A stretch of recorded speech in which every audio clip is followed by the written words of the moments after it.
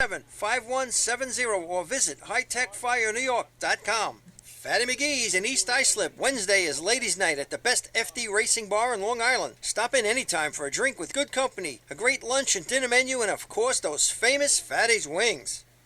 The groundbreaking FDNY electronic accountability system is now available to departments nationwide through Motorola, and SDI is the company behind this game-changing technology. Now, SDI has paired with New York State volunteer departments including Central Islip to solve the challenge of accounting for members who respond after the tones go off. Keep track of your members on your next big incident with a proven solution designed with the New York State Volunteer Department in mind. For more information, visit systemsdefinition.com and firegroundaccountability.com. The Bill Fox Company has been in business for over 60 years, specializing in custom championship rings, watches, badges, pins, and awards. The Bill Fox Company has crafted championship rings for past state champions including the Westerners, Flying Dutchmen, Hobos, Wolves, and Yellow Hornets. Bill Fox Company is the recognized name in recognizing people. Check them out on Facebook, Twitter, and on the web at www.billfoxco.com. Coastal Fire System is the official SCBA dealer for New York State drill teams. Coastal is your one-stop shop for all you SCBA and fire equipment needs. Scott Air Packs, cylinders, RIT packs, refill compressor systems, gas detectors, Hi-X boots, Protec and Dragon fire gloves. For more information, check them out at coastalfiresystems.com or give them a call at 631-661-7515. Whether you've been a FASNY Credit Union member for years, just become a member, or yet to take advantage of our member-friendly products and services, we have the tools you, your family, and your fire department need for financial success. From low-rate auto loans and free checking to shared branching and mobile banking, when it comes to your finances, we are fully involved. To learn more about our products and services, visit us at www.fasnycu.com. Attention fire chiefs and commissioners, you already know New York State has mandated that your department supply your members with bailout rope systems. Coastal Fire System is also the exclusive bailout system distributor for New York State drill teams. The friends at Coastal are equipment dealers for Petzl, Scott, CMC, Colorado Systems, and can walk you through the state requirements to ensure the safety of your members. Your bailout system process starts and finishes with the folks at Coastal, a family-owned and operated business. Check them out online at coastalfiresystems.com or give them a call at 631-661-7515. The Titan Group is back supporting drill team racing and taking their game to the next level. With 20 years experience in the apparel industry and the addition of an in-house design team, we will find exactly what you're looking for. This year, join Team Titan and let us handle all your apparel and equipment needs and be part of all of Team Titan's promotions. Follow us on Instagram at Titan Group Racing to keep your hand on the pulse of your favorite teams. Owned and operated by members of the drill team community, we know what it takes to run your team. Let us handle everything from jerseys to helmets and tape to trophies. We are a one-stop shop for all your drill team needs. Call us today at 631-859-0075 or see Artie Suskind or Devin Robinson on the track. Gear up, get on. The Titan Group. Have you been looking for the perfect technology solution for your apparatus? Streetwise turns tablet computers into powerful, full-featured MDCs. And unlike smartphone apps, Streetwise is a live, fully networked, enterprise-grade software package that functions just like the more expensive laptop MDC, but is CAD independent and at a fraction of the cost. Don't settle for less than the best. Check out the online video demonstration today at www.streetwisecadlink.com. Streetwise CADlink, the mobile response software that just works. How old is your fire department thermal imager? Thermal imaging technology is changing as quickly as your smartphone, and the time has come to upgrade your TIC. Coastal Fire System is the exclusive thermal imaging distributor of New York State drill teams and offers the full line of Scott, ISG, and FLIR cameras. Coastal is a one-stop shop for the best brand, so start the upgrade process with the longest-running sponsor of New York State drill teams. Camera servicing also available. Check out Coastal Fire System on Facebook or give them a call at 631-661-7515. Integrated Wireless Technologies is proud to be part of the 2015 season as the exclusive Motorola dealer for New York State drill teams. IWT is a Motorola manufacturer's representative and offers the full line of Motorola products to fire departments as well as David Clark headsets. IWT is your one-stop shop for custom radio solutions, licensing assistance, and top-notch service with fully insured technicians. Start your next radio upgrade with IWT. Check out their website at www.goiwt.com.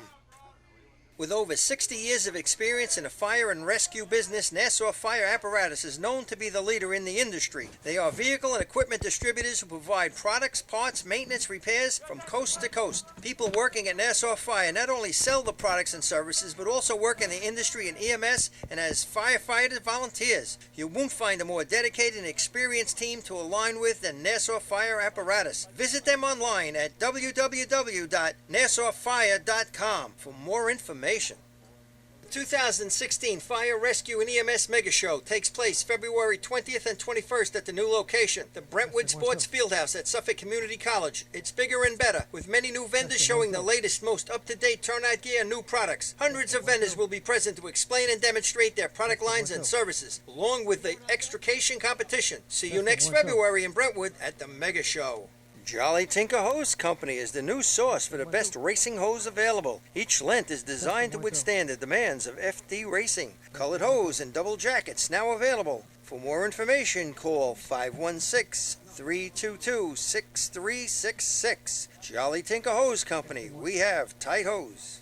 If you experience any damage due to fire, flooding, wind, or mold and need help, contact SOS Emergency Services. SOS is the exclusive emergency mitigation company for New York State drill teams, since family-owned and firefighter operated. SOS has a friendly working arrangement with all insurance companies, so call 631-486-7979. SOS Emergency Services for the right help in your time of need.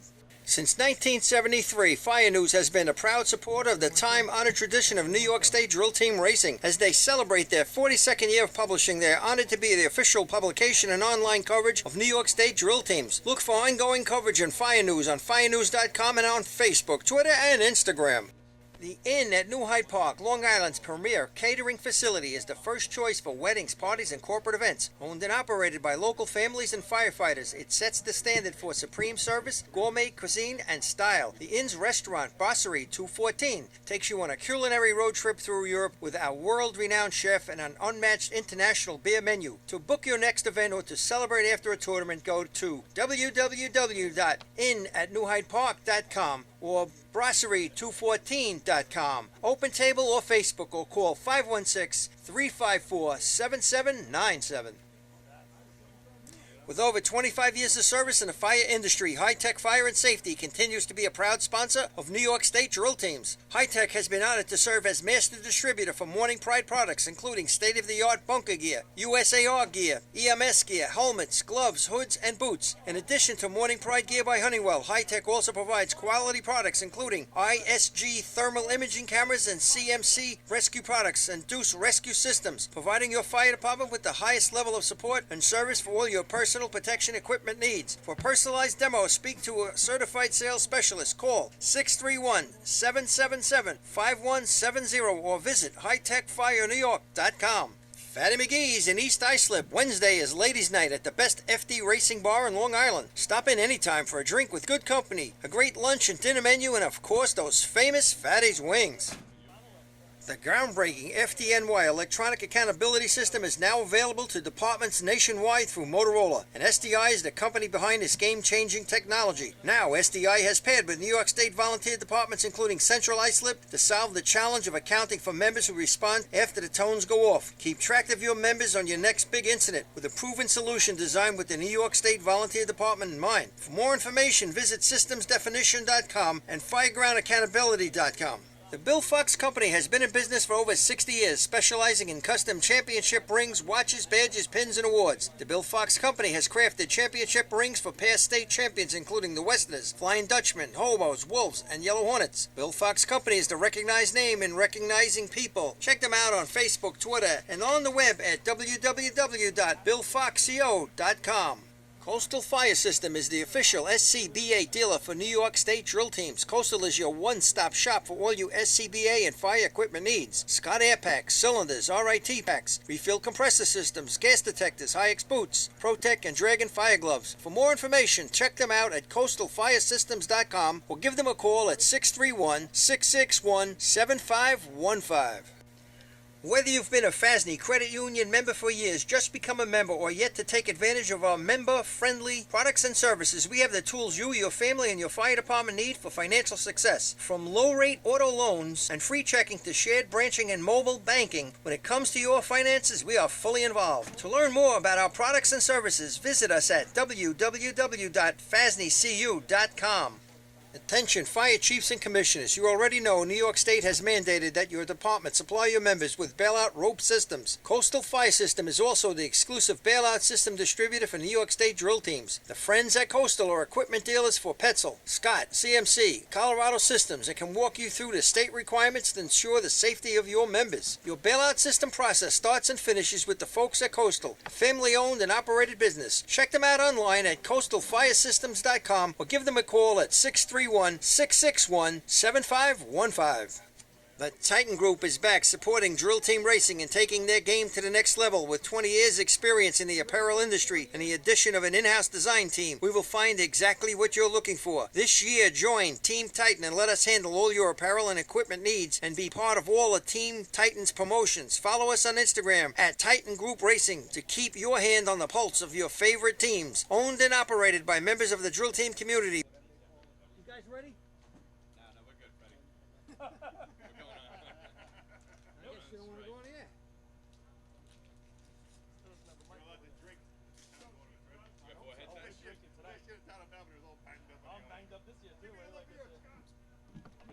We know what it takes to run your team. Let us handle everything from jerseys to helmets and tape to trophies. We are a one-stop shop for all your drill team needs. Call us today at 631-859-0075 or see Artie Suskind or Devin Robinson on the track. Gear up, get on, the Titan Group.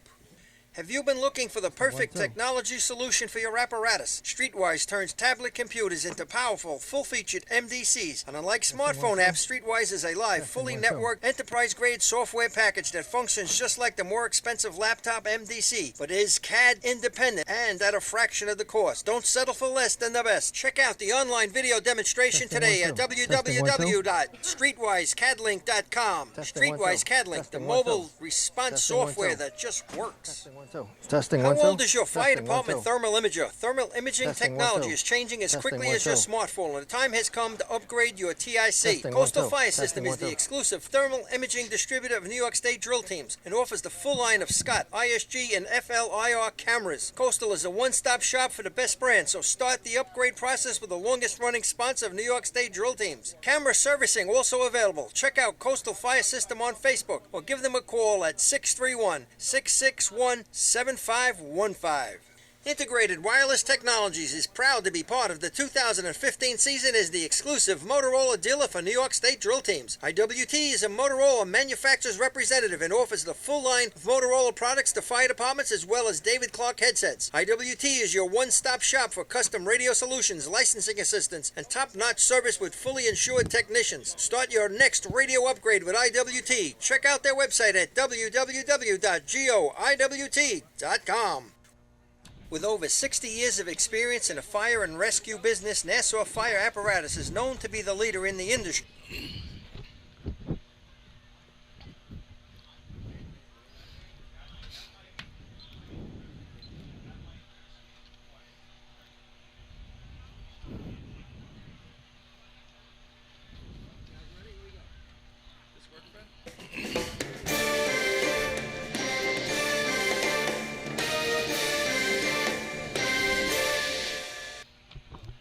Good evening, everyone. Welcome to Central Islip and the Islip Town Tournament. 6 days post Catch your breath yet? the tie. Is that the terminology we're using? The tie? The tie. So here we are, guys. I got Twan Simone up here, Rob Noonan, Paul Suskin's going to be joining us in a second. I'm Artie Suskin. Getting ready for this Islip Town drill. They're still figuring out a couple of things, I think, here at the microphone. But, guys, how we doing? How was your week? Yeah, man. Great drill last week. A lot of fallout from it that we could talk about today. But did you catch your breath? I'm still kind of hangover mode here. Yeah. Although I didn't have much to drink after the tournament last week. But doing good. What's going on? A lot of fun out in West Sayville. Well, obviously, as you guys can imagine, it was a pretty good week. A lot of replays of the bucket shot and the call. I will say, you guys, as I watched the call, next to you guys, but the call itself, a lot of guys from West Sable were quoting some guys verbatim. It was pretty funny. We've got a lot of laughs out of it over the course of the week. But, What do you got? What do you got? A lot of compliments. The Paulie's comment, like just as soon as he looked down at his watch, the holy 2089 In 12. on 12. on That 12. the Yeah, one that was stood out to me. yes, that was the other one on Yeah. 12. On 12. So we definitely West Sable had a lot of fun with that this week, as you guys can imagine. It was a hell of a week. Was there a camera of you in the hallway? No, but you can Jumping hear me up on, and down. you can hear me on the tape though. Michael said he looked over. He said he saw me run down the stairs. I'm surprised Michael was able to look over. He was jumping up and down himself. Throwing buckets down. We'd all be doing the same thing. Who are we kidding, right? Absolutely. Oh, man. But, yeah, I left my calculator at home today, guys. Hopefully we're not hopefully I'm not going to be having to do that many scenarios as we did last week, right? If you in the group, you saw people Stan put out there, hey, if you want to see a shot, put it out there. I'll put it in the group. I had texted Stan. I said, do you have Twan and Paul pulling their hair out before buckets to figure out the scenarios up top? Man, it was a lot of fun. We had it covered. I think the thing that gets lost in all of it, we were focused on the teams who have run buckets in the past, who've put up those good numbers in the past. Bayshore was only a couple points out, but the one thing we forget, the Copac Yellowbirds, they run a 2089. We have a three-way tie for first. Imagine that happens. That was one of the things that I think we overlooked in that final call there, but. Nonetheless, I think we covered it pretty well. There was so much going on in that contest. I actually took some time this weekend, sat and listened to the whole bucket contest again, pretty much start to finish, and it was a lot of fun to listen to the second time around. And like you said, just the scenarios that changed after every big shot, as was the quote of the day, and a lot of guys were talking about everything being a big shot, which was kind of fun. Mm-hmm. Yeah, I thought that.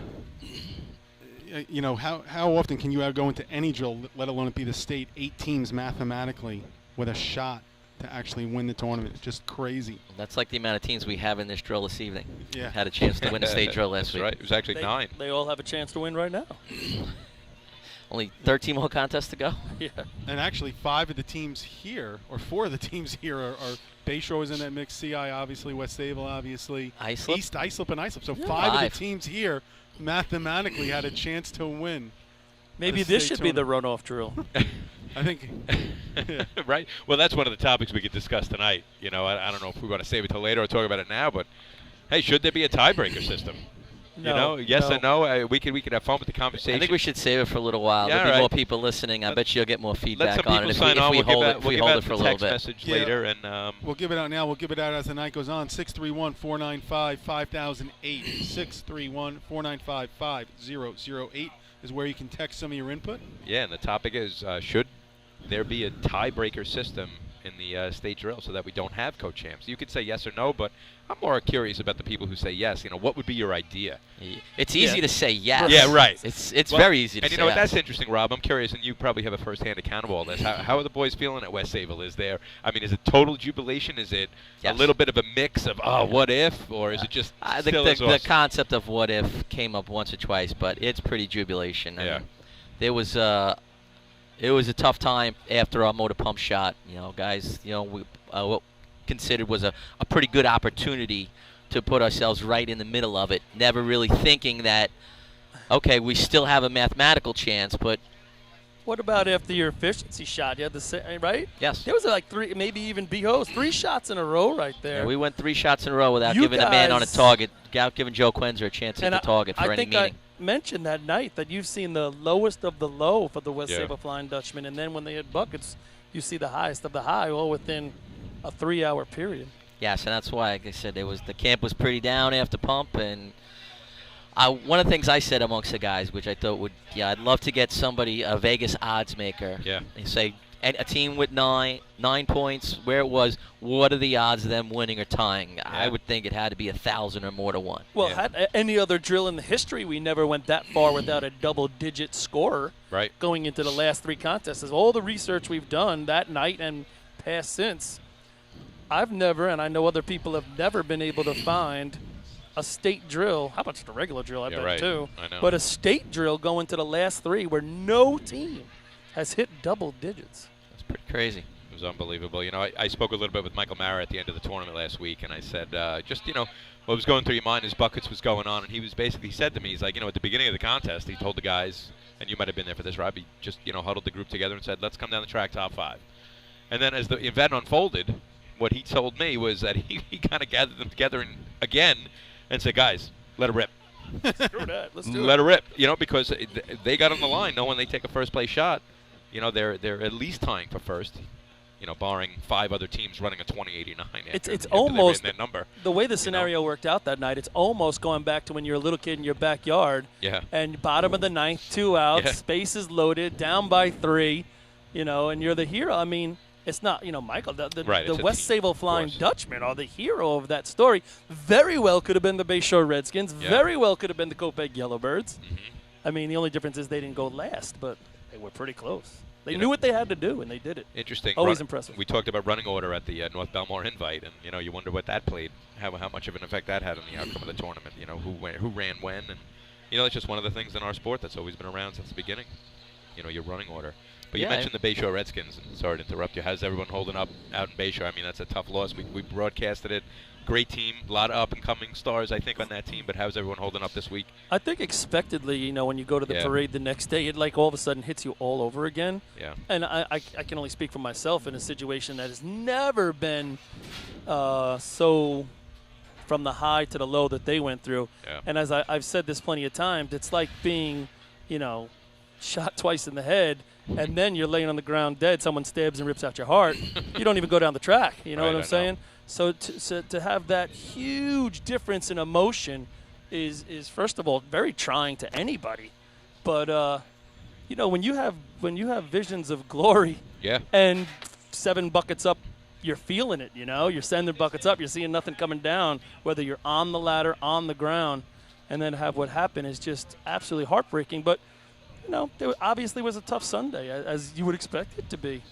But they're back out, you know. Yeah. Makes you stronger. That's true. They got some state championships in their future. Right. I mean, I think they had an opportunity to win one this year, maybe ahead of schedule. Yeah. It's kind of they had the opportunity to steal one. Right. That's what it would have been. Exactly. Steal one earlier than they might be expected to. If they stay on track and keep doing what they're doing, and people stay healthy and people stay racing, I mean, their future possibilities are endless. So that's up to them. And hopefully one day they look back at that thing and laugh a little bit about it. Imagine that would have been another one. Yep.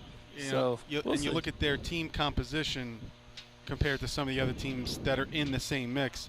They're on the younger side of that, you know, curve compared to, you know, say a West Sable with some of their guys in CI. Mm-hmm. So, you know, hopefully that window will still be open for them. We're in a delay here because they're having microphone problems. Bill Rouse, 2 weeks in a row. Trouble with the mic. We should have had a video on Mr. Bill Rouse. He was an angry character last week. When that thing would cut out on him, he's tapping it, he's smacking it on the table. He was laying down some. I just like when he puts it down. He puts both hands, you know, around his mouth and like yells, like everyone's gonna hear him from one end of the track to the other. It's awesome. I think we have power.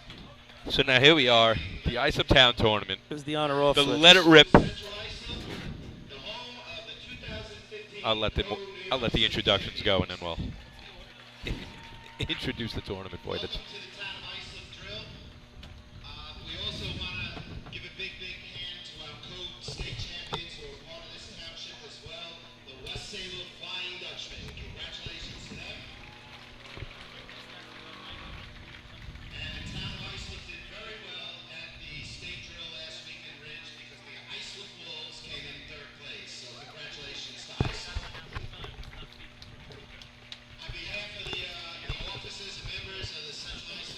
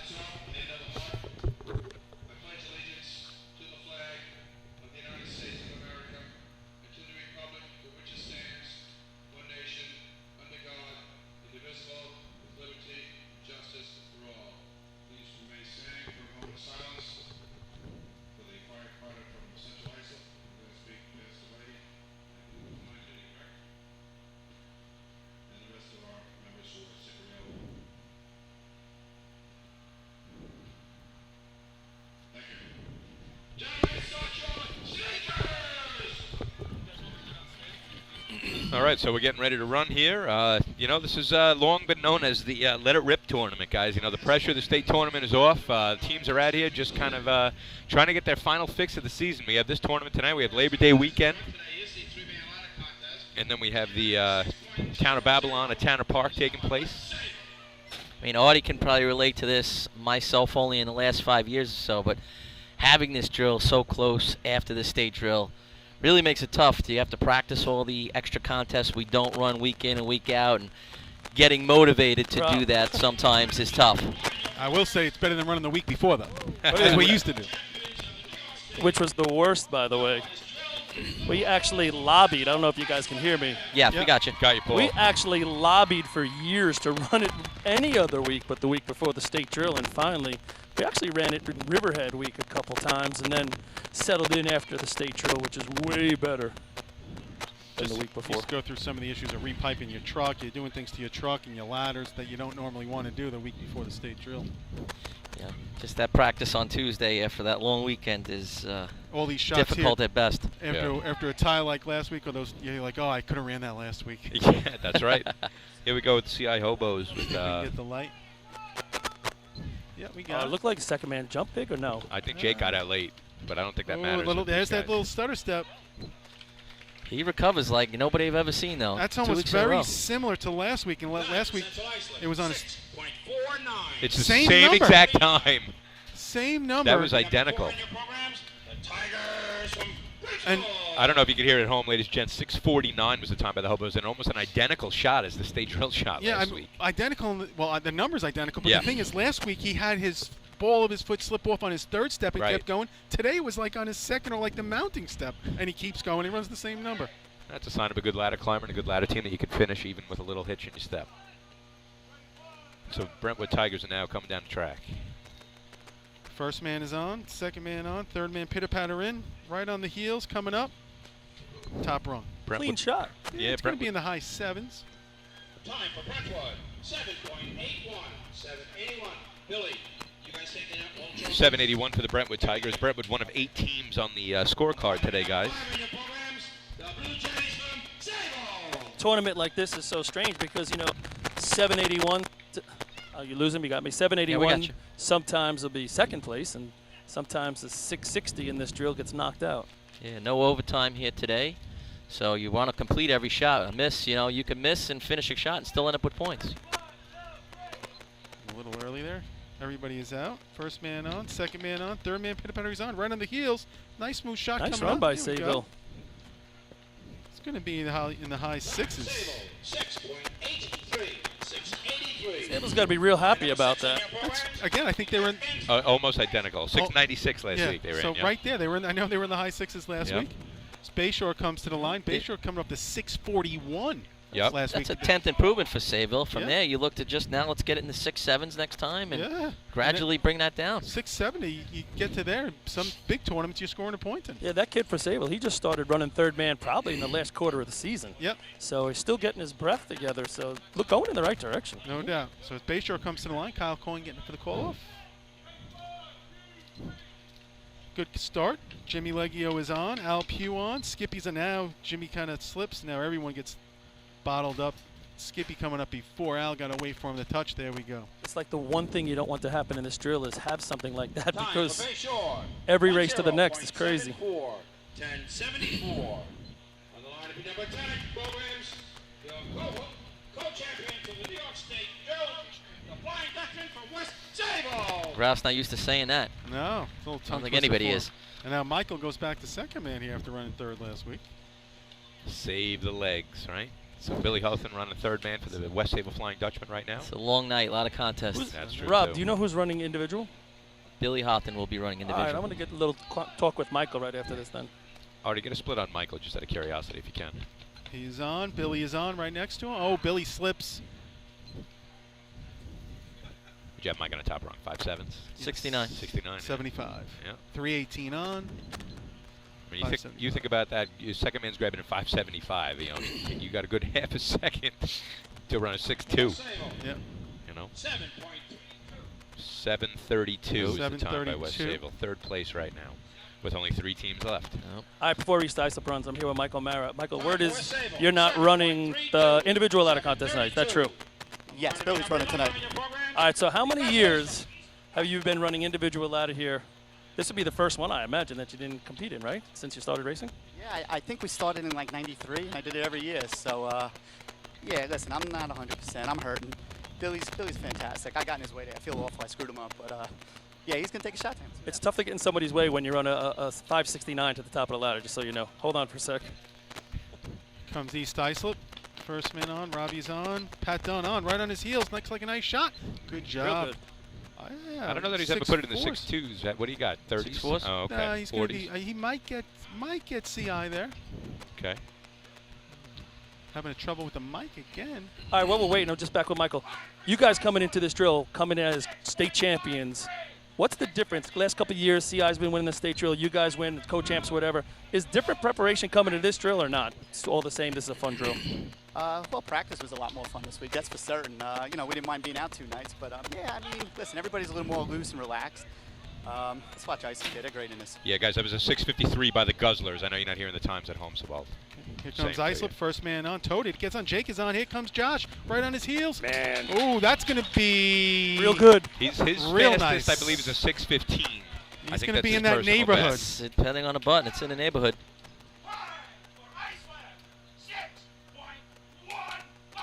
6:15. I'm Somebody up pretty there sure had that it. ties his fastest shot ever. 6:15. Of course, Josh likes this tournament. Last year, he tied the individual ladder state record of 4:13, tied the long-standing record of Michael Mara and Tommy Abramski. I had 387 in, which is a pretty heavy number. No doubt. And he was right on Jake's heels the whole. I mean, he caught him on his second step. He was on Jake's heels the whole way. And the Islip Wolves are saying, where was that last week? Yeah. And a lot of teams are going to be saying that here today, ladies and gents. For a lot of races, Yeah. Twan. Hey, Yeah, state I champs. know. Oh, I'm state champs. Oh, Right. I'm state champs. Yeah, no slight to the Islip Wolves. A lot of teams saying the same thing from from Is today, West, for is, sure. is Paul's West got Islip Josh not down here? No West Islip, it doesn't look like it, unless they're just not running 3-man. All right, I'm down here with Josh Case at 6:15. Results. Hold on, Three-man of course. ladder contest. First place, 5 points, number 12, Iceland. Second place, 4 points, number 1, Central Iceland. Third place, 3 points, number 11, East Iceland. Fourth place, 2 points, number 5, Sable. And fifth place, 1 point, number 10, West Sable. All right, 6:15, Josh. Just take us through it a little bit. Next contest, What were you we feeling will like? open the He's off that. individual What does it ladder feel like when you're heading in there? You had a full head of steam. Everybody's out of the way. When you got to the top, did you think it was 6-1? And West Sable. I thought it was around there, but it's great after the state. You know, no pressure, just run your shot, man. In all seriousness, because we've all been there.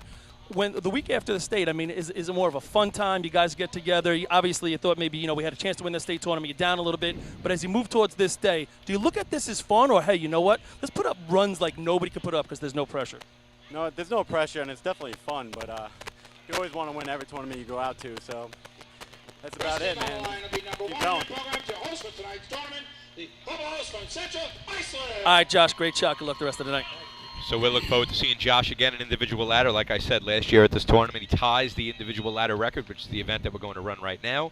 The record 4:13 has stood since Tommy Abramski broke the record of 4:16. That was held, of course, by Warren Horst of the West Sable Flying Dutchman. 4:13 was since tied by Michael Mara in 1993 and then by Josh Kaysen last year in 2014 at this tournament. Yeah, I didn't want to put the whammy on him by asking. Ryan Kessler is coming right now. Here he comes. Top rung. Little hesitation on the mount. Yeah, I thought he collapsed a little bit on his mount step. It looks like his hip kind of Yep. collapsed into the ladder. 4 threes maybe. What was the top 5 in that last race, guys? I'll give it to you after the Central shot. Iceland, 4.35, 435. So that's a 4:35 by Central Islip. State champs, I'm just going to talk over routes because Go I ahead, don't think go, people go. at home could hear it. So the Wolves won 3-man ladder with a 6:15. The Hobos took 4 points with a 6:49. The Guzzlers 6:53 for third. The Sable Blue Jays 6:83 for fourth, which is a tweener if we look at how the day is going to make out. The West Sable Flying Dutchman end up getting one with the 7:32. Brentwood. Nice on. Oh, he slips third step. Nope, slips again at the top. Head sunken.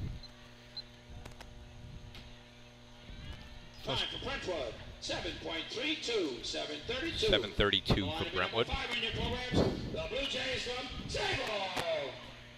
Save will go back into the first man. Squirrel going to climb. He was climbing their third. first man? Yeah, he was climbing third in the beginning of the year, and then they switched things up. Their first man went back to third. He came to first, but he will be climbing an individual here. While he gets ready for the call-off. What was 5th place there, Twan? When you get a chance. 7:32 West Sayville. Here he comes. Nice smooth shot. Driving all the way through with those legs. No doubt. I thought he might have faded. 4.58, 458. That's usually around that. Number 6 on your programs, the Redskins from Bishop. I think It's he's the day of the first man, fellas. I think he's touched in the Jimmy Leggio. He's touching the 4.4s before. It looked like to me he got on the right side and might have faded across the ladder where you're going to lose some time doing It's that. 58, right? Yeah, You don't normally 4:58 see by first Sayville. men running this very often. Yeah, here comes Jimmy Leggio. Maybe it's a new race. It's like a Nanook drill here. We got Fat Man ladder That's what going I mean. on. You know? Jimmy Leggio was on. Little stumble maybe on the second step. Check guys button. 4 6s. Time for Bayshore, 4.67. 4:67 for the Redskins, third place. Number 10 on your programs, the Flying Dutchman from West Sable. Still got Billy Hoth on West Sable, Pat Dunn, East Islip in the wings. And we just talked to Michael Mara. That's about 25 years of running this contest. As much as you might be hurting, as much as everything else, everyone still has a hard time letting go. Billy gets on I tell you, explodes up the ladder. 4:35, the time to beat by the Central. That's going to be our first place shot. 4.28, 4:28, first place, West Sayville Flying Dutchman.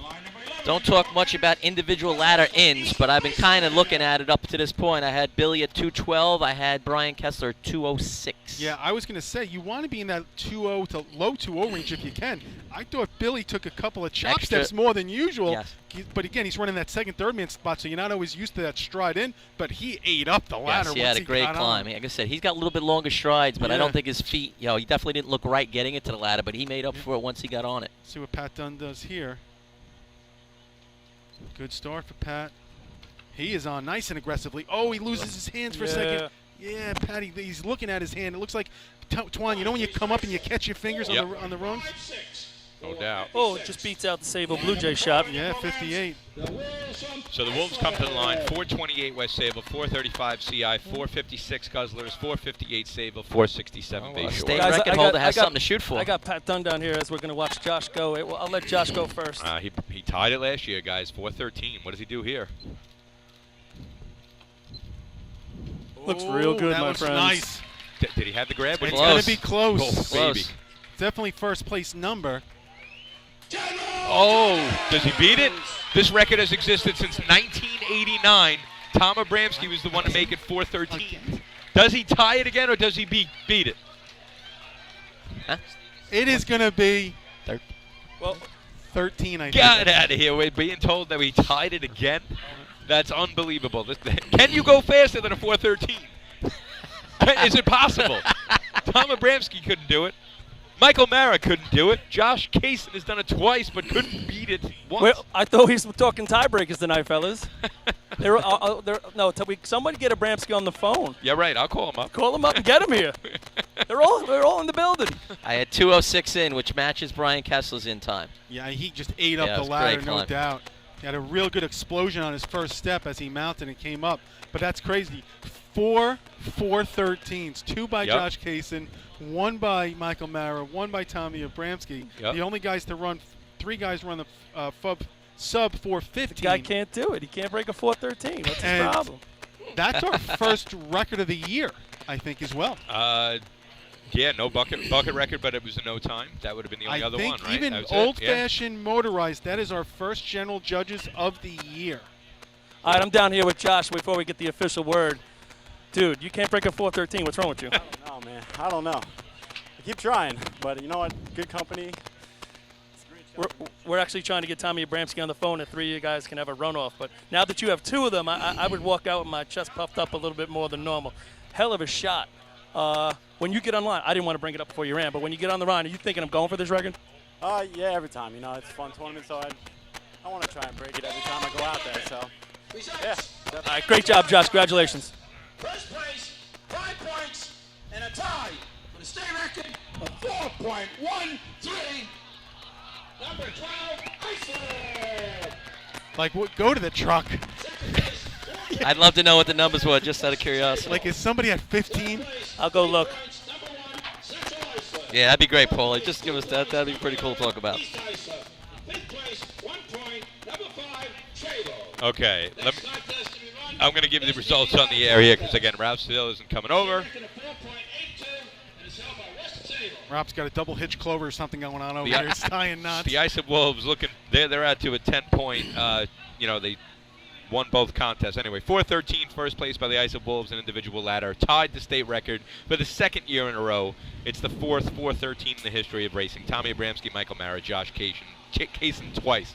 So Islip, 4-13, first place. West Sable's going to get 4, but that 4-28, second place. The 4-35 of the CI Hobos is third. We got the 4.56 of the East Islip Guzzlers, fourth place, and then fifth place, 1 point. Sayville Blue Jays, 4.58. Like you said it, Paulie, 4.67 out of the mix today. So it could be the type of day where an event's real heavy or, crummy numbers grabbing points. Just getting some personal feedback that we're cutting out real bad over the internet. So maybe we can, I just had some guys text me, so see if we can look into that, but it's been cutting out Okay. pretty bad. All right. Hopefully they'll get that fixed up for us. But that was fun to watch there. Yeah, again, you could do it 2 years in a row. There's been some closer days where we've seen some couple of 2 or 3 4.2s in the mix, but when you get to see a 4.13, Yeah. it's pretty crazy. Impressive to see when you see people break records. Always impressive, especially in a ladder contest. These Yeah. are the ones that have been around a long time. It's a pure event. How much more pure does it get than individual ladder? That's I don't it. think it can. But, we're getting ready for B ladder now, and I was talking with you about this before the day, Artie. We talk about Jay Newhoff. The rumor is it's his last season. All right, I've spoken with him, private conversations. He's thinking about hanging it up after this year. You don't know until the winter passes and the spring gets here and you decide to hang him up. But if he does decide to hang him up, there aren't too many things that are not on this guy's resume. Yeah. And one of the things he hasn't done yet, he has not run a 4 in B ladder. And that's one of the things that he's got to be thinking on his mind, hey, let's let it rip here, let's go for it. He's not You know here. what I mean? What? He's not here today. Are you kidding me? Let me put an end to that right now. He is not racing tonight. I didn't know that. So who is? To the best of my knowledge, he is in Colorado Springs at a family member graduating from the Air Force Academy. So what are they from? I believe David Miller is Miller? making his debut tonight in a number of positions. Well, that's interesting, and I'll tell you what, it's good to have depth. Anyway, Jay, if you're listening, sorry, man. Come on out for Labor Day. That's the one thing that's missing. We were just talking, Artie. He's got 4 state championships as a motorized ladder climber now. They brought some of the old guys there aren't out. too Ricky many people that do McCarthy's that, yeah. back on the back of the truck digging, I believe. I'm not sure who's throwing it. That might be Justin Correa. There was talk about that, but I'm not sure. It doesn't look like it. No, but, maybe I not. don't know. They did bring Ricky back out to dig for tonight. You just saw Billy Miller go over to the thrower and maybe just say, hey, man, have some fun out there. I don't know. Who knows? But he did shake the thrower's hand, and he got off the track. But I'm curious to see here what David Miller can do. They have a lot of young guys, a lot of depth on this team. He's taking a shot every practice. You know what I mean? I'm thinking that there's a B team for everything, except for driver. When you have that kind of depth, yeah. So what's realistic here? 5'3", 5'2"? I think You know what I realistic mean? is 5'3" Yeah. is what you're going for. Yeah, right. You'll take and be Of course. happy. Of course. How many A guys smooth, completed shot. I mean, Yeah. do you give the normal drop that you giving Jay Newhoff? I'd say no, but we don't know how many shots he has under his belt. Right. And you don't know how Do long you he's dig been 260? practicing. Is that a great idea? Your first time out of the box instead No, of because it's 285, also, 290? It's also the town tournament, You want and you don't want to go bone Yeah. and have teams start running away from you either. right don't- now, Islip's trying to do that. 10 Yeah. out of the first 10. Yeah, You got to go down 7 and 5s after that. And Exactly. Bayshore with 0 after 2 contests. Probably Correct. would not have expected that. Well, A we lot of- talked about it before. And now that's a lot of catch up. Hey, guys, if you're looking for those numbers, they're up there. They said they're up on the arc somewhere, those 3 numbers of the buttons for the state record. We need a longer cord to get over there. I'll see if I can get anybody on a good run here. I don't know if you caught us, Paulie. We got first time climbing David Miller here tonight with Central Islip. Oh, okay, interesting. I'll go with that if he gets to the top.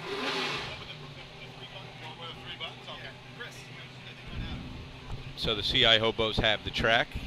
Stands are starting to fill up. Nice day out here in Central Islip. Not too hot. We got some cloud coverage. Feeling good out here. Nice cool night. All right, here we go. Central Islip Hobos. That's it. Danny Jackson in the seat. Course is his. 5:29. Let's do it. Rolling out. Hard break. Just inside three-man ladder line. David Miller's on. He's nice and smooth. Gets to the top. Don't know if he had that mo going to that grab. 5-4, 5-5. He's gonna be in there. I'm going to see if I can get him, fellas. I don't know that the ladder made it to the arch as fast as it normally does. Thrower has to get it there a little bit quicker, but new thrower, backup climber, smooth Ricky shot. McCarthy back spiking. Looks like with Jeff Kemp. 5:49 is the time for the Central Islip Hobos. All right, I'm down here with David Miller, right out of the box, 5:49. How long you been practicing at that this year? Maybe like a month, maybe about a month. So about a month. Now you practice when Jay doesn't make it, or how does that work? Or they just run some extra runs? If Jay's late to practice, or we just want to get a shot in with the B team, but Gus is doing a really good job throwing. It's his first year. He hasn't really had a solid month of practice, but this week we've been able to put it together. So 5:49. Is that within your expectations of what you guys were shooting for? Better, worse? What do you think? yeah, that's about right. That's about right. We'll see what happens in sea ladder. You're running sea ladder too. Sweet. All right, back to you guys. You know, you heard him say it, the thrower, the guy Gus hasn't had a whole lot of shots under his belt. And you can see it there. Yep. Hey, listen, it was smooth, nice shot. There's room for improvement, obviously. They're running with their B team. Ladder didn't get to the arch. As From a quick as it throwing needed to. standpoint, though, Twan, I'd rather that than bang me against the arch and make me have to climb through it. Yeah, you're right. Brentwood on the line. You're absolutely right. Track is theirs.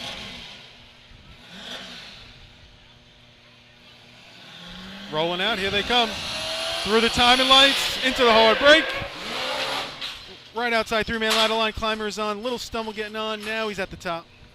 That ladder is not set up for him well No, at it's all. not. He You has no see- grab at all. No grab. He's Crouched. actually climbing past where he should. 671. His for head was at the Brentwood. top rung when he was grabbing it.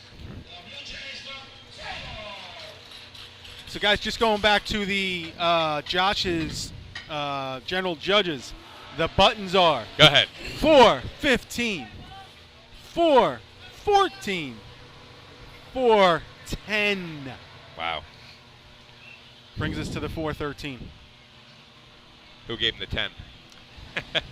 I don't know. That's all good. Listen, the rule is they must be within a tenth of each other. I'll say so, the climber gave him the 10. There This you one go, climber. A-Rock, The other right? guy Yeah. spiked. So the 414 becomes the middle time. The 415 is only 100th away from that, and the 410 is 400ths away from the 414. Yep. All numbers are within tolerance. You average them together, you get the 413.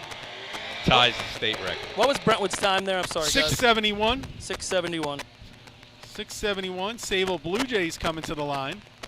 Don Corkery and the boys. No points last week at the state, but a number of sixth places in the state drill. Right on the outside looking in. Couldn't get on the scoreboard. Including a 551 and B ladder for Yep. sixth place. Yep. Talked to them after the drill. They were a little disappointed that they didn't get on the scoreboard. Obviously a goal of theirs, but they were happy that they were able to put together some decent runs at the state drill.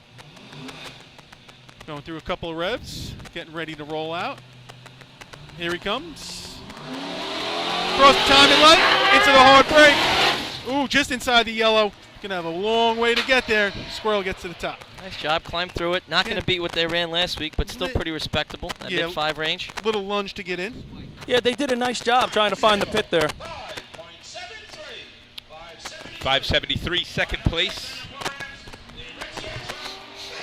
So we got a 549 by the Hobos, 573 by Sayville, and a 671 by the Brentwood Tiger. One thing I like about where Sable's come with B ladder is Yeah. you go back a couple of years, they would hit that 1-5 once a year, and they would run a lot of 6-0s to 6-10s. Right. Now they put the 5 in the consistent You're right. repertoire. You know, week in, week out, they can run that 5-5 to 5-9. Right. So now they just got to, whether it's where they get dropped, tweak a couple of things. They ran a 51. To me, you can run a 40. Yeah. Yeah, I mean, you're right, Audie. Not everybody's CI where you got enough guys you run out the box with a different crew and you get a 549. Most of the time, the teams have to make their way through a methodical process, and I think that's the thing Sable's going through. Pretty big shot here, guys, for Bayshore. You don't want to go 3 contests a row in Right. a drill like this and come out with no points. So it's pretty imperative they get on the board here and start rolling a little bit. I think B-Lat has been somewhat of a consistent contest for them all year long. They're not going to light up the scoreboard, but they run their run. High 5-3s, 5-4s is where they've been most of the year. Which right now will put them right where they need to be. Yeah, let's see what they do. Kyle in the seat. Nice, easy rollout for Kyle. Comes across the line, into the hard break. Going to be a little deep, just across three-man ladder. Skippy slips on the second step. Now he's going to have to finish just slipping Yeah, the that spikes second didn't go step. in together, fellas, and it caused a little walking to go on, and that just threw him off the side of the ladder. Yeah, Off the base score, 6.76. 676 by behind Bayshore is Brentwood, fourth. so Yep. that's fourth Put him in already. fourth right now. By 500ths of a second. I thought Kyle was a little deep on his mark there. He typically likes to be 5 feet outside that line. He was only maybe 1 to 2 feet outside. Thought the truck line. slid a little bit. Yeah, even though the track's dry, we did have that little bit of rain. There might be a little bit more moisture on that track than you're accustomed to. There was more rain around certain parts of the island than you think. I was driving today to get some stuff. There were some pockets of rain that were just Is this Michael crazy. or Billy? Michael is climbing BNC ladder today. Billy is actually going to be the climber and dummy, and Michael will be the second man up the ladder and dummy. Okay, so Frank Miller in the seat here. Our co-champions, West Sable Flying Dutchman. Rolling out right here. Into the hard break. Just inside the yellow. Michael's attacking it. Gets to the top. Nice job Eats it right up on there. his chest a little bit. About 2 feet inside the yellow. I'll tell you, textbook digging right there, fellas. They get off the truck. First thing that goes in the ground are those spikes. Anybody 534 if you didn't hear that at home. Right, yep. Anybody out there and you want to film somebody, you have maybe a little bit of problem with your diggers, you want them to change it up a little bit, get a film of that shot. From down here, coming off the back of the truck, excellent job by those two. So 534 by Michael Mara. Looked like a quick shot, but he always looks he always looks like he's flying because he is flying. Don't get me wrong. So But definitely, even on shots that are Flying slower, Dutchman. he looks like he's definitely flying, attainable you know. numbers for our last two teams, though. Definitely Yeah. Islip, Yeah. and I want to say East They- Islip's they've beat been that the 5-3. yes. You So hear I'm it? going to say first place is there for the taking for both of these teams You hear- to you hear- finish our contest. You hear East Islip coming into the Undertaker's theme music. Undertaker, of course, in the main event tomorrow at SummerSlam, guys. Guys, we get a decent shot right here. I want to talk to Pat Dunn, not just about this, No but comments. everything he's done all Was year. that because you didn't get to talk to him last time? Yeah, I blew him off for a state record. I was going to say, He actually was saying, I don't want to talk now. I don't want to talk. if you were going to go for a guy this year who stepped up for his team, I think Pat Dunn's the guy maybe in racing this year. The spots that he's had to jump in and the job that he's done. Give Pat a lot of credit. I saw him last week after the drill. I said, proud of you, man. You've done a great job stepping in for the Guzzlers. Coming off a 547 in that B ladder state championship last week. Took 1 point. New spiker, new thrower this year, too. So. Robbie looks like he collapsed. Looking off the truck. Here comes Pat eating it up. Nice shot. Handled the bang really well right there. He Yep. braced himself as it hit the arch and made the final grab. Got to be the Pretty 534. close to Central Yeah. Islip's time. Beats it. Beats CI. It beats CI. Second place, 546. 546. Looked like a little bit Robbie Sharp there as he got off a little stumble collapse step as he was getting off. All right. It's there for Islip to go 15 out of 15 for our start. I'll try to get into conversation with Pat before Josh goes. You never know what's going to happen. All right, Pat, nice run right there. What are you guys thinking coming into that run at this town tournament? Is 5-4 what you're looking for? Maybe a little bit better? Relaxed? How you feeling? I'll take it. You know, this tournament just finishing the events, getting as many points as you need. So You've done a hell of a job this year jumping into a lot of spots. At the end of the year, how you feeling? You sore, not sore? Are you happy with everything you accomplished this year? Because you did a great job. I'm not satisfied, but you know, it's a tough sport, so everything hurts. You know. Man of many words right there. Pat Dunn. Humble racing, I would need a huge rope to pull any more out of that mouth. Mikey Welton, here we go. Here we go. Islip on the line. Josh Kaysen coming off. Feeling good 413. today. Here he And no a doubt. 6:15 and 3-man. Coming in. Hard break. Ladder just outside the white. Josh is going. It's towards the safety line. That was close to the pole. Let me but tell you something right now. Jake does a close to great West job Sable. right here. Jake does a great job keeping that from hitting the outside, the safety zone. 5:36. Time for the Just Wolves. outside. Second place. Doesn't beat the Second Dutchman. place. So the ladder kind of walked a little bit. Didn't go in straight there. I saw it kind of going a little bit crooked. They and that's hit why the they ended up ground going together. right. They just Yeah. hit it on an angle where it was coming this way. Jake did a great job from not allowing it to keep going to get outside the All right, yellow. guys, yeah, I'm Josh with- stayed with it the whole way. I'm with Jake right now. We're going to talk about that shot. I don't know what Rouse is if he's still tallying right now. Jake, on that shot right there, do you notice that it's heading towards the yellow, and what do you do to try to save it? Oh, absolutely. You know, once you see it heading up towards that way, Hold on, let Rouse talk. So West Sable first place, 5 points, 534. Islip 4 points with a 536. East Islip 546 for 3. Hobos 549 for 2 points. And the Sabo Blue Jays 573 for 1 point. Go ahead, Paul. All right, we're going to get back to Jay. So you notice it's heading towards the yellow, and what do you think? Well, how do you operate from that point in? You know, I pretty much just put everything you got to that one side just so it doesn't hit the safety zone and get you time and hopefully get points out of it. How soon are you aware that it's actually heading that way? Instantaneously or when you look up at the ladder? You know, we ended up a little on the right side of the patch, so I assumed it was going to go that way off the drop, but I really noticed it once it got up and he started climbing it, that was heading towards there. All right, thanks, Jake. Nice shot. Track sense, fellas. He knew he was on the right side of the patch, made all the difference for him, saved him in that last second. All right, so coming out of ladders, we're going to have coming out of ladders. I'm used to only being 3 contests deep. Coming out of B ladder, which is the 3rd contest of the day. The Wolves have 14. The Flying Dutchmen have 10. Hobos with 9. Guzzlers with 8. Then we drop down to 4 for the Blue Jays.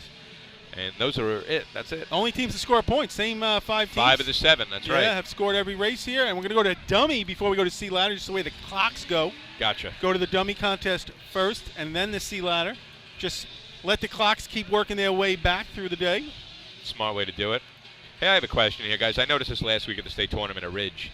There are cones set up in the middle of the street past the hydrant towards the C hose line. But I'd say like in between the start for B hose and in between the hydrant. That's 2 weeks in a row. I've seen that now. Is that a new thing? Are they trying to keep the trucks off to the side? Is that a new it's thing a new in the rule safety book? thing where trucks can warm up. Oh, so okay. they put a designated area where the trucks can come in, warm up, and keep it. You know, guys, just safety thing. God forbid something lets loose. Gotcha. You know, there's not a bunch of guys in that area. Oh, okay. I didn't realize that. And it's been that way all year, huh? Yes. It's the first time I've noticed it. I don't know that we. I heard in Hempstead you only have 2 cones and that's it. So that's you right. can't do it. And they're not all the same size, so I know that's a problem too. Guys, I don't know Cones if can you be a guys certain height. did the top 5. I know Rouse did it, but is it coming through? I talked it over. I gave it to All right, them. thanks. Paul. Sorry about that. You want to do it again? You let me know. Yeah, no, the Wolves got I 4. trust you. Wolves have 14. Dutchmen 10. Hobos 9. Guzzlers with 8. Sabo Blue Jays with 4. The Brentwood Tigers and the Bayshore Redskins, the other 2 teams running, they don't have any points yet. Looks like they're going to be going with the flag system here, correct? Is that right, Paul? No clocks to stop the light? Yeah, you know, sometimes you use those clocks. You raise them up a little higher, but it looks like they are going to stop it with the flag. Sooner the better for the guy Well, carrying they got the buttons dummy. down. They got the buttons down on the ground. Yeah, it looks like they have the buttons on the ground, but I don't know if they're going to go off a flag as well. So what do you mean? We're doing hand time? No, it's not hand time. It's electric time. It's going to be electric time to start. It's going to be stopped on a flag at the end. I get it. Just to kind of show everyone that the shot's over, okay. Like a safety type thing. You know, sometimes what they would do is the clock that would stop the contest would be set up about knee high. Right. Okay? So you would run back through those clocks and that would stop it. They've taken the buttons off the arch here. They've put them on the side of the line. But I don't believe they're going to use the flag to stop the race, guys. They're just going to hit the buttons right here. They're standing on the finish line. Oh, so it is hand time then, right? I mean, No, it's the same buttons as you would have on the arch. But for dummy, there's usually there's timing lights that you right, run when I'm through saying to they're finish the not shot. using No, that. Right. Yeah. They're using a button time. Like Yeah. Use the buttons like a You running know, ladder. I honestly don't know how often they've used a timing light system for buckets. I would say 99% of the time it's what they're doing right here. I don't remember too many times. I know a couple times they tried to raise up those lights. Whether it worked or not, I don't know. Yeah. I don't know. We don't run this event enough for me to comment on it with 100% accuracy, but Listen, I thought I remember seeing them out there. But whatever, it is what it is. the You know. dummy record is 1581. Yep, I just saw that come across the screen. I can guarantee you this. If somebody beats that, I don't care what kind of timing system you have. That's pretty impressive. That's heavy. Yeah, so 1581, you know, we talk about running a 16 or a 17. Maybe an 18 is probably considered a good shot considering we don't ever run this contest. So 1581, the record. And, you know, I'm looking up the track right, guys, and all I see is C trucks. There was a time the B trucks would outnumber the C trucks, and now we have changed over, and this has got to be the first dummy contest I can ever remember where not one B truck is going to come down the track to run dummy. Yeah, I mean, you went through some of those years where teams only had a B truck and they ran it, and those you don't have any of that anymore. But yeah, I mean, you would always see the Islip Terraces or Sable even a couple years back would use the B truck. All right. So let's see what they're going with the Just 5-man. What you guys are doing up there, they're looking for a dig right here, right outside that 3-man ladder line. Anything inside that gets a little iffy coming down with that dummy. Beautiful, They are beautiful outside. spot. Off Beautiful the side. spot. CI coming up. First guy's going to have to pull that dummy to get it Yep. centered on the ladder. David Miller climbing, gets it right in his chin. Important They part push right the here. ladder out. Got to Goes make the turn. He makes it. Yep. I'll tell you what, that looked pretty good, guys. Yeah, it's a real good run right there. Good job. Smooth. Might have just cracked 18. Maybe. Again, that's typically Jay Newhoff doing that. Right. Seeing David Miller do it. Who has a body build that's perfect for carrying that dummy. 17:92 is the time for the Central Islip Hobos. You talk about the state record, 15:81. 2 seconds Hey, I'll off tell of you- the state record, and a shot that looked pretty good. How do you find 2 more seconds? I tell you, for a guy that's never carried the dummy in a tournament competition, hell of a job right there about all the CI hobos. You can see they got a special ladder there just for dummy. Yeah, you could. Yeah. Old school right there. Yeah, That what- ladder's definitely seen some mileage. You look Yeah. at it going down the track, it's got a little warp to it. Yeah, you talk about that, Artie. A lot of teams do that. I know in Bayshore we always had that separate ladder. Yep. All the tape would be taken off. In fact, sometimes we might even grease it up a little bit with a little oil to help you come down. You want all the tape off. You take off that digging bar if it hung out the side because you don't want to hit that. That's for sure.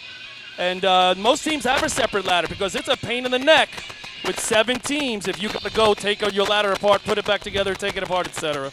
There's just not too many even towns or whatnot that run it. I know the town of Babylon is running Yeah. it now, but Twan and I, originally from Nassau, you would hardly ever run this. No. There was a stretch when I was with the Flukes where it was part of Lindenhurst drill for a number of years. Snuck it into Lindenhurst 1 or 2 years. You know, we've talked about it in the past, but the Flukes practicing dummy. We didn't have a dummy to practice with. We put a helmet on our smallest guy. I remember. E.J. Nolan laid him you on go. top of the arch, and he was our dummy we used. Listen, if you're doing that, someone in that scenario is a dummy. I don't care what you say. Whether it's the guy that thought of it, the guy making him do it, or the guy doing it How himself. much does this dummy weigh? You got any idea? 125. 125 pounds. 400 pounds when you're about to make the turn at the bottom, my Yeah, I'm friend. sure.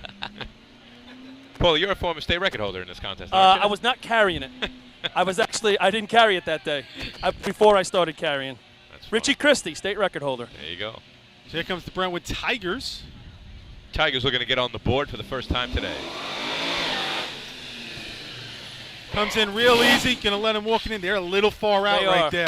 Going to be a tough slide. Going to be a tough one. You want to be about 18 inches outside the white line. Second man touches the top rung. Third man with his GoPro What on. happened if the dummy hits the GoPro? Slide. Not a bad slide considering where he's at. He's going to have to make the turn right here. Don't let it touch the ground. Right now, his biceps are hurting. Yeah, there he is. He is done. He went to the wrong. He's going the These wrong guys line. are confused. You got to go to that solid line. I That's say where don't the tell cones him. are. Don't tell him. You're right. They are running to the cones. That's funny. Now it's a 21-14. Over 3 seconds slower than Central Islip. It didn't look bad. No, it was pretty good. Again, you typically want to be about 18 inches outside that white line to get the perfect slide. Maybe sometimes the top 2 guys will push that ladder off a little just as he's at the bottom to give him a little bit more momentum and get his turn. Guys, I'm going to give Brentwood little props right here.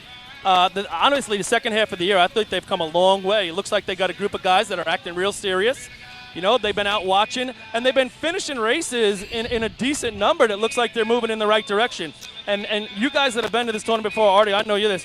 There's been some dummy runs at this drill with Brentwood that were absolutely scary. Well, the one that sticks in my mind is when the guy's coming down the ladder, they had a straight ladder. The dummy caught the safety rope, and No he went way. back. That's good. Yeah. He fell off the ladder from Fell- just below the safety rope, and the dummy pinned him. And pinned him. Yeah, and walked away. You can't find that in WWE. Yeah, I mean, I could still see it. That's off the today. top of the steel cage. Yeah. No doubt. Makes you wonder if the safety rope is better or worse in this contest. Because it's not really a speed run Right. and a climb. I mean, like it is in B&C ladder, in my opinion at least. I mean, you Great feel free point. to differ, but I think, and you got You some know? trickiness with these C trucks because just before you want to hit that brake is when it shifts. So the truck's shifting to second gear, and then you're getting your foot on the brake. yeah. So it's not an easy contest to What was drive. that number? I'm missing. I'm sorry. 21-14. 21. That's Yeah, that's got to be one of the best numbers Brentwood's ever put up. So kudos to doubt. them. Yeah, and again, I've seen those guys. They were in early in the year getting some equipment from me, and then they've been in late in the year already planning for next year. So they got guys that are into it because they're like, we're here to stay. They want to talk to me about some stuff for next year already, so get some budget ideas. So Good for the Tigers. It looks like they'll definitely they'll be sticking around. Blue Jays. Again, going to 5 man, 1 man off the side and the left side.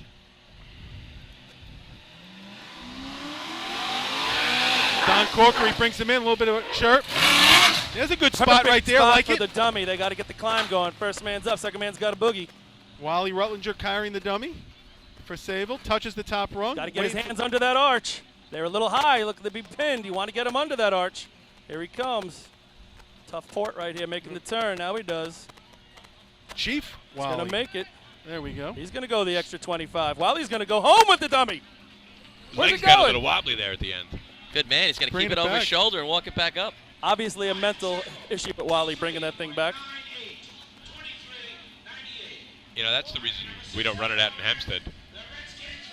Think about that extra work for the local committee. We Got don't to bring have that we don't have any 125 local pound committee dummy to up to carry the it top back of the up. arch every time. Just to go back to what happens typically here, you can go 4-man where you can go your 2 spikers, thrower, climber. Climber goes up, thrower goes up. When the spiker goes up, see some of these teams with the extra man off the left or the right side. He's either the second man up with the dummy climber. Some guys will go 6 and Right. go climber. 2 guys come in and climb in one of them. Bayshore's typically always been a 4-man system is the way they do it. And like when I used to do it with Todd up top, like we would go, Paulie would say spike, I would throw, Todd would climb. We would get to the top. When you got to the top, we would have a little count.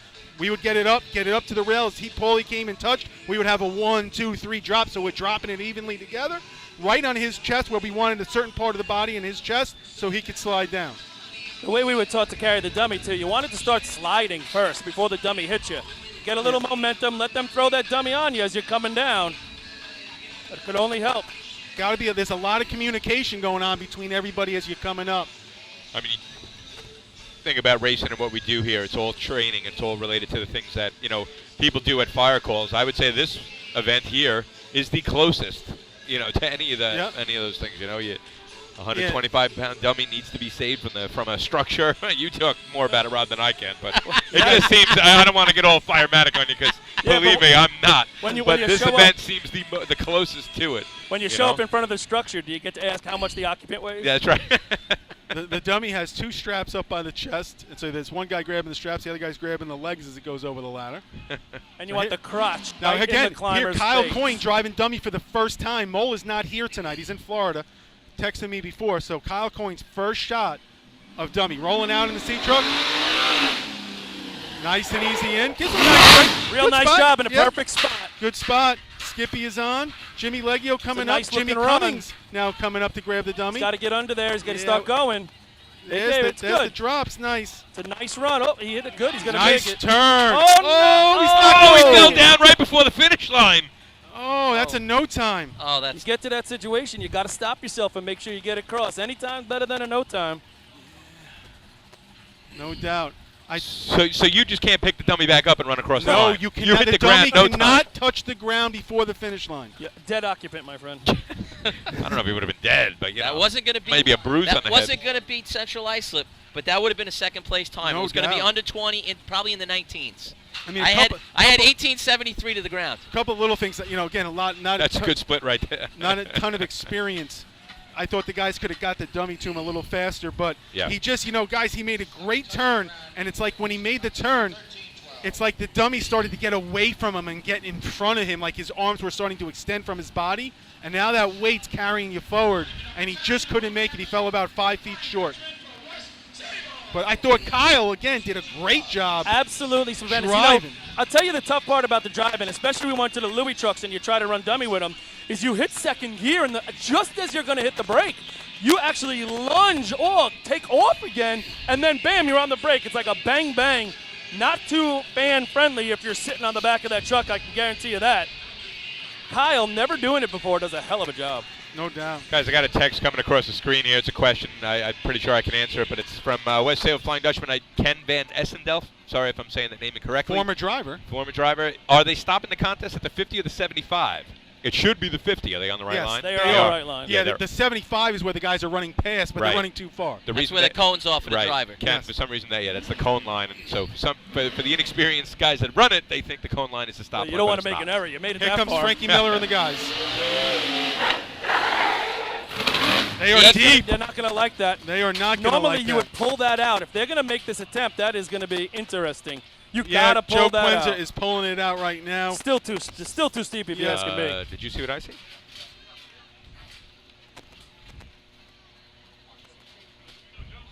Joe now making it to the bottom of the ladder, makes the turn. Guys, do all three guys have to touch the top rung? No, only the dummy carrier. Okay. Because Michael Only the Mara dummy did not carrier. touch the top rung. I Does didn't know not if that have was a to. rule or not. Nope. Okay. I tell you, Frank Miller had a hell of a lot of speed coming in there, and Yes. even if he was standing on that break, it was going to be tough to get in the right spot. 26-70 for West Sayville.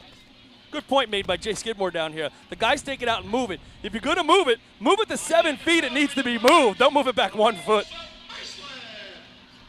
Right. Right, you're taking the time to move it. You're right, lifting the spikes up. Yeah, and only Right. the third man, the dummy carrier, must touch the top rung. Okay, yeah, because I've been watching every climber for every shot that touches the top rung. Michael was the first guy I saw not touch the top rung. So I didn't know if it was a rule or not, but it's not. Okay. All right, Good call. Islip with a big opportunity right here to rake a huge leap out front.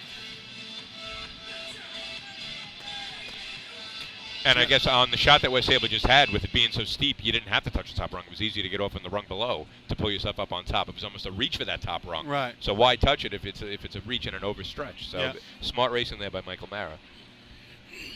Yeah, you know, as Michael was getting off, then the spikers and Joe pulled it out down below about 3 feet. I mean, you're looking at the times right here, and it just goes back to the Bayshore run. I mean, if he pulls up a little bit and resets himself, he's still in second place.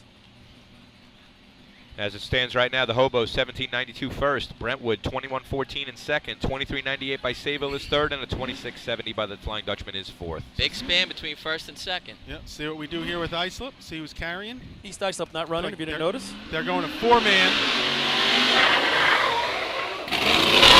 Mike Smart gives him move. a real hard break. Josh is on and gone. Jake is up next. Oh, Josh slips. Now You he's know got to what? get to the top. Heavy's coming. No still reason have to time. boogie. There's still going to be a second place run if they can complete it cleanly. Oh, it's that kind of Dummy sitting in is his hanging face. off his right shoulder. He's going to have to make a tough turn here. He makes the turn left, which is the right way to go. And Good he's job there. by Heavy. They gonna keep kind going. of Heavy kind of got it. Slams it. Oh, and a power bomb to the dummy, ladies and gentlemen. It's SummerSlam weekend. Not going to beat Brentwood for second place. Wow. there. Kudos Probably to the third. Brentwood Tigers. 21.80, third place. Brentwood Tigers holding second with that 21.14. That's the contest, fellas. Oh, yeah, the I don't Guzzlers think- aren't running. You I said don't it. think the Guzzlers are running there. Heavy Okay. did a nice job with the dummy there. As they put it on, I thought it potentially could fall off as Yeah. he was sliding down. Again, he had that. It was kind of lopsided. Really, that weight of the dummy going to one side, the legs hanging off. That was always the conscious thing that Paul would be yelling at us about is make sure the legs aren't up to one side. Let me get a little conversation with Heavy here for a sec. All right, Hev, taking a look at that rung. You get to the bottom of the ladder. How cockeyed do you know that dummy is and what you need to do? Wait, let me catch my breath. I got back. As soon as I got to the bottom, I thought we were losing it. I just had to stop, take a minute, settle it, and run, or else, it's not worth dropping in the middle. Now, were you thinking about that, not let it drop in the middle based on the scores that were up there? I mean, you didn't have like 4 17s up there. You're just trying to finish the contest knowing you're going to be in the top 2 or 3, right? Oh, yeah, especially today, it's all about finishing the event. All right. Hey, tell man. him. Good run. Tell Heavy it's all his trips to Bubba's that he was able to save that. Audie said without all those trips to Bubba's, you probably wouldn't be able to handle it as the weight you were carrying helped carry the big weight. Those trips to Bubba's are all gains, baby. Freebies, I'm sure.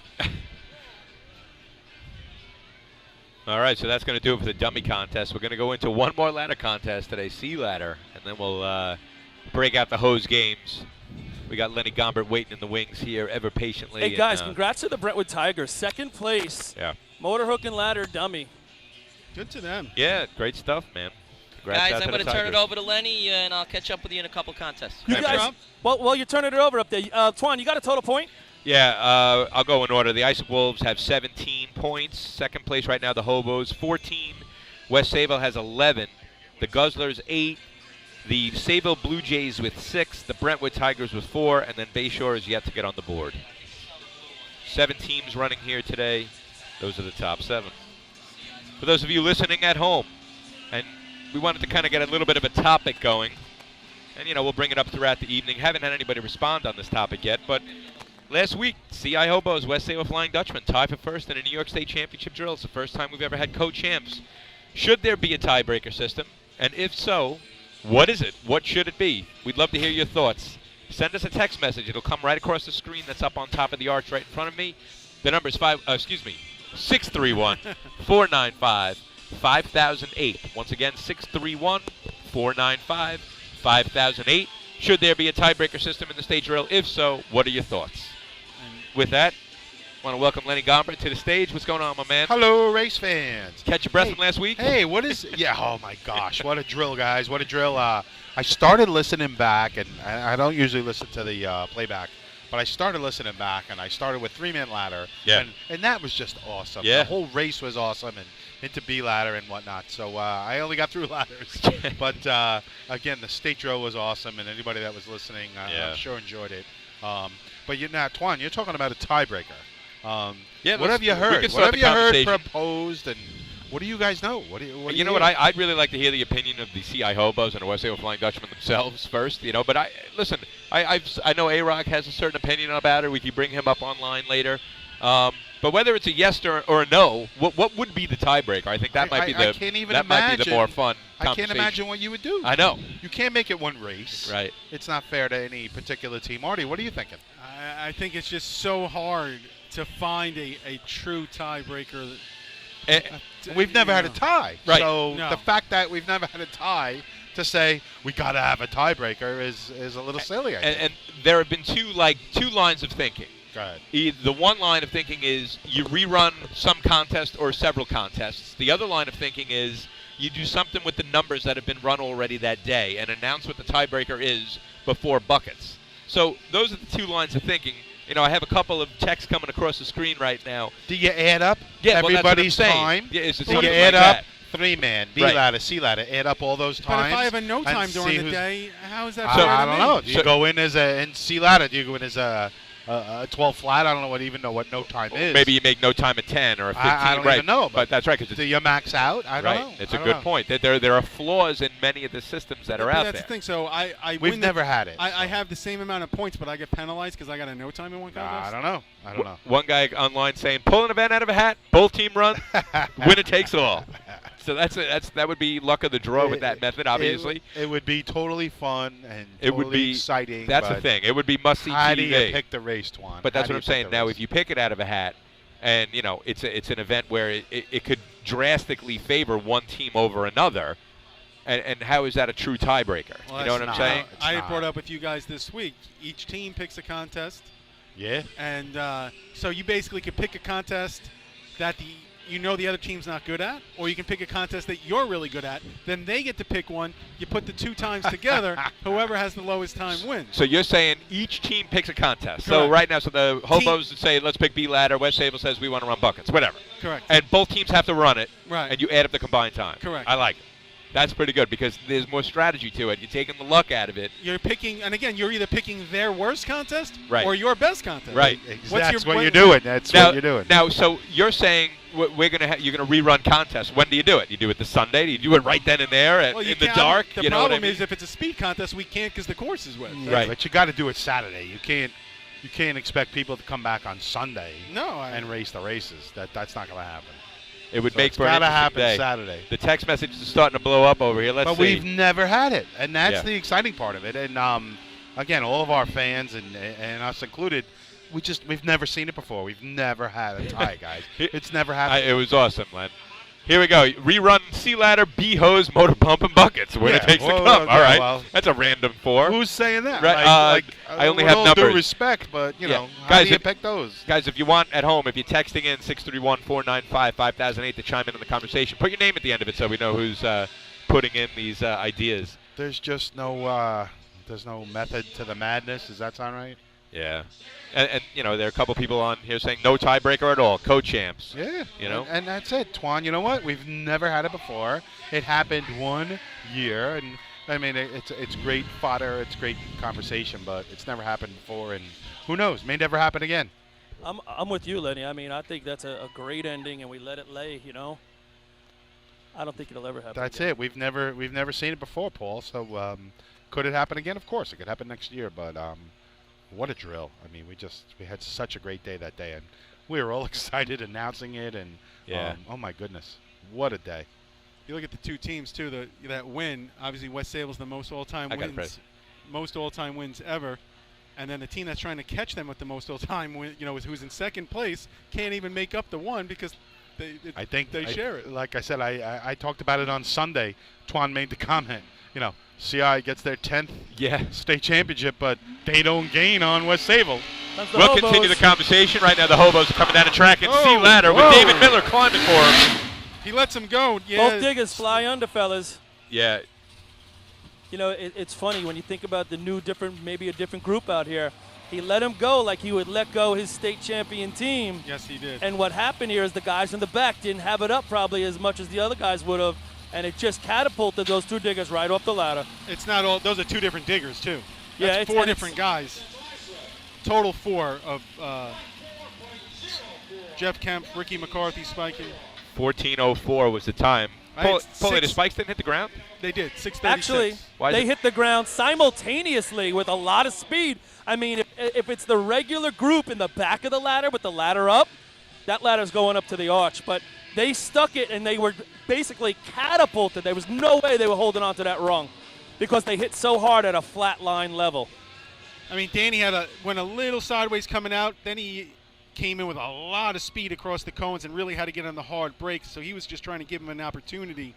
But and then he let him go, or else they were going to go under. Yeah, Paul, you talk about a flat line. Talk about that. The guys in the back got to get that ladder up, right? Yeah, the two guys in the back, they probably weren't ready for the chirp that came to them, and they didn't probably have the ladder up high enough, like when you want it up above your shoulder, prepared when you know those guys are about to hit the ground and you're going to throw it to the arch. That ladder was hanging down a lot lower than they wanted it to be at that time, and what happens is the speed that the diggers are going to hit the ground in magnifies because it's more like a dart hitting it instead of a pendulum. Right. And if folks, you can what we're explain we're that. talking about, folks, we're talking about a pivot. When those spikes hit the ground, those guys in the back have to be lifting. They have to be lifting, and ideally the diggers go down, the guys in the back are lifting up, and you get that pivot, and the climber gets on and it goes. It truly is a team contest, and you're all holding on to the same thing at the same time, so everyone definitely works together in that Well, that was, contest. I would say that was an 860 Just drop leave it, Freddie. for a 9-flat team. So Brentwood comes to the line, coming up there 4 points in dummy contest. They look like they're a little Artie, pointed to the hydrant. They're not. I was about to say, they pointed at me. They're not lined up in the middle, and they're off center. I missed the start. Comes They down straighten it out. He's way off early, about 180. Just chirps it inside, just outside 3-man ladder line. Decent climb Guy here. does a nice job climbing. Yeah. Really does. Give him a little chirp. Again, he's at about 180. Coasted in, gave him a little chirp to give him some momentum. 10:63 for the Tigers. He dropped him under the arch like he was dropping him at the nozzle. Yeah. He dropped them and then coasted off. I mean, gave them no mo. So good job by the 4 guys getting a little bit of momentum going up. Nice job by the climber with no momentum. Here we go. We got another chime in on the text message across the screen. Tiebreaker, yes, let's do it. Make them run an old-fashioned style cart. Mano-y-mano. Old-fashioned, really? Oh, man. Don't tell Billy Cornell. If there's 18 votes, that loses 20-0. Artie, we got someone in here agreeing with yours. You know, each team picks an event. You run both. If there's a tie, then, you know, you got to figure out what the tiebreaker would be, because ideally there could be a tie after doing that. Could be a tie after the tie. Yeah, right? that's right. Yeah, but what are the odds? What are the odds? Right. I know. You know, if you pick one, you run an C ladder 890, the other team runs 9 flat, then the other team's got to run an 810, the other's an 820 in BOs. The problem is sorry, go ahead. it's 8 or 9 o'clock at night to say we're going to rerun C If ladder. you're lucky. But and you know, and that's interesting, Lenny, because someone Mora just said run efficiency of buckets. How do you do it? Yeah, right. How do you pick the race? Yeah, Right, but how do you if pick I, it, If right. I have a bad bucket team, but I had it locked up going in, Yeah, that's and the you problem. can't pick a race. I mean, you're right. I kind of like the idea of what you're saying, Twan, where the teams, all right, this is my best race, this is your best race, and we each pick a race and Well, yeah, that was Artie's Game idea on. from the beginning. Yep. Sable Blue I like Jays. that, too. Here they come. Coming in, Don Corkery off just about 170. Didn't Oh, lock he up. Did Deep not right have there a is going lot to be of straight break, ladder. it looks Squirrel like. likes those straight ladders. He makes it to the top. Nice job by the climber there. That truck Yeah. did not lock up. He could have easily, if that truck locks up, they're in a much better spot. And Yeah, I would don't be a know much if Don better ever time. got on the hard break where he was supposed to, but he coasted in here too much. 10:06 is actually first place, though. And with only 4 teams left, guaranteed at least 1 point. Let me just talk about, you say, okay, each team picks their best contest. That could be quite different. What if one team's contest is 3-man ladder? You're only using 3 guys on your team. Right. Probably the 3 most athletic. And then the other team's best contest is Buckets. efficiency or pump Yeah, or pump, buckets. yeah. 12 Now you're guys. worried about guy number 12? Hey, I hear you. It's really interesting. We've never had to entertain it before, but it's great conversation. Here's an interesting one from Bill Henry. He says, if there's a tiebreaker, take the event that neither of the teams placed in and run that contest. I like that. I like that. I like that better than the other way. Pick your best. Okay, so it'd be like B-Hose, the hobos and the Dutchmen both missing in B-Hose. Hobos could have Right. could have chose that one for the last 12 years. That's Artie. These guys are lined up way. Well, this is Kyle Coyne's first attempt at the C truck here. Yeah. C ladder. All right, so Kyle typically drives the B truck for Bayshore. Mole couldn't make it today, so he's driving the C truck. Gets out about 175. Gives him the chirp there underneath. He's definitely deep. Yep. I mean, I think it's a hard break 669. issue. Yep. Never. Did they dig, Paulie? No, they were going down. Kyle was trying to hold it, but by that point he had too much speed. Like he didn't get on the hard break early enough. Gotcha. No, I was just wondering why they yelled at no time. I wasn't sure if the diggers went down or if they held up. And I'll tell you back. the biggest part about that run for the Redskins, Kyle Coyne has one under his belt. It won't it. look like that next time. Nope. It's interesting to watch here from the arch. We get to see all of the different coaches and whatnot, and to see Phil Coward standing next to Jay Skidmore, next to Mr. Murphy from CI. I mean, you just see all these guys talking and chatting, and you just know they're talking racing. 373 to the cone. Thought he got a little swirly around the hydrant, but he stayed in the gas. Then he got out about 175. Just didn't give him enough hard brake. I thought he slowed down the truck and sat it down okay. I don't know, Artie. I don't think he locked him up tight enough. Well, that's soon at enough. the end. Yeah, not soon enough. You're right, Len. I thought from the cone to about the 50, he was giving him good speed, and then he just didn't get on it hard enough. Well, you got to start applying the brake, and you ease into the hard brake. It looked like he was not applying, and I could be way off. I'm not in the seat and never have been. But it looked like maybe he was waiting just to get on the hard brake there at the end, and by that point it was too late. Too deep. Once you're deep, you're deep. So, but again, he's got that one under his belt. It'll be interesting to watch him run C-Hose. See if he can bring the boys in for Yeah, that. right now Bayshore's been a good hose team. So. Right now you got some light, but I would venture a guess by the time they make that turn, it's going to be a little bit darker. And, when you're at the top of C-Hose compared to down here where the lights are, it's a different animal. Here comes Wes Sable to the line. Still no 9, still no 8 on the time for the Here day they yet. come. Off about 175, Frank Miller sets it down. Just outside three-man ladder line, Michael Mara coming up. Oh, failed to grasp and hold, I think we're going to have. I think he fell, Artie. He didn't make the attempt, but, I mean, that's usually where it is. I think that's a no time, right, Yeah. Paul? Yeah, he grabbed the rung below the top rung. Yep. Yeah. Nice run going on. Wow. And just take if you were to superimpose the two drives right there, like you see how one runs over that cone, Frank Miller hits that brake and really sits it down. You just heard the judges kind of asking themselves, do you guys agree with the call of a no time? What'd you think, Paul? That would have been a low 9, right? Oh, yeah, that had to be a low 9. I had 9. A little slow in the pit right here, but Michael, as usual, makes it up, I had 657 in the ground, 902 when I thought he was going to grab. From my point of view, and I'm not going to say anything, to get anybody in trouble, I don't think that's a no time. It has to be called a no time the way we operate. Yes. But from the vantage point of down here, he literally slipped before he made the attempt to, jump. It was probably on his jumping wrong. I think the issue is, did the guys up top push the buttons? You know what I mean? That's a great point. He's so close to that top rung, and he's coming up here with speed. Ask him, did they push him? Well, guess what? I'll tell the you what. reality is, Twan, I know they went from maybe getting 5 to getting nothing. Right, exactly. They have nothing. It's a good point, though, Paulie, because I did, the officials were talking to each other. They kind of said, hey, do you agree with the call? No time. So it's like it could be one of those gray area failed to grasp and hold. It's I'll definitely right in call there. it that, yeah. He's wide open for East Islip. I didn't see all 3 officials, but I know one did not have the button until he actually got there. So I don't think he was in a button-pushing position. We say things are wide open. I mean, they can just skate in here right now and get a quick 5 points. Sometimes those are the toughest ones to complete. Yeah, just do it. Here comes East Hey, let's Islip. just lay it in and run that 9-2. Let's just run our run. Catastrophe. Come on, Tommy. Here comes Tommy Driver and the boys. Gets off around 160. Hard break just inside the safety zone. Pat Dunn coming up. I tell you what, stays Pat with Dunn it. does a great job right there. Woo! That lad is twisting on him as it goes up. He does a great job climbing we through in, it. Guzzlers are in the house. 9.06. Exactly what they should have done, right, guys? They just laid a run in there. Nice practice run. You could just see it. They just knew what to do. Sweet-looking run for the Guzzlers. I had something they really wanted to hear. I had 8.99. You had they run an 8? 8? Are the Guzzlers in the 8s? Oh, yeah, they're in the 8s with Josh a few years ago. Yeah, not right, with right, this right. crew right now. Right. Actually, Pat Dunn's the only guy ever to dig an 8 and climb an 8. There you go. That's a good one. No one else has ever done that. You know, he's a hell of an athlete. I don't think he gets enough credit. I mean, we talking talk about him about a lot, but what an talking about athlete Pat is. Oh, my God. And really, he as can just do it all. As soft-spoken as he comes off when you talk to him, he's just like that all the time. Yep. Hell of an athlete. Last week, the Guzzlers ran a 9.09 for a half a point in the state drill. 9.06 is going to take 5 today unless the Wolves have something to say about it. Yeah, Last team on the line. I wouldn't count them out yet. No, I'm not counting them out, my friend. They went 880 last week. C Ladder State champs, if you will. And best time of the year. Correct. 880 is the best time of the year. No 8.7s this year? No, 881 was the time going in. Oh, that's it? That's all they could do? We're just so accustomed to seeing that 8.7, you know. Islip Wolves on the line. Well, if you think about what Josh said earlier, you know, they're going for it. They're not worried about no 9, 06. Hells yeah.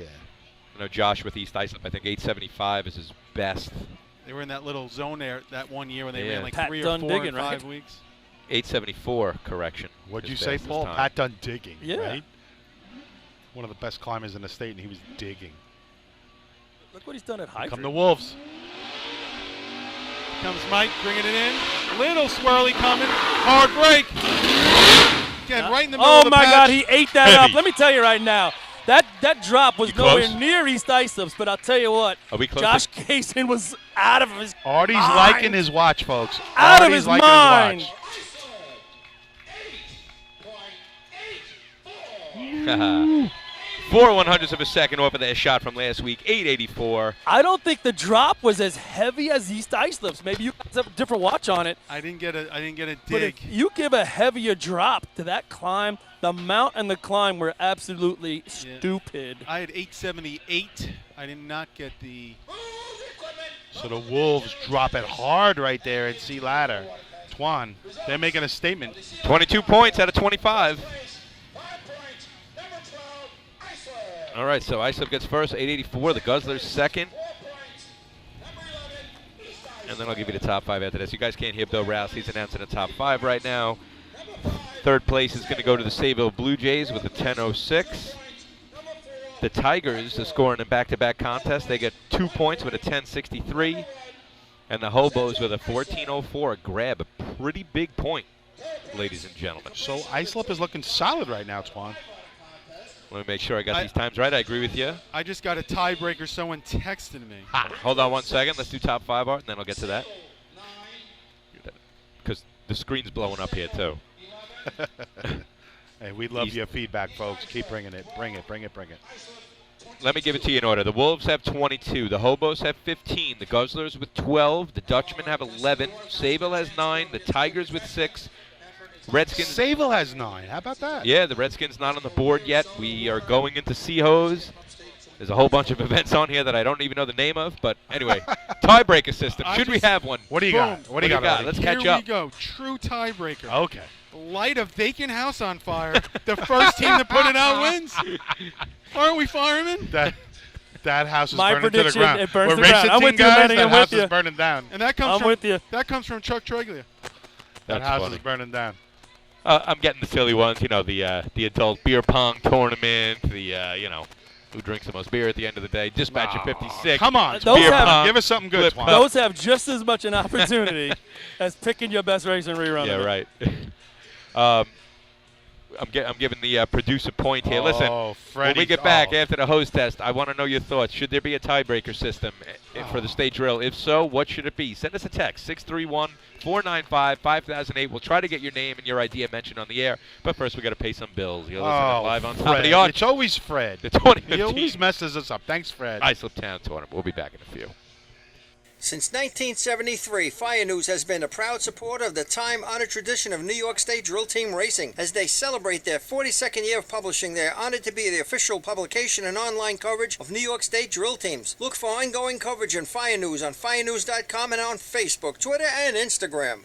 The Inn at New Hyde Park, Long Island's premier catering facility, is the first choice for weddings, parties, and corporate events. Owned and operated by local families and firefighters, it sets the standard for supreme service, gourmet cuisine, and style. The Inn's restaurant, Brasserie 214, takes you on a culinary road trip through Europe with our world-renowned chef and an unmatched international beer menu. To book your next event or to celebrate after a tournament, go to www.innatnewhydepark.com or brasserie214.com. Open table or Facebook, or call 516-354-7797.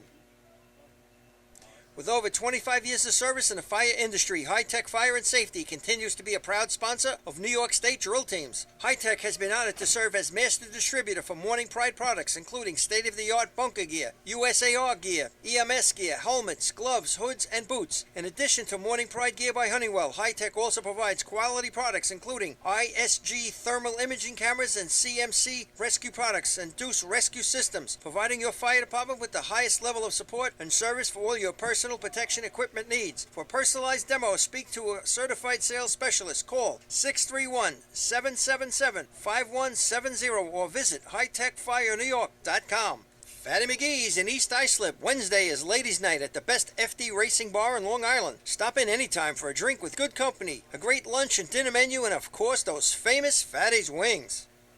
The groundbreaking FDNY electronic accountability system is now available to departments nationwide through Motorola, and SDI is the company behind this game-changing technology. Now, SDI has paired with New York State volunteer departments including Central Islip to solve the challenge of accounting for members who respond after the tones go off. Keep track of your members on your next big incident with a proven solution designed with the New York State Volunteer Department in mind. For more information, visit systemsdefinition.com and firegroundaccountability.com. The Bill Fox Company has been in business for over 60 years, specializing in custom championship rings, watches, badges, pins, and awards. The Bill Fox Company has crafted championship rings for past state champions including the Westerners, Flying Dutchmen, Hobos, Wolves, and Yellow Hornets. Bill Fox Company is the recognized name in recognizing people. Check them out on Facebook, Twitter, and on the web at www.billfoxco.com. Coastal Fire System is the official SCBA dealer for New York State drill teams. Coastal is your one-stop shop for all you SCBA and fire equipment needs. Scott Air Packs, cylinders, RIT packs, refill compressor systems, gas detectors, Hi-X boots, Protec and Dragon fire gloves. For more information, check them out at coastalfiresystems.com or give them a call at 631-661-7515. Whether you've been a FASNY Credit Union member for years, just become a member, or yet to take advantage of our member-friendly products and services, we have the tools you, your family, and your fire department need for financial success. From low-rate auto loans and free checking to shared branching and mobile banking, when it comes to your finances, we are fully involved. To learn more about our products and services, visit us at www.fasnycu.com. Attention fire chiefs and commissioners, you already know New York State has mandated that your department supply your members with bailout rope systems. Coastal Fire System is also the exclusive bailout system distributor for New York State drill teams. The friends at Coastal are equipment dealers for Petzl, Scott, CMC, Colorado Systems, and can walk you through the state requirements to ensure the safety of your members. Your bailout system process starts and finishes with the folks at Coastal, a family-owned and operated business. Check them out online at coastalfiresystems.com or give them a call at 631-661-7515. The Titan Group is back supporting drill team racing and taking their game to the next level. With 20 years experience in the apparel industry and the addition of an in-house design team, we will find exactly what you're looking for. This year, join Team Titan and let us handle all your apparel and equipment needs and be part of all of Team Titan's promotions. Follow us on Instagram at Titan Group Racing to keep your hand on the pulse of your favorite teams. Owned and operated by members of the drill team community, we know what it takes to run your team. Let us handle everything from jerseys to helmets and tape to trophies. We are a one-stop shop for all your drill team needs. Call us today at 631-859-0075 or see Artie Suskind or Devin Robinson on the track. Gear up, get on. The Titan Group. For fire department drill teams, speed can mean the difference between winning and just placing. During an actual response, speed can be even more important. That's the idea behind Streetwise CADlink, the nation's first and fastest cloud-based mobile data software solution. Streetwise turns tablet computers into powerful, full-featured MDCs, providing incident mapping, hydrant locations, live apparatus location tracking, pre-plans, hazard waypoints, and more, all in just seconds. Call today for a free demo at 800-718-8027. Streetwise CADlink, the mobile response software that just works. How old is your fire department thermal imager? Thermal imaging technology is changing as quickly as your smartphone, and the time has come to upgrade your TIC. Coastal Fire System is the exclusive thermal imaging distributor of New York State drill teams and offers the full line of Scott, ISG, and FLIR cameras. Coastal is a one-stop shop for the best brand, so start the upgrade process with the longest-running sponsor of New York State drill teams. Camera servicing also available. Check out Coastal Fire System on Facebook or give them a call at 631-661-7515. Integrated Wireless Technologies is proud to be part of the 2015 season as the exclusive Motorola dealer for New York State drill teams. IWT is a Motorola manufacturer's representative and offers the full line of Motorola products to fire departments as well as David Clark headsets. IWT is your one-stop shop for custom radio solutions, licensing assistance, and top-notch service with fully insured technicians. Start your next radio upgrade with IWT. Check out their website at www.goiwt.com. With over 60 years of experience in the fire and rescue business, Nassau Fire Apparatus is known to be the leader in the industry. They are vehicle and equipment distributors who provide products, parts, maintenance, repairs from coast to coast. People working at Nassau Fire not only sell the products and services, but also work in the industry in EMS and as firefighters volunteers. You won't find a more dedicated and experienced team to align with than Nassau Fire Apparatus. Visit them online at www.nassauFire.com for more information. The 2016 Fire Rescue and EMS Mega Show takes place February 20th and 21st at the new location, the Brentwood Sports Fieldhouse at Suffolk Community College. It's bigger and better, with many new vendors showing the latest, most up-to-date turnout gear and new products. Hundreds of vendors will be present to explain and demonstrate their product lines and services, along with the extrication competition. See you next February in Brentwood at the Mega Show.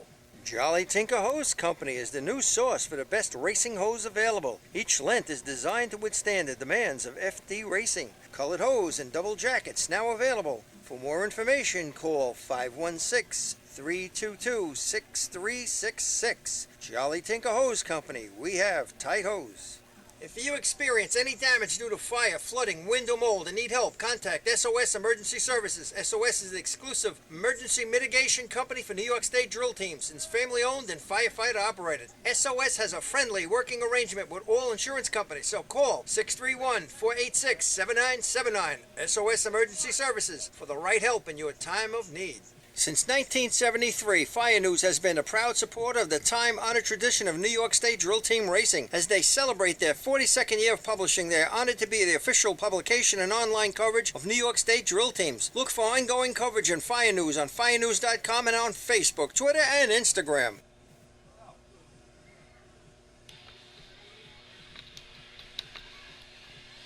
Okay, everybody, we are back on top of the arch at 2015 Islip Town Drill, live from Central Islip, New York.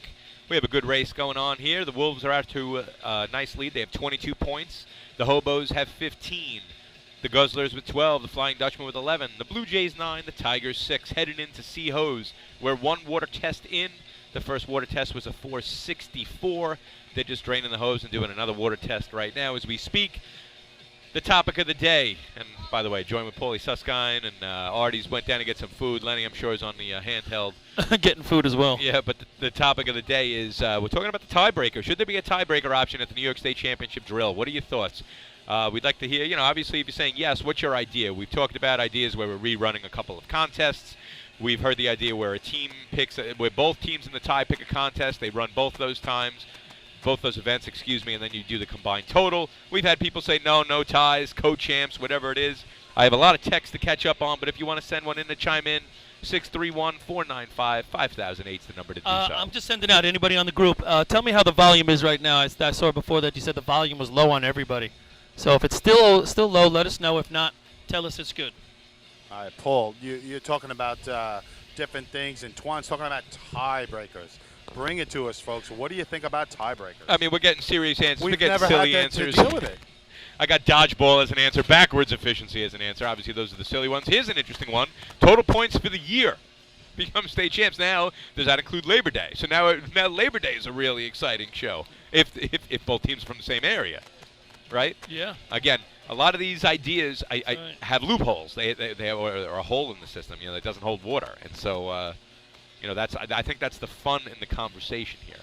So total points for the year is one of them. How about this? Let's see. If you tied after buckets, run off buckets. That's from Colton. We talked about that a little bit. The issue obviously is if you're a bucket every team, it favors the bucket team over the other. So, essentially you would think you could win the drill without running buckets all year, or not running that drill. Right. And right. Ooh. What is that, boys? Interesting. Some other people are saying if you tie in a contest, you should run off in the contest for the points. That can have an effect on the outcome of the day right there as well. It didn't actually have an impact on the tournament the way that it stands. Sorry, Artie. Let's say you tie C ladder. Are you going to run off with your C truck when you still have C hose to run at the state drill? Well, that's what I'm saying. You can't do it that Saturday night. I don't think you can do that. I don't think you can go one race like that. I like the cumulative total time for the day. See, now that's interesting, That's Lenny. what I like. So, and this is kind of A-Rock's idea, and I was talking to him off air about this. He's saying it's got to be your total cumulative time throughout the day, but not including buckets. So this way, the fans in the stands and even the teams on the track know before the contest is run what the tiebreaker is if it's needed. So essentially, if we go through the times last week, I'm not sure whose was faster, West Sayville's or CI's, but let's just say it was West Sayville's. So we would announce, or Rouse would announce, hey, if the tournament ends in a tie, West Sayville gets the nod because their times have been faster throughout the day. In other words, their total combined time. But I'm sure is buckets better. factored into that completely. But that's but A-Rock's idea. I'm just talking about A-Rock's idea. He was saying you don't include buckets into the mix, so that buckets. Why not? Because he wants the fans to know what the tiebreaker is before the contest, so that you don't take the excitement away from the contest. I like the idea of knowing the times, but buckets is buckets, man. It's one of the 8. Here's what I'll say about that, though. I mean, you could have a real close race throughout the day, run a 21.60 in buckets, and then the other team runs a 22 flat. That's a 4/10 difference. You're adding 4/10 to your times throughout the day. Buckets is an event that really adds a whole lot of time to it, even with a little miss. It's one of the 8. Yeah. Good point. And I think that's the point in all this. It's debatable. All this stuff is debatable, and I don't know that there is a true way of doing it. And, old man Rizzo's chiming in. Keep it the same. We have state co-champs. It's never happened before. Most likely won't happen again. And, Paul, I know this was kind of your thought last week. We've never had it before, so it's a great conversation, but it's never happened. I agree with old man prior Rizzo. To this year. Old man Rizzo, shout out. What's going on down there in North Carolina? Rizzo. Got home safe, I see. We got Ken Van Essenfeld from the Flying Dutchman saying, hey, why just a tie-breaking system for the state drill? There should be one for every drill for that matter. It's a good point there, right? No, we're talking about the state drill, obviously, because it's the state drill. Great Ben Cobra's listening while packing for Point Pleasant's drill. That's going to be a crowded drill. Yeah, Shout out to all those guys up there listening in the western area. You got Great Ben from the north area over there and a whole bunch of Long Island flavor. And the Great Ben Cobra's, their idea is, since the track is already wet, for a tiebreaker, you run motor hose replacement, an event that we don't normally run. And it uses all the guys. There you go. I almost like it. Now, talking right there, that's something that nobody's ready for. That's nobody's right. practiced Just run for it. I like that. Imagine you decide the state championship on something you haven't run in 10 years, maybe, Yeah, or on ever. replacement. Or ever.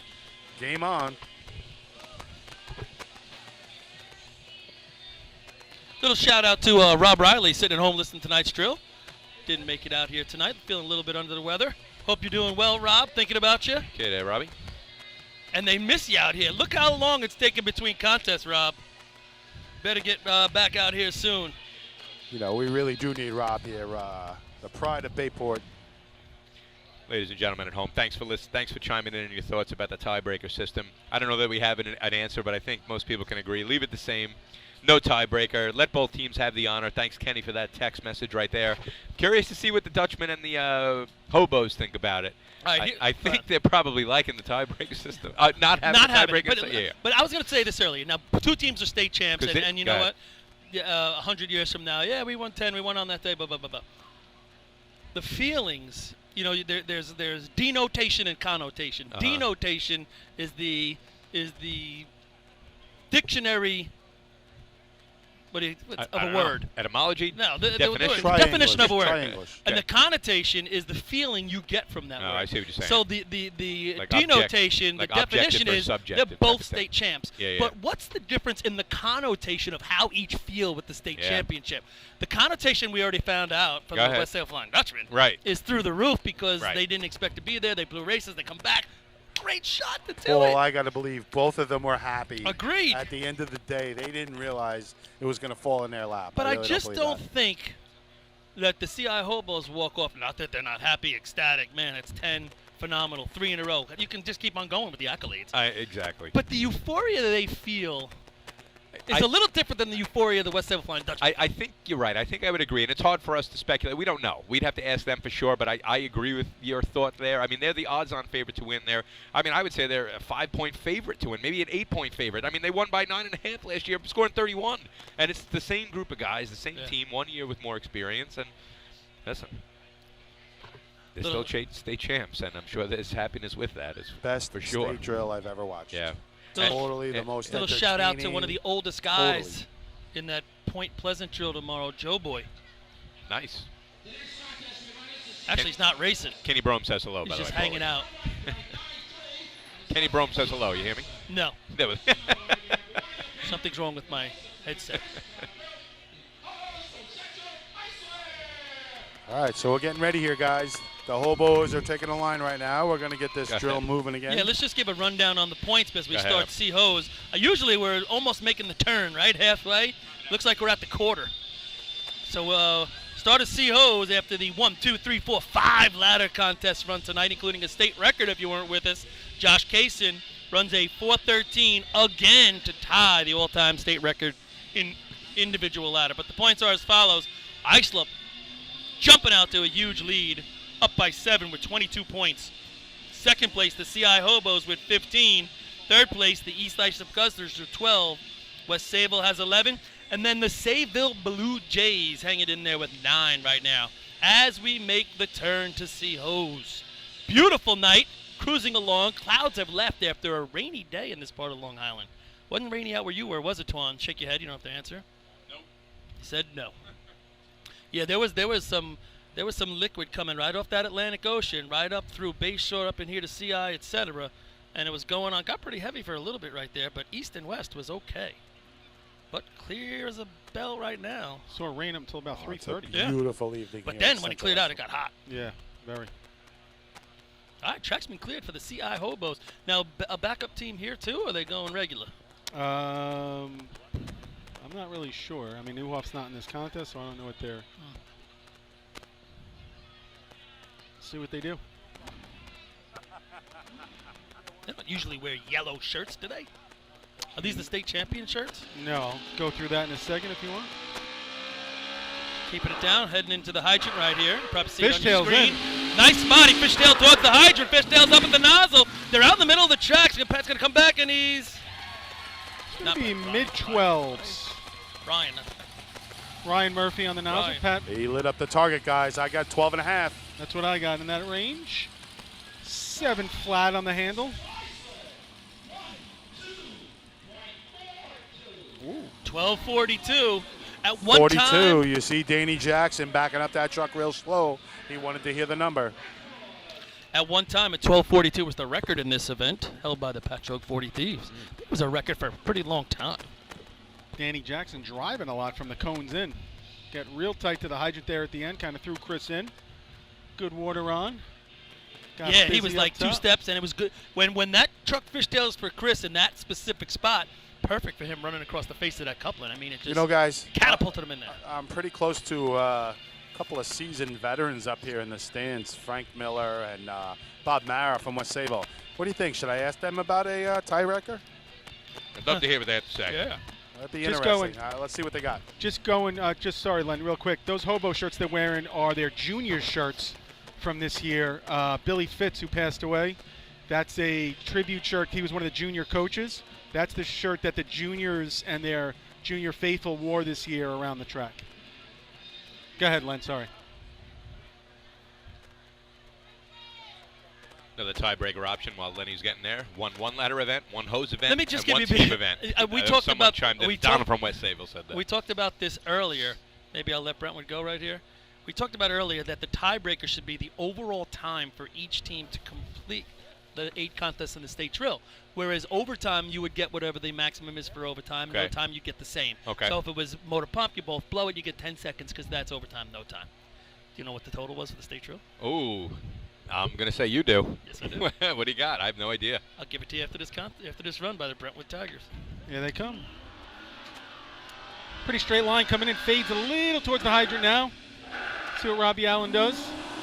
Right on. He's going to have water coming up. They got to complete this, Brentwood. You're Yep. on a little roll. Oh, he does not turn! He tried to weld it. He tried to weld it on. Now he gives the flag that he's ready. Almost wetting everybody. No, Charlie Murphy. Don't wet Charlie Murphy. An opportunity. Yeah. I didn't get a stick Plenty there. of time. All he had to do was turn it. Yeah. Looks like he clicked it and never turned it, No, and it then looked waited. like he tried to weld it. He just tried to stick it on like a snap coupling. 1785. You probably couldn't hear that. So go ahead. I think I have an answer to your question. I was just looking at the scorecard real quickly. But unless you had something else about No, I got it. Brentwood. No, I would think the Hobos won because I don't see any letters on their times throughout the day. So here's the score. At the end of the day, 8 contests combined through the rules that we just stated. CI, combined time of 90.57. Okay. West Sayville. With an overtime. 2 of them. 89.02. West Sayville would have won by a second, 1.55. So wait a minute. So the Hobos have to have some high number. Oh, they have an overtime and B hose. I didn't see that one. Oh. And an overtime and pump. Oh, There you what am go. I looking at? You're So right. that evens it so out. they both have 2 overtimes. They had to take the maximum. And the big discrepancy between the times is buckets. Yep. You got a 2089 versus a 2286. difference. That's a huge, almost 2 seconds. Thanks to Jay Podolsky for putting that together. What was the final number? 90.57 for CI, 89.02 for West Sayville, within 1.55. Fred, Now- they said the video keeps freezing up. Now I'd be curious what was the numbers before buckets. So Also Jay, if you want to do some math with that, what would the numbers have been going into buckets? Hey guys, big shot here for comes the Sayville Sayville. Blue Jays. They got 9 points. Coming in, Don Corkery off at the cone, brings him in real tight at the hydrant. See what Kohler can do. Oh, he stumbles. He still. Oh, he gets it on! He stumbles, gets it on. Had to go back for the stick. Nozzle man now just putting it on, waiting for water on the flat. He stumbled getting off the truck. He was able to hook, but he missed the stick. Stumbling head forward. Wow, still a 13. 13.97. Boy, Wow. that had the makings of something good. Thought it was a good drop by Don. Gave him room. Brought it in tight. How much of a delay on getting that handle down? At least 1 second, I would say, least a right? second. A second? Yeah. Not a second and a 1.2. So that's a 12.7 we're talking about, guys. And the nozzle man was set and ready. Wow. That's right. Guys, Hey just guys, go- you know, we keep talking about tiebreakers. I'm in the stands right now with Bob Mara and Frank Miller Sr. and asking them about tiebreakers, and they don't have any answers either. Frank, what would you like to see happen in the future if we get another tie? Well, I think I was quite satisfied the other day, and as of now, I'm happy with it the way it is. Period. I don't want it to change. Mr. Mara, what do you say? Frankie Miller Sr. saying doesn't want change. I echo Frankie's thoughts that it's such an unusual circumstance. All these years that we've been racing, we've never had this occur. It may never occur again, but for the time being, I guess we have to live with it. Maybe the state drill team captains will put together a committee to look at it for the future. But for the time being, we can live with the way it is. Mr. Mara, you have a lot of patches on your sleeve, so to speak. Does this one, because it's shared, mean anything different to you? Not especially. I'm just proud to be a part of a team that's been successful. All the boys that are on the team have worked hard to accomplish what we have. And girls. beyond that, I don't know what else I can tell you. Thank you, Mr. Mara. All right, Bayshaw's got the track. Kyle Coyne making his first run down here in the C-Truck C-Hose in competition. An inaugural C-Hose shot for Kyle. Lined up a little bit further than you would normally see Bayshore Yeah. C-Truck. Mole would be typically a lot tighter to the curb here, but he was here the other night driving. Give it a little practice shot here. Let's see what he does and if he tapers in as he comes in. Rolls out. Looks like he's got some good speed. Gets off about 175, really coasts in. Fades in a little bit. Gives, a little deep. Slack man goes down. Nozzle out in the middle of the course. Obviously, it's passed because Skippy went by. I think, again, could have gave him a little bit more break at the, especially being outside at the hydrant. Water on the flat. Yeah, if you're outside right there, you got to give him a chance to run in on it right there. Anything tight, you're going to take your second, third step, and you're going to be past where you need to be.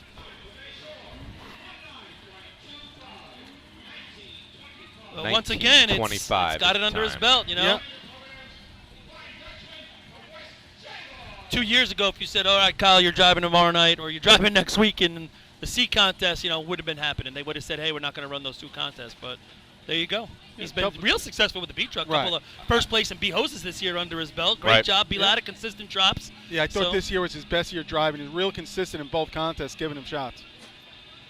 Matter of time. So just going back to what we were saying before, I mean, we've been talking about CI and the points and the tournaments and all that kind of stuff. I just looked at something. Obviously, they're a three-peat, 3 years in a row, winning or being a part, coach state champ. 19 of the last 27 motorized drills they've gone to, they've scored over 20 points. Wow. All night, they've won 18. The only one they didn't win is West Hempstead a couple of weeks ago, and they scored 24. Okay. Every other drill they had gone to where they didn't score over 20, they never were a winner. Wow. So they never won with 19 or 18. They go down to 14 and win the state championship. And are co-champions. See, I thought they would have won more than 19 out of 27. Oh, so what'd you say? Or scored 20? Just scored 20 but still, at major drills. If they don't win with all those, I mean, I thought they were winning more than that. I must not be paying attention. Yeah, well. No, it's funny that what happens to numbers at the state drill is just unbelievable. It really is the only time all year that we're getting everybody there, and so that's why these things happen. That's why it's a special tournament, and it's fun to watch. And West Sable's on the line here, the co-champs. We heard Bob Mara and Frank Miller Sr. chiming in on their thoughts about a tiebreaker system. I don't know if it came over so clear for the people at home, but they were just kind of seeing what the state committee could come up with, if anything. Yeah, I think they like the idea of nothing. All right, here's West Sable at the hydrant. Michael off, water on. Frank sliding up top, does a nice job getting around the target. Nozzle on, blip. Nice shot by Joey Quenza there. Yeah. Had to kind of wait for the truck to get out of the way. It looked like Frankie had to steer a little bit, right? Yeah, he did a great job getting out of the way. Sliding right towards that target. Yep. Woo! Beats him by 100th of a second. 12:41 for the West Sable Flying Dutchman. Maybe they're playing by the rules where you add them up tonight. There you go.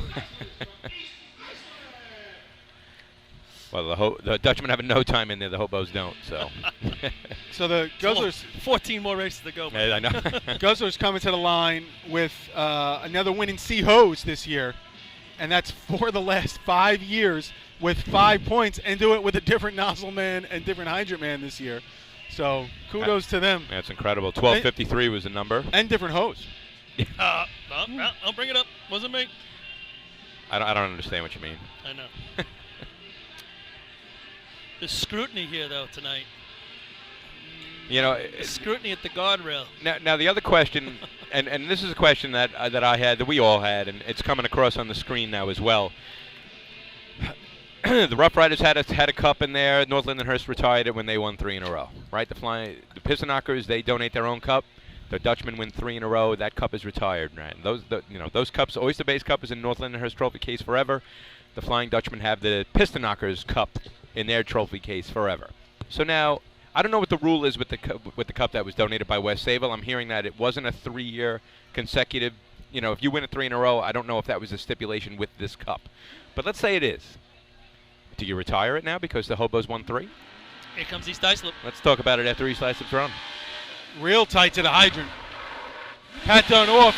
Yeah, you kind of handcuffed him. He was so tight it handcuffed him. He wanted to sneak around that coupling right there. Now they're fighting up at the top. Yeah, Ryan. Finally, he gets it on. Target's hit. Yeah, I mean, it was so tight for Pat coming in. He kind of had a short arm it. He couldn't even extend his arm. He was so tight, and then he kind of handcuffed himself. Tommy had to do a nice job at that point, right there at the hydrant. 15:06 for the Guzzlers. So the hobos win 3 in a row. Do they get to retire the cup? Because you could theoretically say the Flying Dutchmen have 1, and they could conceivably win the next 2 in a row for their own 3 in a row. So does the cup get retired? If the old rules were still in effect with their cup, can you retire it because the hobos won 3? Even though the Dutchmen now have 1 of the 3 with this cup in existence. I'm flummoxed. What's the rule? What do you think? Chime in. 631-495-5008. Should the cup be retired and given to the hobos, or does it stay in existence because the Flying Dutchmen have won 1 out of 3? You Or know does what I it mean? stay in existence because it was just never stipulated? And that might be the other underlying issue. Was it a stipulation that this cup gets retired if a team were to win 3 in a row? The other question is, and we're going to do a lot on trophies in the next year or so, but is it still the, what's his name? Atlantic Steamers. Wilbur Young? Wilbur Young trophy. Well, Originally it was. Well, you get it at Guys the are state dating dinner. Are you talking yourselves, about that man. one? You're dating yourselves. You talking about the state dinner trophy, or are you talking That's about the Wilbur Young trophy at the Yeah, state but I dinner. thought you won it also at the state drill. That's No, it's the state dinner, I think. The Rough Riders had a trophy. Here Well, comes Islip leading the drill right now, Yeah, correct? this is a big shot here. We got a 12:41 by West Sable, a 12:42 by the Hobos, 13:97 is third. Here comes Mike bringing him in. He's off at the cone. See what Heavy does. He's a little bit outside. Heavy's going to have to go right. He does. Turn. Gets it. Sometimes those are the fastest. Water's on them. Target. Be a good shot. That was just- a he happy sets birthday up- on the nozzle. Yeah, I he think, kind of guys. was. At not the real- hydrant, he made a right-hand turn, boy, but sometimes those show up on the scorecard. 12:62 is going to take third place, and the Wolves are going to maintain their lead in this drill. It was a bit of a happy birthday at the nozzle, I think. Yeah, it wasn't real deliberate up there. Happy birthday at the nozzle. Wow, come on. What do you mean Twan. there, Lenny? Come on, talk to me, dude. You're the expert Artie there. knows what I'm talking about, right, Artie? Yeah, it means you had more than enough Little time. luck on your side. And then it's within the last foot of You coming out, and found you it put somehow. it on. Gotcha. So that's going to do it for C-Hose. That 12:41 by the Flying Dutchman is going to be first place. 12:42 by the Hobos is second. I'll announce it after Rouse does. Hobos second place, 12:42. The Wolves get third with a 12:62. Sable fourth place, with a 13:97. And the Guzzlers get 1 point with that 15:06. Yeah, so the Guzzlers pull 1 out of that. I'm with the Islip Wolves nozzle man, Tommy. Tommy, hell of a hit on the target. How'd you find the flap? I was a little off the side of it, but I just kept it down. My man kept it straight for me. Just lifted it a little bit. Welton knows what he's doing when he's coaching you, huh? Oh, yeah. No, he's the best. I love learning from him, and pretty much taught me everything I know. Awesome. Good job. Angling for some free food back there. Big ups to Welton. Jesus. What's he paying? Welton's paying his Bubba's bill? All right, so let's just look at the total points at the NC Hose. This is basically making the turn. We finished 6 races. We have 3, 6, 7 left. So Islip 25, CI 19, West Sable 16, East Islip 13, and the Sable Blue Jays 12. That's currently Sable's hanging in there, top boys. 5. You know, Sable, we were talking about them, that run right there where he stuck it, but then just couldn't get the stick and went back. He probably doesn't find himself in a different spot in terms of the points he got. Yeah. I got Sable with 11. Just double check that. Right. Guys, you want anything they else? had 9, then they got just a drink. Oh, you're right. You're right. You're right. 11. Thanks, pal. I'm good, pal. Thank you. Got the CI juniors here delivering the food on top of the arch. Doing a great job here. Thank you, guys. When does the The juniors. Yeah, we got little guys up here, you know. Isn't it happy hour yet? Yeah, right. I think you're right, man. So yeah. Sable with 11, Paul. You agree? Yeah, with you're that? Okay, right, so you're we right, got you're okay. right, you're right. So yeah, the Hobos gaining a point on the Wolves, 25-19. Still got to make up 6 points. They're a full event down. Islip Wolves can just keep chipping away and lock this thing up. But like you said, there's 57 races left.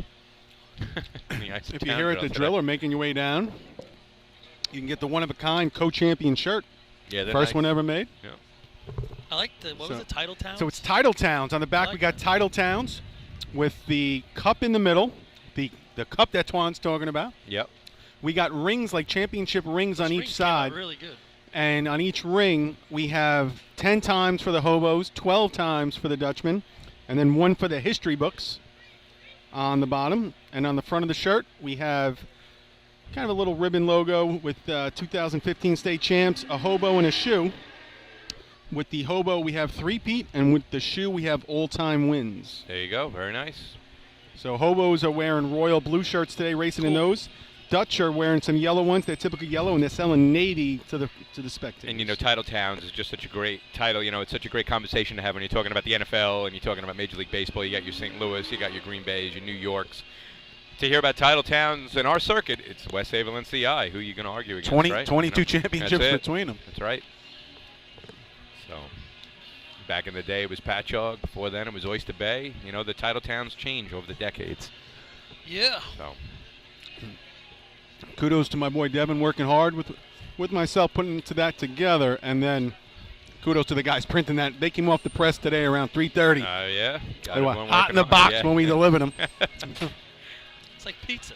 And did the hobos get a blue one? And hobos got royal yellow? Blue, yeah. Dutchman got yellow, and then the shirt for everybody. Coming through again. The Titan group is just for solid. Navy blue. For your racing needs, go to the Titan group. And then more advice: if you're starting up a drill team, and you need to pick colors for your team, it's got to be blue and gold. You can't. What else are you going to pick? I mean, the debate always was at least get gold in there or gotta yellow, get gold right? When was the last time it. a team won a state drill without wearing any gold? That was the question before the Wolves won it, right? I don't think the Wolves have any yellow in their color, but and then eventually the Westerners win it in 12 without the yellow color. But it's not. But you go back to 02. I mean, we should ask Fred. Fred, with the termites. I mean, come on. You guys don't have any gold. Blue you guys and white. Are blue, you're white. I mean, you're solid with your blue Hot and your white. pink But at the Hunter, Fred, right? you need some gold in there. Stripes. He's working the cameras, folks. And so, everyone watching at home, Fred's doing an awesome job. Fred Bensavinger, our producer, doing an awesome job for us. Not getting much feedback about the retiring of the trophy. I guess not really an interesting topic among listeners, so I guess that remains to be seen. I think it's kind of a quagmire. You just don't know which way. It's so hard to wrap your head around. A lot of people have told me that wasn't even the stipulation with the trophy, but if it was, I don't know that you could retire, because if the Dutchmen win the next two in a row, it kind of keeps the cup alive in a weird way. That's my opinion. I think what the hobos could do if they wanted, I think they should donate a trophy. You know? Well, just talking about trophies, and I've just become the assistant deputy state statistician, most important, Mr. Grueller. I don't know what it is, but it's a mouthful right there. But one of the things is you're trophies, important. and I actually want to talk about the trophies in a second as we're going to watch CI take their run right here. Big shot for the hobos if they would like to win this tournament. They're 6 points down from the Islip Wolves, 25-19, which is not so easy to come back from in such a small tournament. I'm looking for a 7 here. Water's in the hose. 240. Good shot going here. Ryan's up top. Oh, Ryan nails it. They're going to like that. He lit it up. In the 7s. Nice, a heavy 7. Let me just say, running to 7. What time is it? 20-8. Run 10 minutes later, and I'm telling you, it's a lot darker back there. I had 78. Let's see what the hobos get. 776. Right in the middle, Len. 776 for the hobos. I got 74, 240 handle. That's a heavy number, 776 for the CI hobos. Now, I'm telling you, and this could be, I don't know what you want to call it, it's not an optical illusion, but it's a lot lighter looking in this direction than when you're on the back of these trucks at the town tournament. Right. When you're coming this way, it is much darker visually when you're back there. Nice to see the hobos put up a solid shot for their hometown crew. They got a lot of fans here. Packed out. Great night. How bleachers. full are the stands already? I mean they're jam packed. What are the seats under the overhang selling for tonight? StubHub this week, right? $50 again? You got to make them retractable, man. Right now they probably don't want it over their head, right? It's nice out, nice cool night, you know. I mean, it goes from the fence here right by us all the way to the Beho start line, packed bleachers on the north side. So who picked that song right there? We just heard Billy Joel, Pressure. Was that the team on the line? Yeah. Or is that CI trying to put on the pressure? They're trying to pressure the Tigers. Tigers for throwing the Tigers a little whammy. Brentwood with 6 points on the day. But, Paul, you bring up an interesting point. You know, you ran Hydrant here for many years, I'm sure. A little darker out there. It's got to affect you, I would imagine, running that spot, it's right? It's completely visually different coming in this direction. Yeah. Especially when you get to the hydrant. Not much then lighting there's a light on it. by the hydrant. But it looks like, is it on right now? now? Yeah, it's facing the other way. That's what it is. It's turned. Brentwood at the hydrant. He's got to put water in the hose right here. He does. Nice job. 278. He said last going to time have to get busy. They're not going to have time. Got dropped back, didn't attack. What do you think, Artie? Did they have a chance at the Nozzleland? I'm No. not sure that they did. No, they would drop back, and then they, again, didn't really attack it with any. Then they didn't have speed coming in, so didn't really have a shot. It was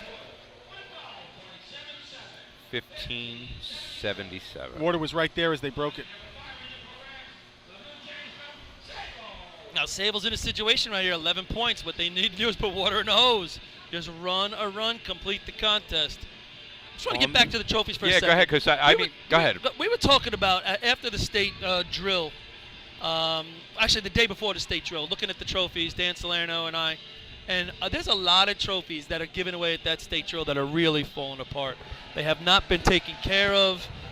Come back broken. Yeah. I was myself, since that's kind of be one of my duties from this point on. I was shocked. Yeah. And kind of taken aback at the level of how they were falling apart. So one of the goals this year by the whole state is we want to refurb those things. So we're going to go through and see which ones are newer, which ones are older. Maybe reach out to the people that donated them and say, if you want to contribute some money, we'll still keep it in the honor. Right. And I think the state's got a little coin right now, and maybe we can get trophies because, hey, we're not playing Those for trophies money. are good-looking trophies, and they're in tribute to a lot of our old-time races. Right, Absolutely, and it's all you get. And it's not you're getting I'll tell you what, though, cash. Paul, and you're right. It's a huge undertaking. I mean, we just did it for the Hempstead event. I could speak to that because I'm kind of in charge. Now I'm kind of in charge because I just mentioned it about being in charge of the trophies. I've been the guy that's just been like, guys, these trophies look terrible. So we had ours refurbished last year, and then even you get them back 1 year later after being refurbished, and there's still things wrong. Like they didn't engrave correctly. Yeah. There was a tie, and the team that won the flip forgot to put the other team on the thing. There's some etiquette involved with engraving the trophies that doesn't always come through. Sable Blue Jays coming down. Oh, across the street. So, water curb to curb, waiting for it up top. Now we're on the flat. I think it's a so good again, idea. what you guys are talking about is the history of our sport, really. These trophies that we're talking about, they're not just first place trophies.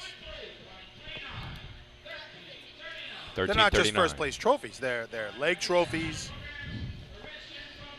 and they're donated out of respect for certain members over the years, and we need these teams to take care of them.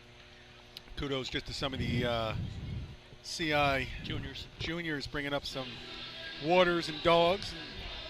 You never want to say it's somebody's that doesn't take care of them, because I'm sure we all respect them, all the people. And if you're winning, you're coming from a program that's very respectable. Right. Anyway. But it's just natural. It's wear and tear. Absolutely. It sits in a firehouse for over a year. You're not keeping a close eye on it all. 10 months of the off season. And some of these trophies are off-season. rather old. Yeah. I mean, we're talking 20, 30 years. Yeah. I mean, I'm sure they've been upkept before, no doubt. Right. But, maybe it's time to just take the plates off and start with fresh trophies. Right. Freshen them up, get them more modernized, the ones that need it. Keep the ones and just make them better, the ones that are decent shape. And because, when you're taking in that haul, whether you win one contest or you win the state drill, that's what you're doing it for, showing some flash. And It's to make them look good. One of the coolest things you could do in racing is to win a leg trophy at the state drill. I mean, you get it. You get to put your name on the trophy. It's the coolest thing ever. You get to put your and not name only on that, you get to see the other teams that have won it before you, and you get to respect those guys, and you can see which teams went on runs, and you can know the guys associated with the teams. It's the coolest thing you could do is to win a leg trophy at a state drill, and yeah, definitely, I think that's a great goal, and if So we all can that help being out anyway, said, I'm here willing we to are help. back to B-Hose. And there's not enough of them. We just saw the There really track. needs to be some more. We if just anybody saw wants the to donate. track get real wet there. Right now, Bayshore coming down. They are the B-Host state champs. Let's see what they got. Yeah, I don't think this is in a bad spot for them. That water seems to be heading up the track a little bit, but where he's driving that truck, it seems to be real thin. He should be able to get through that. Especially at this time of night, you're going to drop him back a hair, probably more than Looks usual. like he's angled out a little to the middle of the track. Yeah, they'll get it back in there. Here comes Bayshore rolling off the line. Ran that Cross the straight. lights in the hard break. And he was Skippy definitely Lyman. on it early. He's got water. Truck fishtails up top. Truck Jimmy Leggio. really He's got it. kicked. He's I'll Lifted tell the you nozzle what, off the ground. Yeah. But he's barely got it on, it looked like to me. It was like a last second. He was left of the target, outside the stanchion, had to come across. Kyle did a nice job dropping him back before that water and ran right through it. 8:33 for second place for the Bayshore Redskins. Wow. With a real hit right there, guys, he could have been the sevens. Oh, yeah. I don't know if it was beat 776 because No. the speed at the hydrant. No, he's in the high 7.9s maybe. And looking back, too, that's that Bayshore truck there. We've seen that run so many times. Water at the hydrant, spins the tire just a touch, gets the hard brake up top, always fishtails, like to the inside like that. You know, Artie, I agree with you. if anyone was listening at home, and again, if you're just listening and not watching, you could hear the tires break loose at the hydrant. It's definitely wet now at the hydrant, folks. So these trucks are trying to get out of there, and they got nowhere to go. I can tell you, CI invite years ago, I got off on the other side of the white line. We fishtailed so much, we were on the other side of the white line coming in. Harry's got the truck pointed out the other way. Bayshore truck trying to get out of the hydrant did a decent job. Kyle did a pretty good job, but got a little sideways at the nozzle. Yeah, he did a nice job driving out of it. Nice delivery on the nozzle end, but that's a little bit sideways. Getting off the back, your hips start to go, so you got to judge when you're going to go because you don't want to get off when the truck starts to come back around because then it's going to throw your hips the other direction. So now we got the West Sable Flying Dutchman. 776, 833, numbers up on the board. And I'm guaranteeing, I don't mean to beat it to death here, it's a lot darker when you're coming this way. He has a darker run than CI had tonight. Oh, you whiny Hydra man. I'm just telling you. CI ran 8 minutes ago at 7:38. The only reason I remember that Wait till was the Islip former goes. B-Hose Wait till record. Islip goes. Yeah. Here comes West It's Sable. not as lit up as you think it is. Yeah, no, it looks darker than what it was before. Here they come off the line. Hard break. Gets out before the water. See it spin. Fishtail again. Michael's got it on. He's going to have to get, hurry. Water, just high in the target. And guys, you saw it. They got a little fishy at the nozzle end as well. I mean, that truck kicked out a little bit. You heard the tires break loose at the hydrant. It's definitely affecting these teams. That's an 8:26 that just edges out the Bayshore Redskins 8:33. Big advantage to the Hobos running number one, Artie. Yeah. No doubt. Big advantage, and also now the water on the course is coming into play with the trucks fishing. Just a little bit of a better target hit there for Joe Quenza than Chris Edsel. That's your difference, 26-33. You know, Paul, I was just thinking about the trophies and leg trophies at the state drill. You're saying there are not enough of them. Maybe there should be like some type of, a page on the website just dedicated to them so we can, know the names. I obviously I know about the Cab Trophy, Total Ladders. You got the Wilbur Young Trophy for B ladder. You got the Robert Cushing Trophy for C ladder. Bill Bryson Total Points. I mean, those are the ones that I just rattled off my head. I know the Harry Penny Total Motorized. They just donated the Cab Trophy. I forget the stipulation with Cab. Is that also Total Speed Contest? No, it's B I forget. ladder. Three ladders. Ladders. No, B and C ladder? I thought it was BC ladder, BC, or no, Motorized Hose, I think it is. No, I'm sorry, North Linden Hose. I'm butchering the Cab Trophy. I'm not sure the stipulation on it. Bayshore's. It's ladders. Bayshore's is Total 5 Motorized Contest. That's the Harry Penny. But Cab is for ladders. I meant to say Crash. Excuse me. I believe. I forget what the I know where you're stipulation going for with Crash this. Trophy is. Yeah. You want to show respect Right. to the people that these trophies are. I think that's a great in their idea. Name. Right. I mean, just so we know exactly what it is. Sometimes we don't even know. And hopefully we not don't enough people are announce it enough. listening, and I'm going to say it was mine. North Lindy text me for the stipulation with the Crash Trophy. Here comes East Islip coming in. Hard break. Pat Dunn is off. Water, he misses. Still has to go back. Just getting it off now. Matt Smelly going to be weighing up top. Same thing, Artie. They got a little sideways at the nozzle end. Yep. We're seeing every B truck right now slide a little bit to the hydrant side. Curious to see how it's going to be handled here. It might get sideways by Tommy Butler. 1267. Got the Ralphie Nichols Total Points Trophy out there as well. I mean, there's a lot of great trophies out there, and if we get those, I actually would like to see more trophies geared towards the individual contest. Right.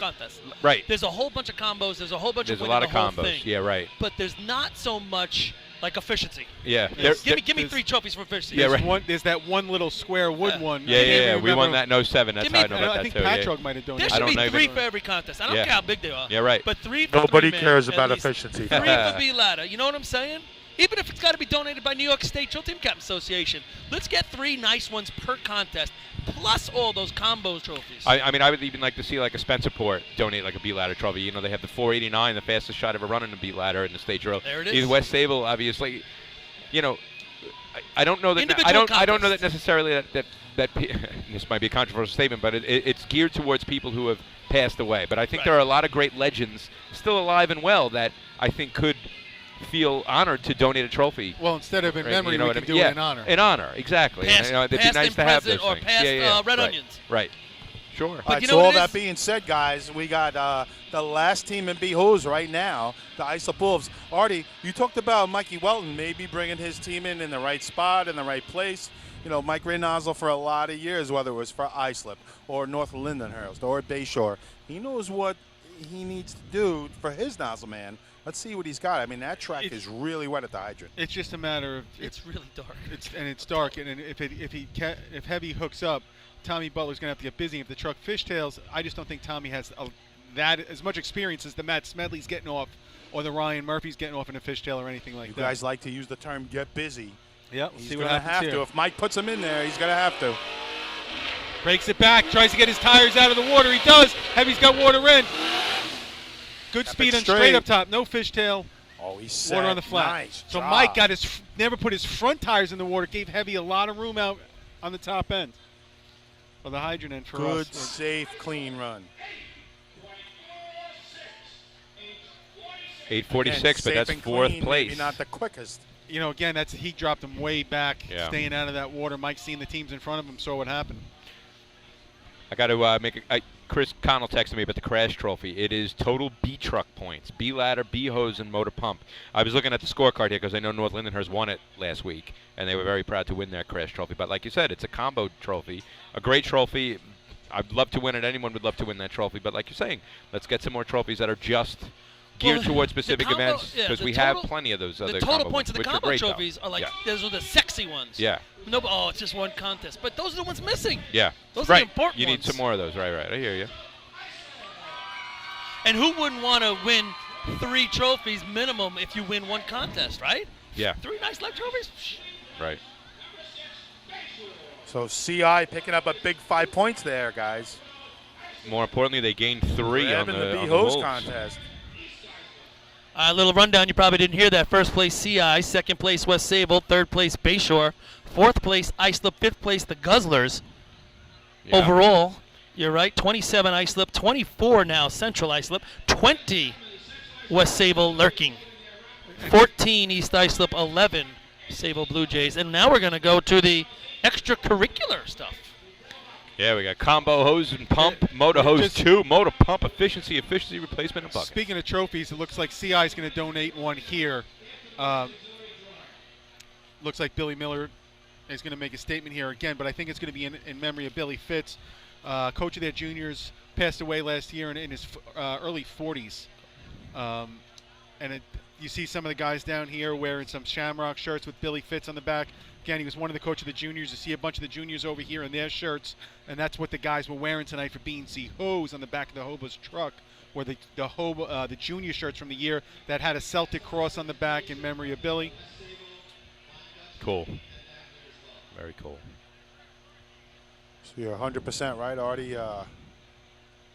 Billy Miller going to make a presentation right now. Well, again, I don't think it's going to come through our feed that's going out over the computer, so we'll just let Billy speak. We'll try to give you a quiet little synopsis of what he's saying and what they're giving here. Again, you can see a lot of the juniors making their way onto the course with their jerseys on. Again, a lot of the CI hobos wearing a Billy Fitz CIFD shirt with a shamrock on it. I'm not sure who the recipient of this trophy is. You can see they're walking out a new leg trophy right now. 2-tier leg trophy, about 5 feet tall. I can see Billy's wife down there in the front with his kids. And Artie, as we wait for this, I mean, we just see a wonderful sunset in the background, right? I mean, Yep. The sky is just beautiful here in CI. Come on down if you're close. Come on out to CI. Support the Central Islip Fire Department.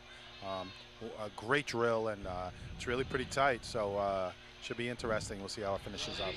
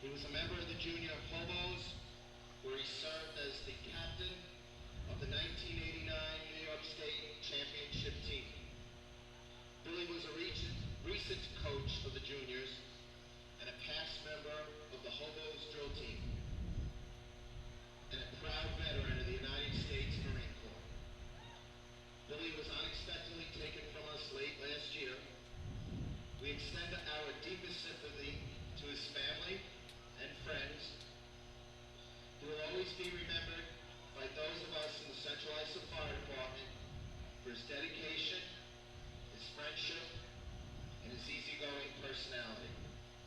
On behalf of the Central Islip Juniors, the Central Islip Hobos, and Engine and Hose Company number 3, we'd like to dedicate this leg trophy this evening to be given out annually at the Islip Town Drill to the team that scores the most points in Motor Hose Class C and Motor Hose Class B. And how appropriate is it that both West Sable and Central Islip tied for this trophy? So again, it just came out a trophy in memory of Billy Fitzpatrick Jr. He is it's a B and C hose combo trophy, total points, and how ironic, West Sable and Central Islip tie for the trophy.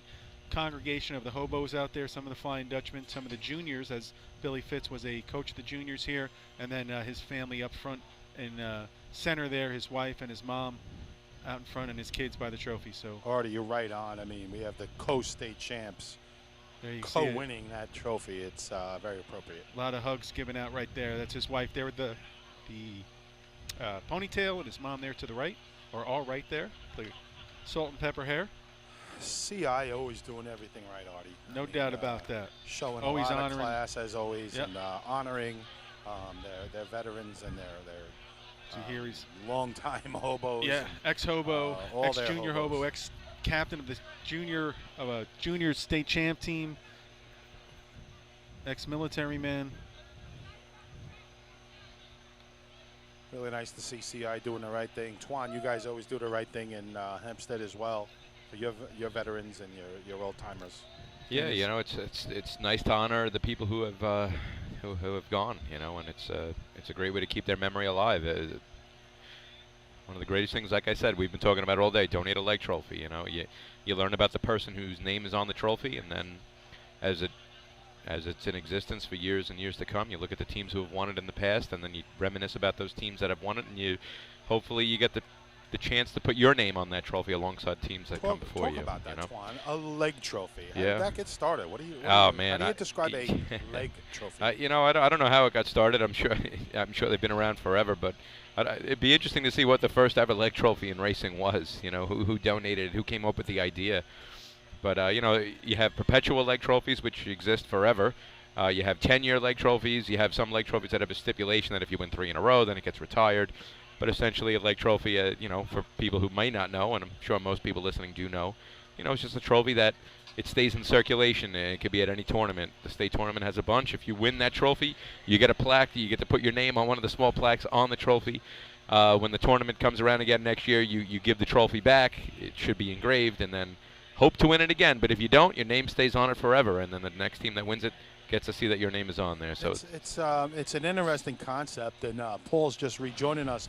Paul, the concept of a leg trophy, how did it come about? What do you know?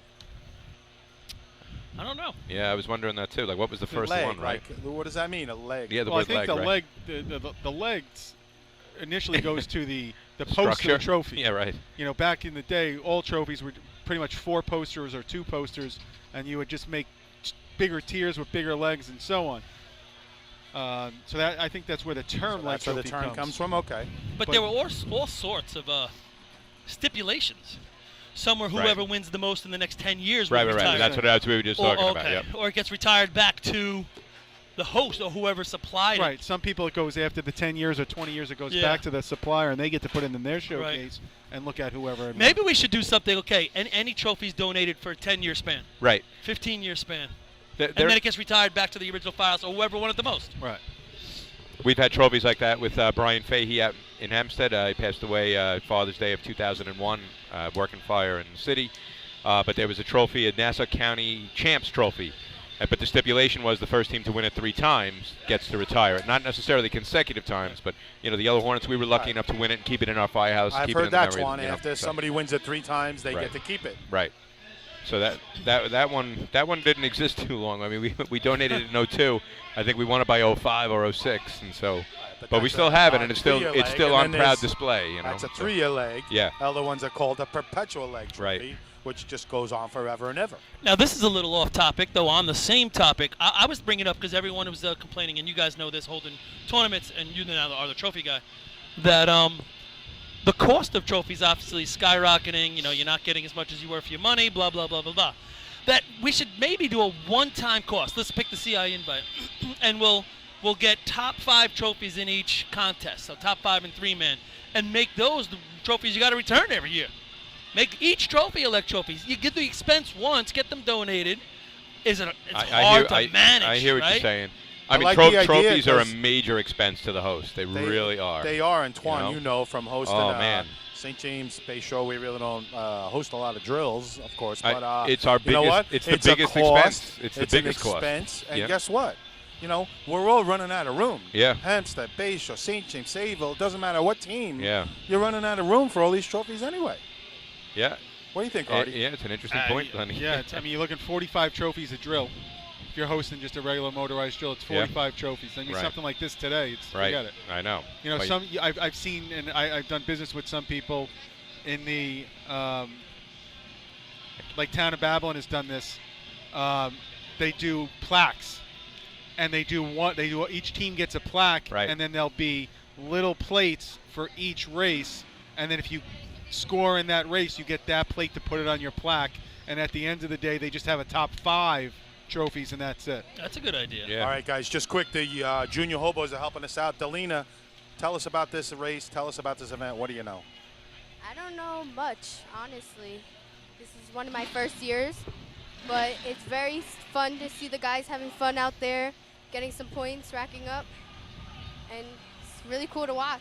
All right, thank you, Delina. One of everyone's favorite races, combination hose and pump. It's C-hose, motor pump combined. We'll get into the logistics in a second. CR going through the C-hose portion, hits the target now, and now they're going to do the changeover back at the pump, and here comes the motor pump portion, and he's pointed at the target. He's a little left, and now he hits it. We'll give you a rundown after Rouse gives you a time of how this race operates. 12:29 is the state record in this contest. That was a 15:69, so 3.4 seconds off the state record there. So 15:69 for the hobos. You know, guys, we got one more junior hobo up here, Ryan. Ryan, tell us how you got involved in racing. Well, my dad was a firefighter in Central Islip for a good amount of years, and he grew up in CI. So I sort of just been around it my whole life. How long you been running with the juniors? My first year. Your first year. I've been around it much longer because my brother and sister have been on the team, so I've come to all the practices and all the tournaments. So besides the hobos, who's your favorite team? New York Rangers. Good answer. Good answer. I'm I love talking it. racing Answer. team, Ryan. I don't answer. think he has one. I say you stick with it. Stick with it. Stay with the Rangers. Who's your Henrietta. favorite player? Why do you like Henrietta? Upstate. You like them because they're upstate? I like most of the upstate teams.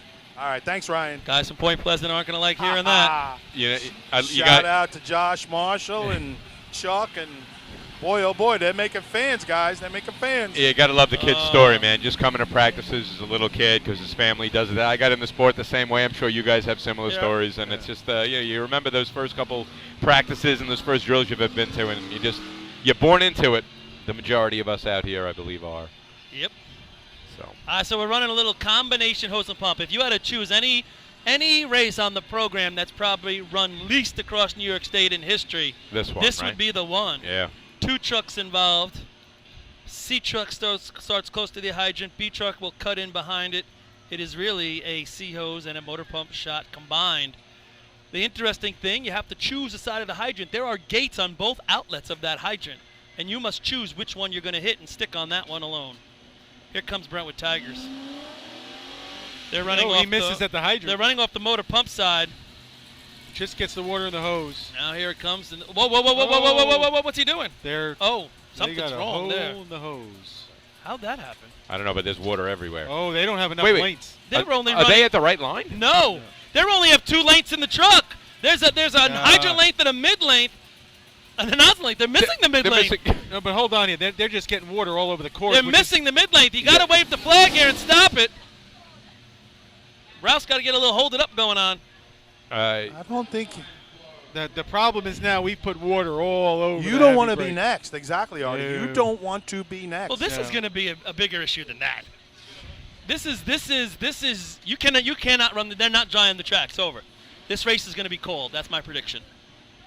How are you going to come out here and run these C trucks in a C hose drop at the top with that water? So yeah, I know you Well, got Paul, the talk water. about it. You're You talking can't. from the nozzle line back. You're talking. It's a third line and 3-man ladder. 55 That's feet back from the nozzle Actually, line. it's past that line. If right? you run your 3 lanes in efficiency, it's the second coupling. Right. There's water from there to the target, and that's the C hose run. This is a safety issue in my mind. Hugely. No doubt. Hugely. Because you're coming in with a heavy brake with slicks in the water. You're looking for a fishtail bed. It's dark out. It's cold out. I mean, Twan, you're an Nassau guy. I know you guys don't run a lot of these extra man, I've events, never- but what do you think about that? I Getting mean, off in that moisture. I mean, Yeah. this is going to be rough. yeah, I'll tell you, a lot of fun to watch. Interesting, very cool to see. I mean, you never really see the C hose. The C truck start at the efficiency line or near the efficiency line. Looks really cool, but yeah, I don't know about this, man. It's wet out there. They got every squeegee out there. They got the big super squeegees.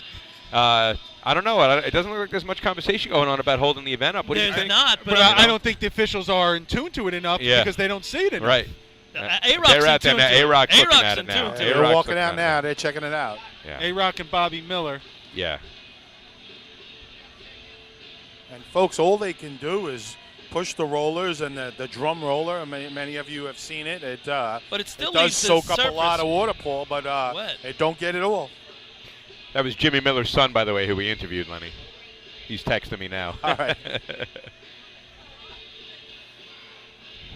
Jimmy, you got a good boy there, man. Good stuff. He's into racing. So there's some happy Millers at the Miller house. I mean, Millers and Murphys and CI. It's like, oh my, forget it. They grow them like, forget it. I mean, it's just, yeah. So Artie, what do you do here? Can you delay the tournament? Do you get a blower out there? What do you do? Put on Carrie Underwood, Jesus Take the Wheel. Yeah. Let Jesus take. Again, I don't want to be Don Corkery right now. I don't want to be next. And be the guinea pig of this. I mean, there is just water. There's literally a puddle behind the motor pump nozzle line that is I think puddles. they could do a better job with the squeegees. That guys, is right? puddles. Doesn't it look like a shiny I mean, ball? Michael's I even mean, coming out here, but they're looking in the wrong area. I mean, up They here gotta is where hit the that thing situation. again. And look at the hydrant. The C truck has to get out of the hydrant. It's going to be spinning, so Right. he's going to pick up speed late. Now you're going to come into the part of the track where you need to actually stop, and it's soaking wet. I mean, soaking wet. And nobody's brought up how do you stack 2 lanes of hose in the They're truck? bringing out blowers right now. Yeah.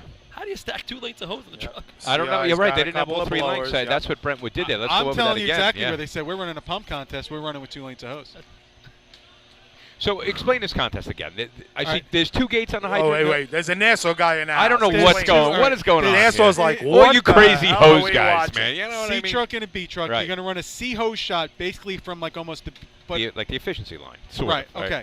Now you have to choose what gate you're going to go on because after you hit the hydrant, Right. and you have to break it like it's a B and C hose shot up top and hit the target. Yeah. You're going to take that hose off. Of the hydrant. The B truck's going to come in behind and put the suction on. On the same exact gate? You have to use oh, the same you have gate. to. Okay. And then he's going to then on your say intake that goes into the truck, okay? Right. Is going to hit the coupling, the hydrant coupling onto the intake set. Right. And now you're having the suction piped around to go is like Repipe the truck to do it. repipe the truck to do it. Wow. So you can meet it, gets into the pump.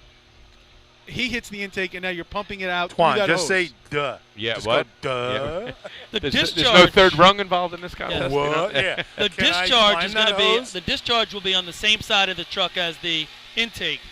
So it has to be repiped and you set up a gate. Most of the town of Islip trucks, if you take a look at them, have a second hole usually covered by diamond plate on that side of the truck. That's That cool. hole opens up, Right. you throw the gate So through that with the explains new what that pipe, is. and the pump just comes back through your same side, and then the same hose goes down the track using the same hose. So here's the big issue. In your C hose shot, you have to use motor pump hose. Right. Double jacking because Right. it's a pumping contest. Right. And it doesn't fit in the trays. It doesn't fit in the back of the C trucks anymore. You're Right. layering it as you stack it. Right. That's It's unbelievable. insane putting motor pump hose in there. But you got to use 3 lanes like it's B&C hose. Right, because you're not getting down. two. In the now, what's the strategy, Paul, in your opinion? Do you use What gate do you use? Which one's easier, the one for pump or the one for absolutely motorized hose? Motor pump 100%. Because So it makes it harder for the B&C hose hydrant man because it's a different hydrant hit. Right. Now, if you watch this race up close, I don't know where the cameras are, one of the key guys in this race, believe it or not, is going to be the slack man to the hydrant man. Because when you're hitting on the first front side of the gate coming in, he has to manage the hose. He's a hose manager because if he doesn't, the B-truck runs it over. Then you're done anyway. Happened last year, I think, to Islip or somebody. He's got to manage that hose because it pops way out behind the hydrant, but then the B-truck's coming in real close. He's got to pull that hose up the street, and then that guy, the changeover, he's got to go from the hydrant, turn around, do a 180, and hit the gate, and then someone puts the water on. There's a lot going on. A lot of 12 seconds. Paul, everything you're talking about just, to me, says, why don't we run this instead of efficiency?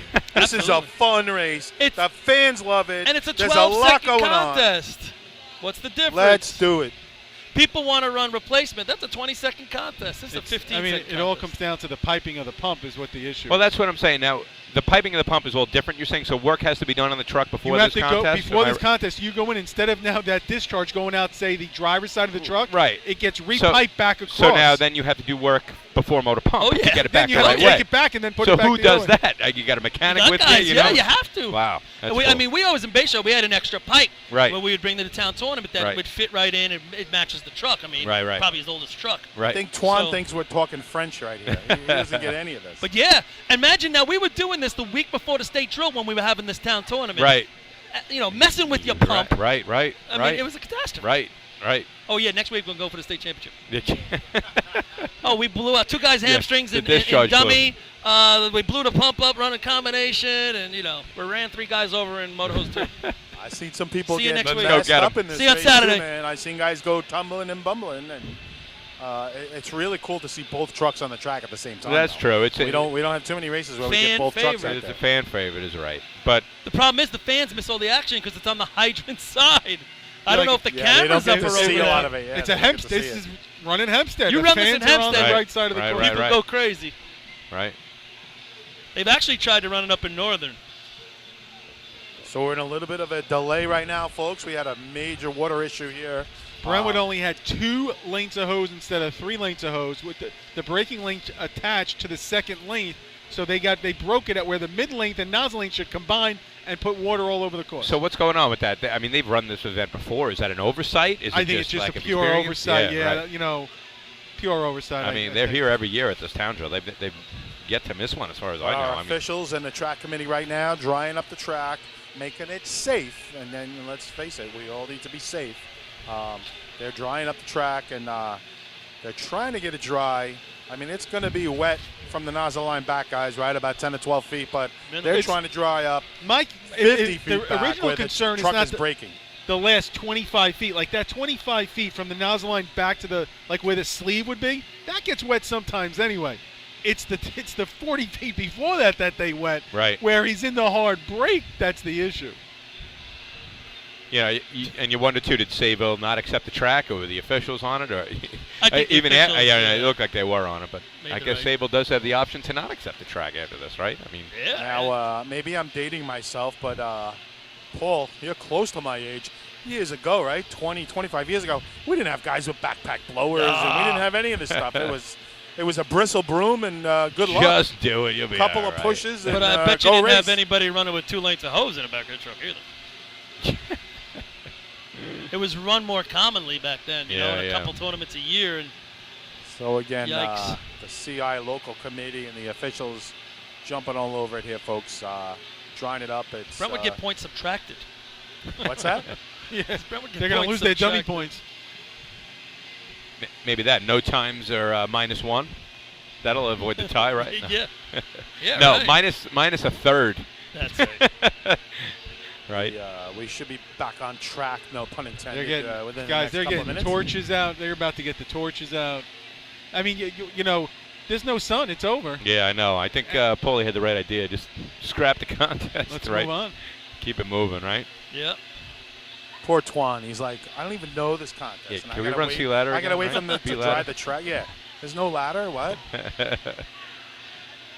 We got some people chiming in on the instant feedback about trophies. Are there any trophies for individual performance, i.e., best stick time? You think there should be trophies for splits, Paul? Yeah. Not an official number, of course, so how do you keep track of that? You got to get Joe and Denise back here, right, Lenny? I said it. Oh, crickets, sorry. Everyone's giving me the look up here. I didn't. That's right. Everyone back in the day was running to. Yeah, right. To Joe and Denise. What was the time of the water tonight? That's been a question. 463. 463 the time of the water. Yeah, it was 464 in the first test, I guess. 63. That's a nice number. Yeah, maybe 62 in a second, so they averaged the 2. 463 water time. Way back in the day, I would try and get under Artie's skin. Him and I were racing against each other. I'd try and tell him, Artie, water's fast today. Be careful. Every time they ran before us, if I saw never him after a worked. shot, It never worked. He'd always be like, "Oh, it's water's fast. It's a little slippery Oh, up it's top." fast here today, Artie. This guy was, I tell you, do anything to get under you, try to get the extra point. Oh yeah. It's a little quick today, Artie. Watch out. Not as bad as the Hornets giving us the whammy when we got it on video. Yeah, what is that all about? I never heard that story. 92 state drill. Which? I think the video is via North Lindenhurst. And we're saw it getting ready to run efficiency, and from their angle, there's a couple of Hornets in the video giving us the whammy. No, stop it. Oh yeah, Stop it. They're giving us. Why? What did they care? I don't know. Who? Which one? They were rooting for Patrick. Yeah, I guess so. Yeah. Patrick would have won that day with 15 if It you guys starts don't with run an that R efficiency and shot. ends with an Alf. Right?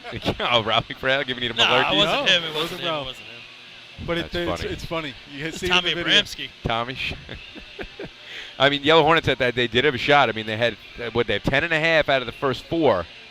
That was kind of the Yellow Hornet team that kind of turned the corner a little bit. That early '90s team, and that's when I first started coming around. That's kind of when I knew I was going to do it. I went up to that '92 state. My parents didn't go up. I went up with my uncle because I just wanted to go watch the show, and they came in 5th that day, and I was hooked.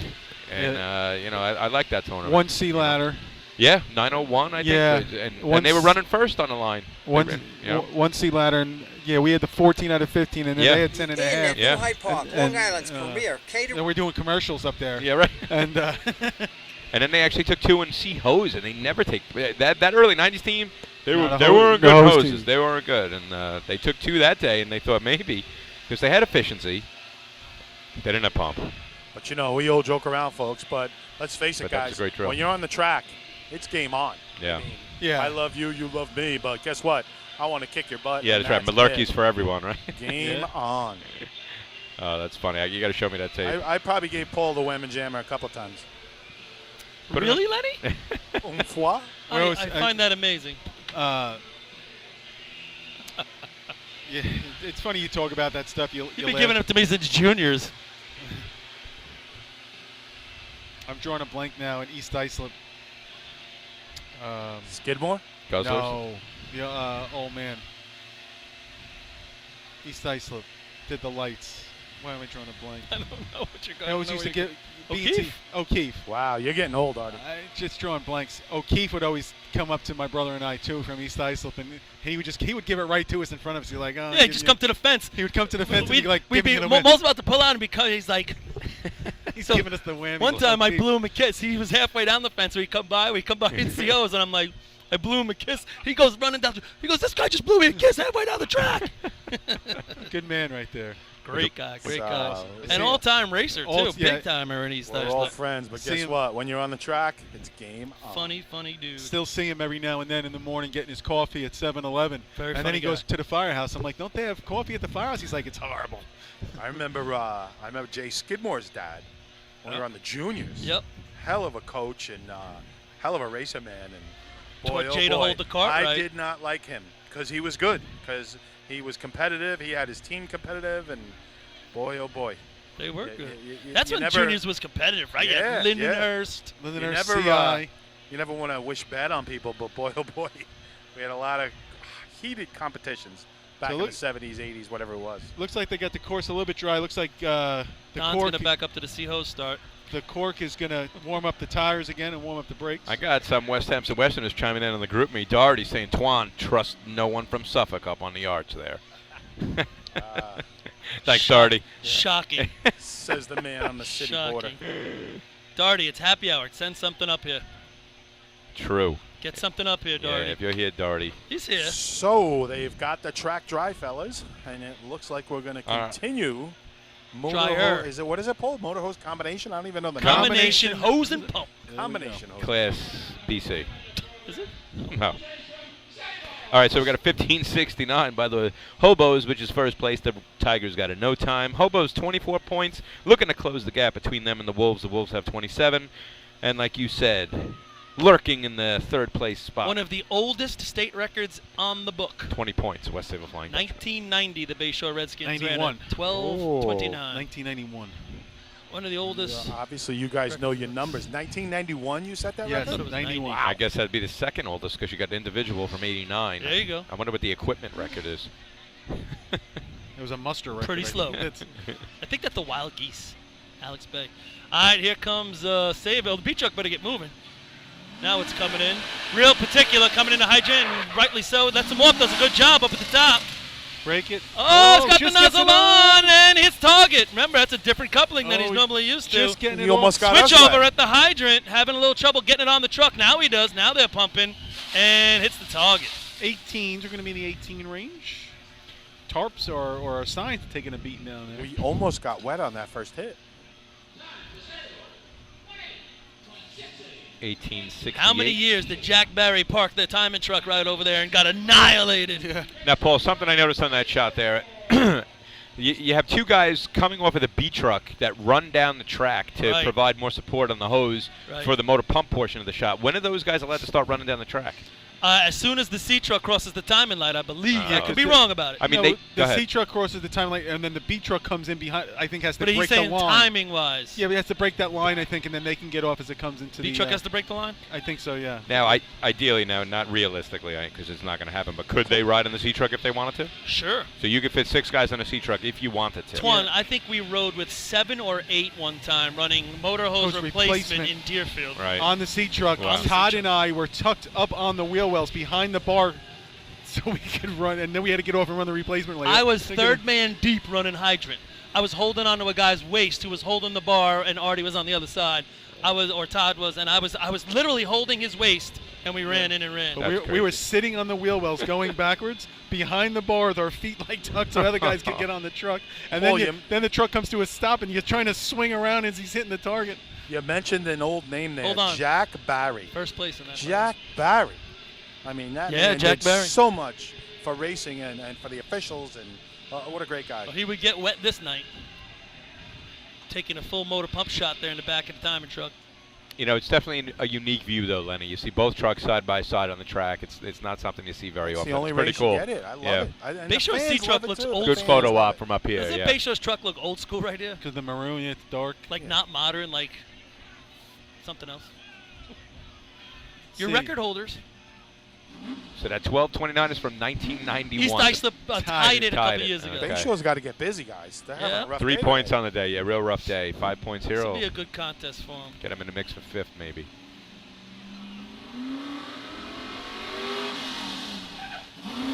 See that slack man managing the hose right there. Nice first target hit. See what they can do in the changeover. Chris slaps it nice with the first changeover. 14s. First It's a play. nice shot. changeover there, guys. Really quick changeover for the Redskins. John Penny running hydrant. That might be the best changeover we've seen today, guys. I believe that's John Penny running hydrant, is it? And John's one of the best at the changeover. Yeah, he is. It's John freaking Penny. Look at him. He's dragging his leg. He's got the penny gimp. That's a great shot by John Penny. Give props to him. Nice job. That's his race, man. He Good owns job, it. John. He You know the owns only it. year he didn't run hydrant? 1991 state record. He actually broke his foot the week of practice. I'd never run hydrant before. I've told the story before. The only time I had ever run was this time we came to the tournament. Right. Combo hydrant. Hit it. General judges. That's unreal. John, you can do it again next year. I've seen John run a lot of different positions. I've seen him climb. I've seen him throw. I've seen him run hydrant. I think I've seen him run nozzle. He seems like he's run everywhere. He is one of the greatest teammates you could ever have. I know John has a pretty good reputation right now across the New York State, meeting-wise. But I'm telling you what, as a teammate, as a stand-up guy, you cannot find a better person than John Penny. And I'm telling you, I go to my grave saying it. Yeah, great. Loved him and as John's teammate. got some Pain in the pretty ass. big shoes to fill Pain there. in the ass. With No his doubt. dad being Harry Penny. A lot I of was just people going to know say, him. for people Harry. don't know, what's the relation between him and Son. Harry? Father, His son? dad. That's what I figured. Okay. And they would have battles at practice for 20 years. Like, they hated each other. It was insane. Really? But John was such a great teammate, and he was able to run any spot you want him to run. Yeah. What do you want? What do you need to do? What do you need me to do tonight? What do you need me to do tonight? John, well, two things. John used to push me in a stroller at tournaments 43 years ago. And as my father was racing with Harry, we used to pick John up on the way to the tournaments. We would pick John and his mom up on the way in our car. Right. Go Cool. to the tournament. There you go. Stuff like that. But, yeah, awesome guy to race with. No doubt Did he about it. change your diapers already? No, I don't think he did that. His sister might have, but I don't think he That's did. hot. Karen probably did. What time is it right now? It's 8:25. We're in the PG-13 portion of the evening. That's Ladies and right. gentlemen, we're good to go. Was Sable getting ready to go? So how do you run a 12.2? I mean, can you run an 11? It's Welton hitting the target, having some great Guess targets. what? that Wes day. Sable's going to show you how right now. That'd be incredible. Although I wouldn't know what I'm watching here. First of all, no one Paulie knows with the half nobody turn. knows what to measure if they break the record. Yeah, right. Listen, our record, after 10 years, your record stays in the book forever. Pay attention, so we're boys. in there forever These now. guys know what they're doing. Water's on at the hydrant. Frank drops him. See Frank looking behind him. They're going to have to hurry up. Nozzle on. Nice target. targeted. See what they do in the Changeover. changeover. Tough Another time a little bit on the great changeover. He's got to changeover. blip it. He misses the target. Oh, not problem what was finding the Bayshaw's flat. number? 1443. It's going to be in the high 14s, I think.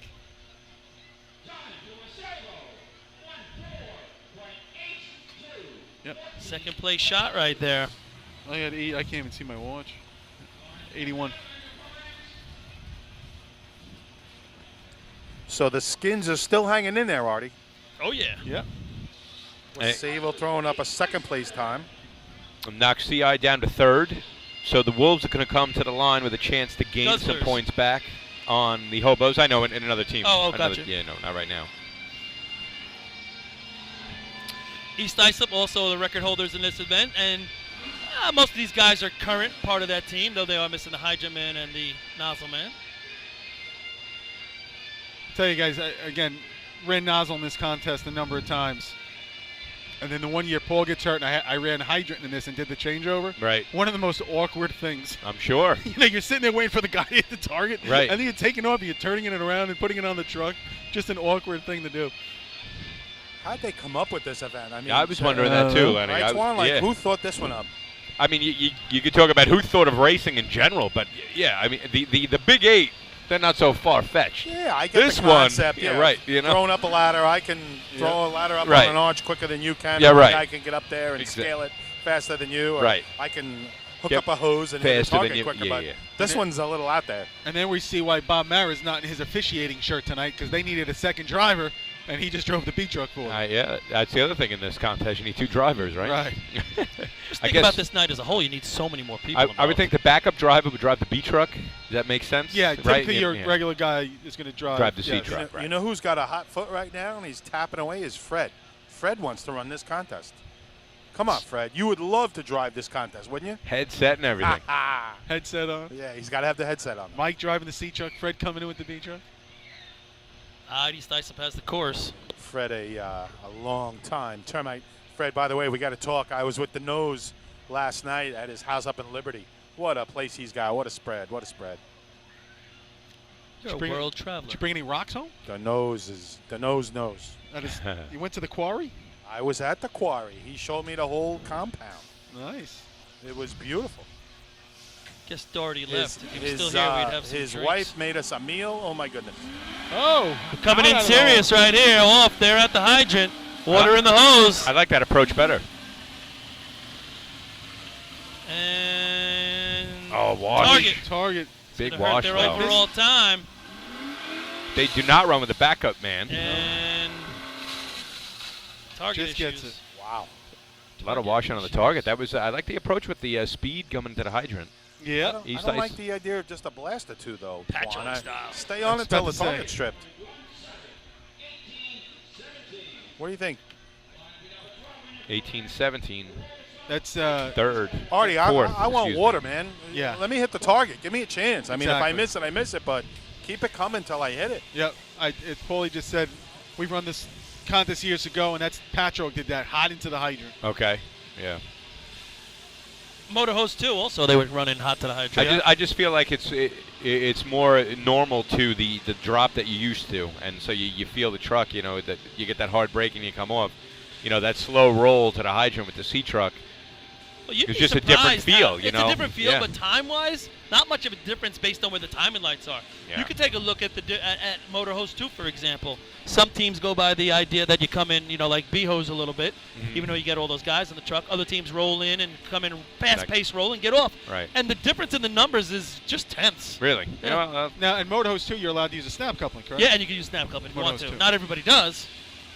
Twan, give us an update on total points, because right now Islip's got a big shot here. Islip's got 27 points on the day. The Hobos have 24. Right now, the Hobos are sitting in third place.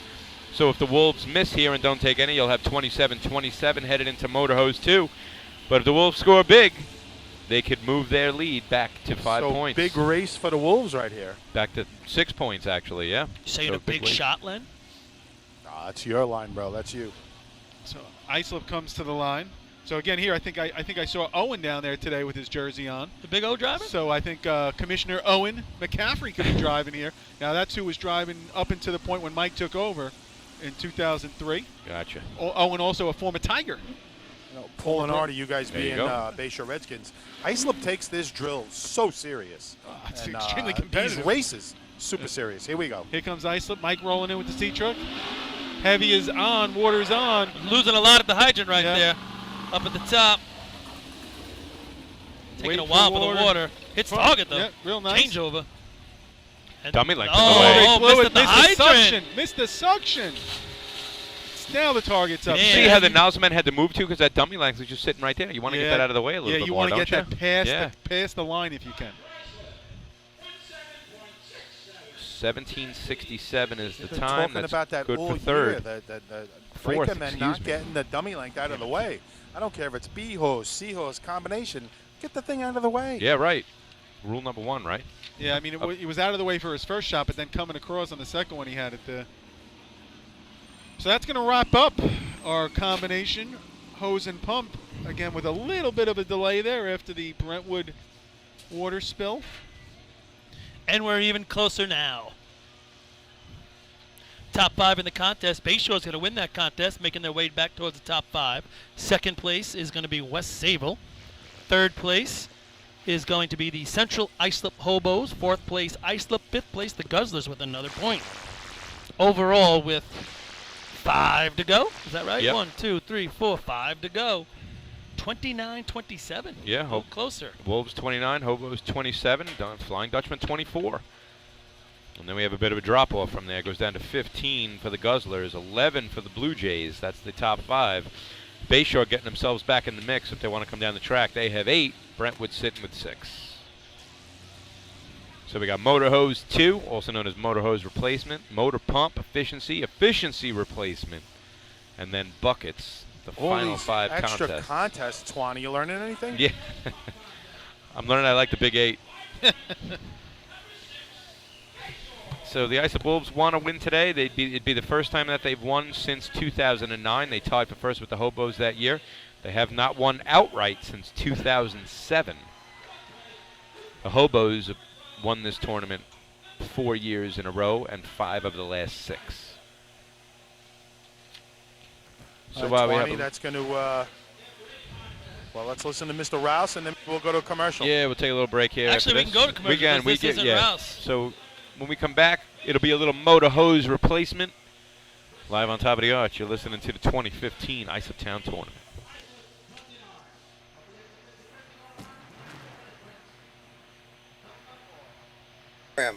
The Inn at New Hyde Park, Long Island's premier catering facility, is the first choice for weddings, parties, and corporate events. Owned and operated by local families and firefighters, it sets the standard for supreme service, gourmet cuisine, and style. The Inn's restaurant, Brasserie 214, takes you on a culinary road trip through Europe with our world-renowned chef and an unmatched international beer menu. To book your next event or to celebrate after a tournament, go to www.innatnewhydepark.com or brasserie214.com. Open table or Facebook or call 516-354-7797.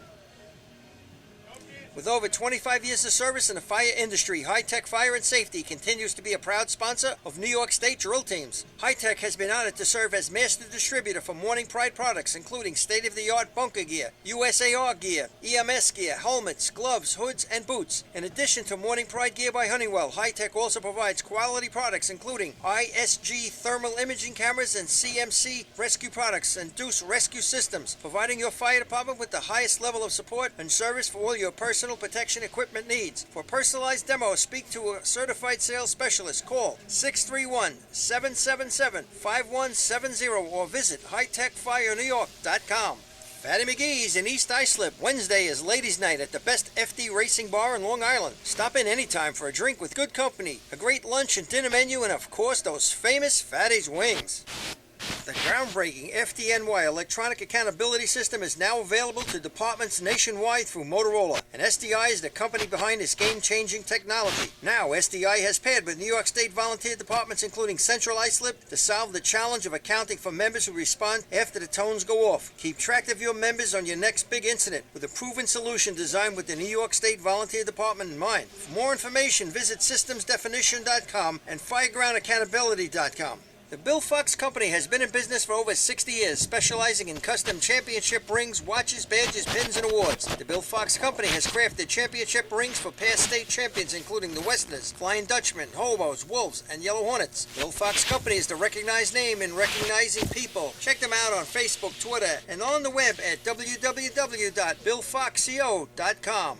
Coastal Fire System is the official SCBA dealer for New York State drill teams. Coastal is your one-stop shop for all your SCBA and fire equipment needs. Scott Air Packs, cylinders, RIT packs, refill compressor systems, gas detectors, Hi-X boots, Protec and Dragon fire gloves. For more information, check them out at coastalfiresystems.com or give them a call at 631-661-7515. Whether you've been a FASNY Credit Union member for years, just become a member, or yet to take advantage of our member-friendly products and services, we have the tools you, your family, and your fire department need for financial success. From low-rate auto loans and free checking to shared branching and mobile banking, when it comes to your finances, we are fully involved. To learn more about our products and services, visit us at www.fasnycu.com. Attention fire chiefs and commissioners, you already know New York State has mandated that your department supply your members with bailout rope systems. Coastal Fire System is also the exclusive bailout system distributor for New York State drill teams. The friends at Coastal are equipment dealers for Petzl, Scott, CMC, Colorado Systems, and can walk you through the state requirements to ensure the safety of your members. Your bailout system process starts and finishes with the folks at Coastal, a family-owned and operated business. Check them out online at coastalfiresystems.com or give them a call at 631-661-7515. The Titan Group is back supporting drill team racing and taking their game to the next level. With 20 years experience in the apparel industry and the addition of an in-house design team, we will find exactly what you're looking for. This year, join Team Titan and let us handle all your apparel and equipment needs and be part of all of Team Titan's promotions. Follow us on Instagram at Titan Group Racing to keep your hand on the pulse of your favorite teams. Owned and operated by members of the drill team community, we know what it takes to run your team. Let us handle everything from jerseys to helmets and tape to trophies. We are a one-stop shop for all your drill team needs. Call us today at 631-859-0075 or see Artie Suskind or Devin Robinson on the track. Gear up, get on. The Titan Group. For fire department drill teams, speed can mean the difference between winning and just placing. During an actual response, speed can be even more important. That's the idea behind Streetwise CADlink, the nation's first and fastest cloud-based mobile data software solution. Streetwise turns tablet computers into powerful, full-featured MDCs, providing incident mapping, hydrant locations, live apparatus location tracking, pre-plans, hazard... All right, I think we're back. Can you hear us out there? I hope so. I just had to do a little producing there. Fred is on a little muffin break. All right, live on top of the yard, you're listening to the 2015, the 85th version of the Islip Town Championship Drill, as it says at the top. 85 years they've been doing this? It says 85th annual. You were at the first one, Len. What was that like? 85. I've been at maybe 50 of them, but not 85. 50? So Motor Hose 2, guys, take me through this contest now. All right, 1674, the record. Right. Spencer Port and Red Onions. Now, they run this more often upstate than we do down here, that's for sure. So they're better at it. Especially the northern areas had this record a bunch of times. The western area. Would you agree efficiency replacement with the B truck? Yeah. Okay. No, because efficiency replacement's Y, right? I don't know. Yeah, it is. So no. This is just, you have a run back length. You got to replace that mid length of the B hose shot. Right. And then you got to hit that Then you hit it second twice. target. So I gotcha. This should replace efficiency, in my opinion. this is the race everybody would like to see in there. You can use a snap couple, and CI's laying their hose up to the target area. He's on it. First dog is tripped. Here comes the run back. Wow. That's a nice little run going on right here. A little trouble with the connect. Now they're on it. Water through the hose. Target. That's a nice shot right there. It's cart hose replacement. There you go. Paul, that replacement length needs to come out of the back of the B truck, but the B truck's got to be over the nozzle line, and boy, oh boy, did they cut that close. 1825's a real good shot in replacement. We got our officials down there. They must have been just over the line, but they weren't over by much. You know what you don't see here that you see up in the western area when they run this race? It's called, and I saw it for the first time ever, I think it was last year in Deerfield, it's called setting the table. What is that? And what happens is when the guy does the run back on the replacement length out of the B truck, usually you'll run into a guy on the far end of the hydrant length, and he's got a gate. Or the gate is at the hydrant, or they have a scissor jack that they a clamp. Right. And then when he hits it, yeah, the water's back in the hose. Well, up in Western Point Pleasant, they do something called setting the table. And what they do is they have a gate at the end of the first length, but they have a separate guy from the team get on all fours, and they use his back as a table. And the guy comes in and hits the gate on the guy's back, and it's called setting the table. Now, Paul, again, we can revert this. And Twan, you're right. This reminds me a little bit of replacement, a juniors event, or cart hose replacement with the old-fashioned. So anybody that runs those races, whether it's old-fashioned or juniors events, knows about coming back and hooking up to the gate. But Paul, you're saying the guy just puts himself out there as like a table? He's a table on all fours, and I believe Spencerport actually might have the 1674 record setting the table. Now the idea is, I guess it's an easier hit if you're higher up. I was bewildered when I saw it live action. I actually, what the hell is going on right here? I always want to learn new stuff, and you just taught me something there, Paul. I'm running table. Yeah. I'm running table. It's like sponge and Here buckets, comes right? Brentwood. We're hoping Brentwood packed all their hose for this contest. That would be good. Brentwood Tigers. At the hydrant. Water in the hose, making the B hose approach. Not a lot of he's bodies creeping out right there. up the middle. It gets caught at the nozzle. Water comes out. He's on a target. Now they're out the back of the truck. GoPro cam's going to run the far distance. Making his approach. I don't see any tables, but he does make... I think the guy had turned the gate on, turns it off, and Brentwood completes the shot. Setting the table. I can't get that out of my head, Paul. You have to see it Going to believe to it. set the table. Bring it up on YouTube. 21-39 for the Brentwood Tigers. Now the nozzle man is getting off the truck with the nozzle in his hands, Yes. and the nozzle already coupled to the hose. Right. And then the breaker man usually runs back up for him on the other side of the truck, gets over there in time. There's really no breaker man. And No, there's nothing, but there's a backup Right, man. there's nothing to break. But in that shot, you saw that the nozzle man almost had water as he stepped off the truck. Right, yeah, so that timing that's was on the off. driver, I guess, right? You got to get them down the track. Yeah.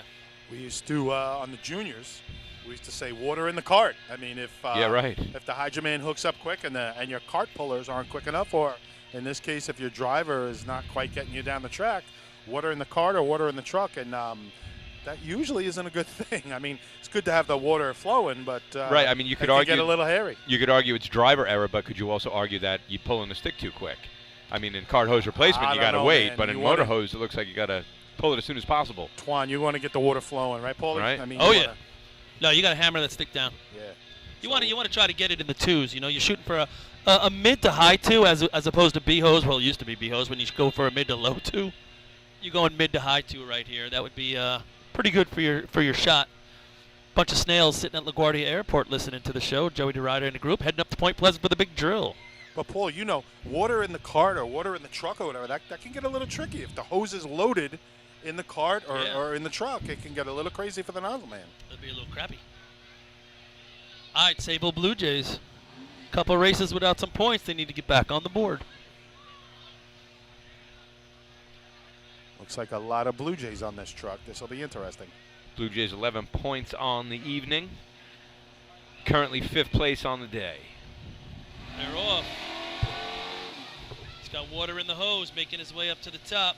Haven't seen that real Toyo standing up like replacement out of the car. Efficiency shot, yep. Going out the other side as well. These are some Hagerman Juniors up the top there. They've run this race on the juniors. Here comes the changeover. They know how to do it. Target. Oh, that's didn't a good slap looking the run. second one, but that was a good looking shot. Did they beat the 1825, the CI think so. Hobos? I think their approach might have been a little slower, but it might have beat the Brentwood Tigers. Oh, so it's more than the 20s? Yeah. 2032. Water on, a little different right there. Bayshore's got the capability of running down on those teens. 1825, 2032 to top 2 times. So speaking about Point Pleasant, they got quite a lineup. I saw that. I saw some pictures on GroupMe today. I saw the Turtles are up there, the Minutemen, the Snails. Yeah, I mean, listen to this lineup. Roadrunners. Go ahead. The lineup for tomorrow: Point Pleasant, Lindenhurst, North Greece, Seabreeze, Sheridan Park, Main Transit, Westbury, Spencerport, Manhasset, Lakeville, Henrietta, Port Washington, Hicksville, Great Bend. Yeah, that's turned into a pretty good tournament over the past few years. You know, I mean, it's like you get all counties are represented. It's pretty cool. 13 teams if they all show up, not including any post entries that might be there. And I believe that's the one tournament where you've had in the top 5 a representative from each county. No, it's never happened. Deerfield. It's a Deerfield. It was in one? Deerfield. Oh, okay. There was Bayshore, West Sayville, Main Transit, New Hyde Park, and I was going to say Lake Spencerport, but that'd be the Placid. same. Yeah, right. Could have been Lake Placid No, or that's somebody. interesting. So it was a Deerfield. invite. Copenhagen. I thought it was a Point Pleasant invite. Nope, Very cool. Deerfield. Have that picture at home. One of my favorites. That's cool. You ever go up there to Point? I've never been to never the track. been to Point. No, I've never been I there. really wanted to go this year. I hear it's pleasant. Never made It's that. this time of year especially. Sorry, I'm Never made that sorry, track myself. I heard it's a good time up there. P. Pickers are always great hosts, from what I hear, as the Redskins take the line. A little flash of the lights as they get ready to go. So have fun out there tomorrow there, gentlemen. Be safe. Have a good tournament. I'll give you a little rundown on the total points that are coming up for the Western area in a second. We have time. So that is, that's true. It's a Western area point drill. Yeah, run, it's huh? coming down to the wire for a couple contests, I believe. All right, here comes Bayshore. I like his approach where he's driving straight down the track, but he's having a little difficult time getting to the hydrant. Now he's there. They got a lot of hose Big back at loop the hydrant. at the hydrant, Paul. Big loop. That's good. That's going to be good for the run back because you'll be able to bring it up. But it's bad for the target hits. Now you don't know how much to smoke creep coming up out of that beat truck. because now they're going further back as would be the norm. So he's really far away from this target. Yeah, you see them trying to stretch it out. Matt Does a Matt's nice trying to job hitting stretch the out second hose. target. Chris hitting it from almost 100 feet away. Got a lot of smoke coming out of that truck now. 22:04. It's not what they were looking forward to. I mean, just all not that the hose right back at the hydrant actually hurts you. What happens in that contest is the gate man will usually move forward from the hydrant towards the arch, but he only goes 2 or 3 steps. He could have went probably, 8, 9 steps there, Len? Oh, definitely a lot of room. He could have moved up. And then the other thing is the other guy goes backwards, and he couldn't afford to go backward. It wouldn't have mattered, but you do it automatically to try to get the replacement length to fit. You always go a little bit bigger on the replacement length, but you don't want to make a mistake on the fact that it's too short. Right. You know what, Paul, talk about that a little bit, because when you have a replacement length, so in other words, you're taking out a length and you're replacing it with a new middle length, but you always want to go a little long with that, correct? Yeah, you want to be a little bit long. We would look for a piece, I know. We would look for a piece that's probably 48 to 50 feet, replacing a piece that's 46 to 48 feet. Reason being, go ahead. Well, you don't want to ever come up short. When you take out a 46-foot piece and you put in a 50-foot piece, it gives you room to play. So if the guy goes backwards or too much forward, you don't mess up the run. So what we're talking about, folks, is sometimes, and some teams, I don't know which ones, but some teams will replace it with the exact same length. In other words, you take out a 48-foot length of hose and you replace it with a 48-foot length of hose, you might be a few inches short trying to hook those couplings up on both ends. You want to be a foot or two longer on your replacement length than the length you're taking out. So you want to have that little bit of flexibility. All right, a little preview for the Western Drill and Point tomorrow. The area points are on the line right now. Henrietta's up by 17.5 for the overall points, which seems a little insurmountable. Never know with all the extra teams. Well, though. do the other teams play into that? I or don't are know just if they doing Western? recalculate. Yeah, If right. somebody's listening, maybe they can let us know. But there are individual races that are up for grabs. Just also, does Henrietta have their C truck? They had a problem That's with the. right. I don't know if Josh is listening. If Josh, you can text me. Are you running the C truck tomorrow? Because they did have a problem with the rear. It's the old Yellow Hornet C truck of the '90s. So hope it gets Back well. to this drill, West Sable big on shot the here. line. This is a big race for the Dutchman. Yeah, they're 5 points down from the Wolves, who have yet to run. They're 3 points down from the Hobos, who currently sit in first in the contest. Coming in with good speed up the middle of the track. Got water in the hose. They have a lot of hose in that first length as well. Loop at the but look hydrant. how much extra hose they actually have, because he's close to the target. They They're know running it. struggles They getting it know how out. to run this They're race. running with some long pieces of hose. Now he's got to slow himself down on the run back. He connect. Oh, yeah, double clutch. Now he's on it. They're running with extra long pieces. Target. I don't know if that was Billy running the long run back. Big loop at the hydrant, Paul. I agree. I thought the nozzle man could have been a little closer to his first target. But He look at the did. shot of base show the difference. They were He way tripped back. it nice. 1994 is second place right now. That was a good year for the Dutch. Got to say, good year for Yeah, the that's Dutch. right. 27 points and a victory over the Piston Knockers, who had 23 that day. Very Third place. good year. Skins. It's our first place of the year. We hadn't placed in the drill all year And going he came in third. Cav came back. Cav wasn't climbing. Yep. And I actually was climbing a little bit in the beginning of the year. There you go. Todd had some shoulder surgery. I and know. then Cav came back Oceanside, Okay. beginning of August. Nice. And goes upstate, scores some points for us, and we come down. I think we scored 14 points Yeah. that day. Little coaxing. I know St. James plays in that day. I feel like St. James scored in pumping buckets to come down the we track. did a little something in '94, but Obviously not and- measuring and- pump and- hose that day. And Artie, Melville Time Bandits, the other team. Artie, you're talking plays about in top five. Oceanside. That's a great reference, and you It's a guys classic you John guys Howard ran there a story. little bit. Twan, you ran in Oceanside. That was a Sure. nice track down there. Yeah, decent. Had You know, some good drills there. I'll tell you what, the O2 County I'll never forget. You got two teams entering the 4 Club on the same day, Manhasset Lakeville and New Hyde Park, running a 495 and a 498 respectively. I think that's the only time we ever ran there. Yeah. As in our years. Yeah. I mean, I know they had run prior years before that. That's The the other other Scruffy. They never went Scruffy. back. I also remember North Lindenhurst breaking a C ladder record there with an 879. Before they ran the 70, they ran a 79. I believe that was Good at track. Oceanside. So East Islip Guzzlers 15 points on the day. They can run this contest. Coming in with good speed. Dropped them back though. Now They're he's going got for water it in the here, hose. Paul. They're going for it. He's really up to the target here, the target line. Good target hit. Let's see the return. Match just looking back. Nice waiting for it. changeover. He's got to hit this target. I think he's got to set up quicker than Oh, that. he was low left. Yeah. Yeah, he didn't expect the water to be there, Paul, right? he just was looking over his shoulder. I mean, I give Matt a lot of respect, but he was looking over his shoulder saying, "Where's my water?" And he really wasn't set when he got the it. water goes there. 1910. Second place Second shot. place. What do you Correct. think, Artie? I mean, he's looking over his shoulder. Shouldn't he be on his knee, set up, ready? Should Don't you- worry about what's going on behind Well, you. You can't definitely- affect it. You definitely typically did cheat a little because you wanted to see if there was hose left that you might want to pull out a kink. But great changeover there. I don't think he thought that changeover was going to come that quick. Great changeover by Ryan Gick. The one thing I liked about it, too, Tommy Drywa, he was the guy that was closest to the line. You only have to go over that nozzle line. He was real close, had the back of the truck right there. A lot of communication with the guys on the back saying, go, go, go, stop. All right, going to go to the Islip Wolves. Yeah, and before we do that, I just want to catch up on some text messages coming across. Someone saying, watching the feed from Florida, looks good. Go Wolves. That's why I bring it up now, because of the Wolves. And Paulie, just to clarify before, the tournament we were talking about where all 4 areas were placed top 5 was 06 Deerfield. You had West Sayville, New Hyde Park, Bayshore, Main Transit, Clayton. Your top there you 5. go. All right. So thank you. If you want to chime in, 631-495-5008. That's the number to do it.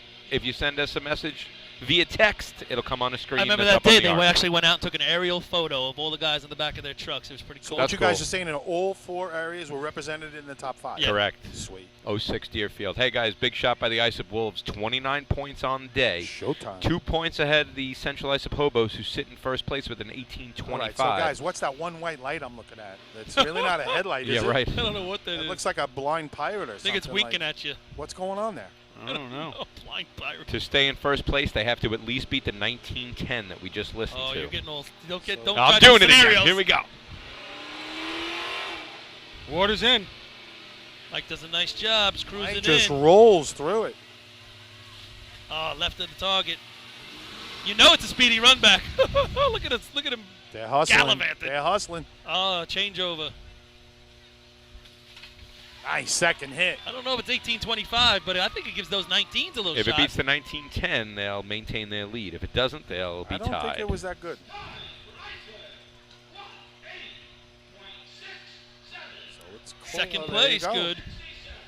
That's it. They're going to maintain their lead in the drill. 18-67, if you didn't hear that at home. 18-67. That's going to be second place in the contest. The Hobo's going to get first with 18-25. And we got a barn burner going on between those two, no? 33-32, looks like, because 4 points are going to the Wolves. Third place in that contest is going to be the Guzzlers. They're going to go to 18. Fourth place in that contest, West Sable. They're going to go to 26. Yep. And Sable Blue Jays back on board. They get 1. They're going to go to 12. And that's a big one that they, spread a little further away from the Bayshore Redskins, who are in 6 with 8. That's a one-race turnaround. Yep. We're going to get ready for Motor Pump, as tonight they're going to run Motor Pump before efficiency to get the trucks out of the way. Right. A noise issue, although we are going to parade them down the track top 5 later, so it's all the revving. How about those Jets? Get that one? Leonard Williams emphatically sacks Falcons quarterback in the end zone for a safety. Is it Jets-Giants tonight? No, when Jets is that? Falcons. Oh, I don't Jets even got a Falcons, score. okay. I'll check in a sec. I heard it wasn't a pretty game to watch. It's the last I had heard. Really? My brother's just texted me. He's, if you want to talk about football. Go ahead.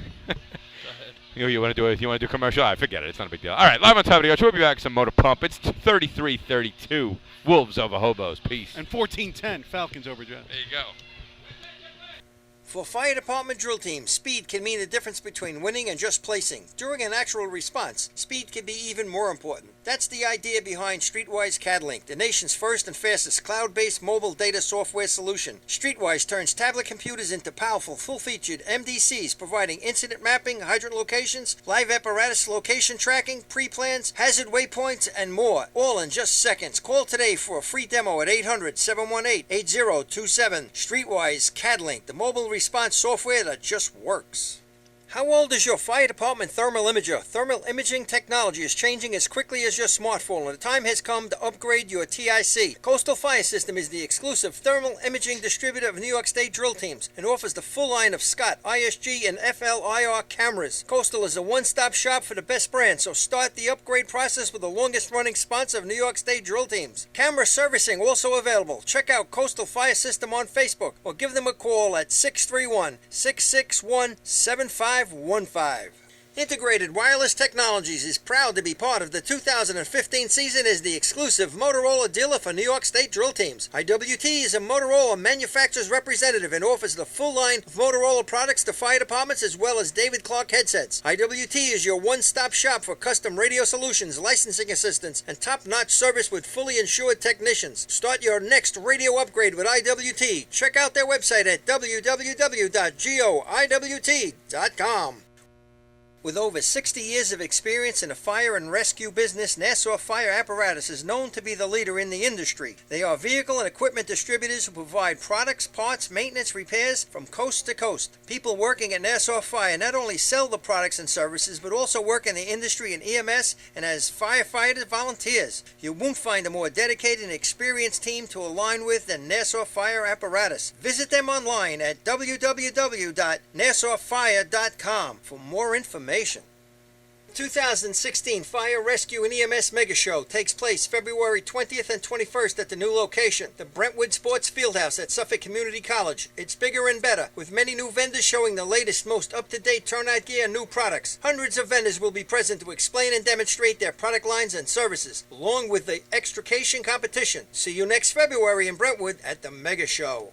Jolly Tinker Hose Company is the new source for the best racing hose available. Each length is designed to withstand the demands of FD racing. Colored hose and double jackets now available. For more information, call 516-322-6366. Jolly Tinker Hose Company. We have tight hose.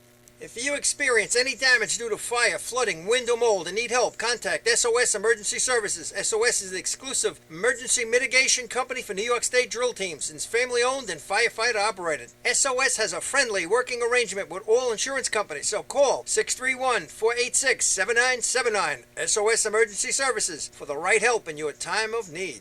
Since 1973, Fire News has been a proud supporter of the time-honored tradition of New York State drill team racing. As they celebrate their 42nd year of publishing, they are honored to be the official publication and online coverage of New York State drill teams. Look for ongoing coverage in Fire News on firenews.com and on Facebook, Twitter, and Instagram.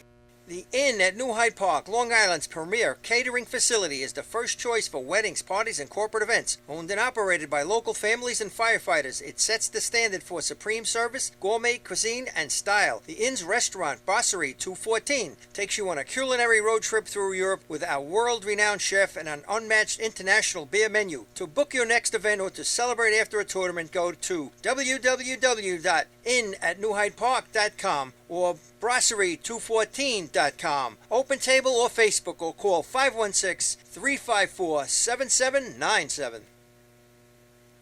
With over 25 years of service in the fire industry, High Tech Fire and Safety continues to be a proud sponsor of New York State drill teams. High Tech has been honored to serve as master distributor for Morning Pride products, including state-of-the-art bunker gear, USAR gear, EMS gear, helmets, gloves, hoods, and boots. In addition to Morning Pride gear by Honeywell, High Tech also provides quality products including ISG thermal imaging cameras and CMC rescue products and Deuce rescue systems, providing your fire department with the highest level of support and service for all your personal protection equipment needs. For personalized demos, speak to a certified sales specialist. Call 631-777-5170 or visit hightechfirenewyork.com. Fatty McGee's in East Islip. Wednesday is ladies' night at the best FD racing bar in Long Island. Stop in anytime for a drink with good company, a great lunch and dinner menu, and of course those famous Fatty's wings. The groundbreaking FDNY electronic accountability system is now available to departments nationwide through Motorola, and SDI is the company behind this game-changing technology. Now, SDI has paired with New York State volunteer departments including Central Islip to solve the challenge of accounting for members who respond after the tones go off. Keep track of your members on your next big incident with a proven solution designed with the New York State Volunteer Department in mind. For more information, visit systemsdefinition.com and firegroundaccountability.com. The Bill Fox Company has been in business for over 60 years, specializing in custom championship rings, watches, badges, pins, and awards. The Bill Fox Company has crafted championship rings for past state champions including the Westerners, Flying Dutchmen, Hobos, Wolves, and Yellow Hornets. Bill Fox Company is the recognized name in recognizing people. Check them out on Facebook, Twitter, and on the web at www.billfoxco.com. Coastal Fire System is the official SCBA dealer for New York State drill teams. Coastal is your one-stop shop for all you SCBA and fire equipment needs. Scott Air Packs, cylinders, RIT packs, refill compressor systems, gas detectors, Hi-X boots, Protec and Dragon fire gloves. For more information, check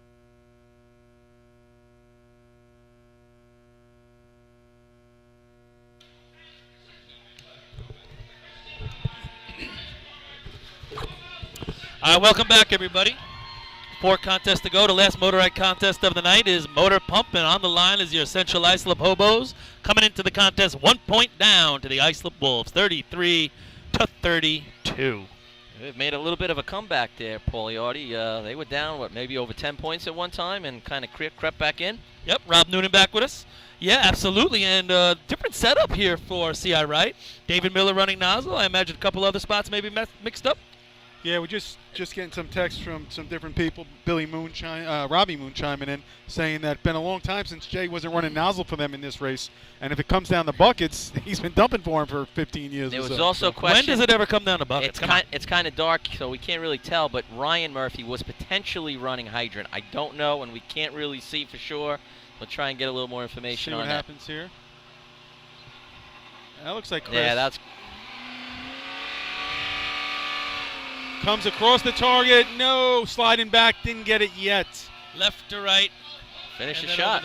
Yeah. All right. And again, being a small tournament, this is the one race we will have overtime in. Usually under, the 20 teams, we don't have the overtime. Here, Motor Pump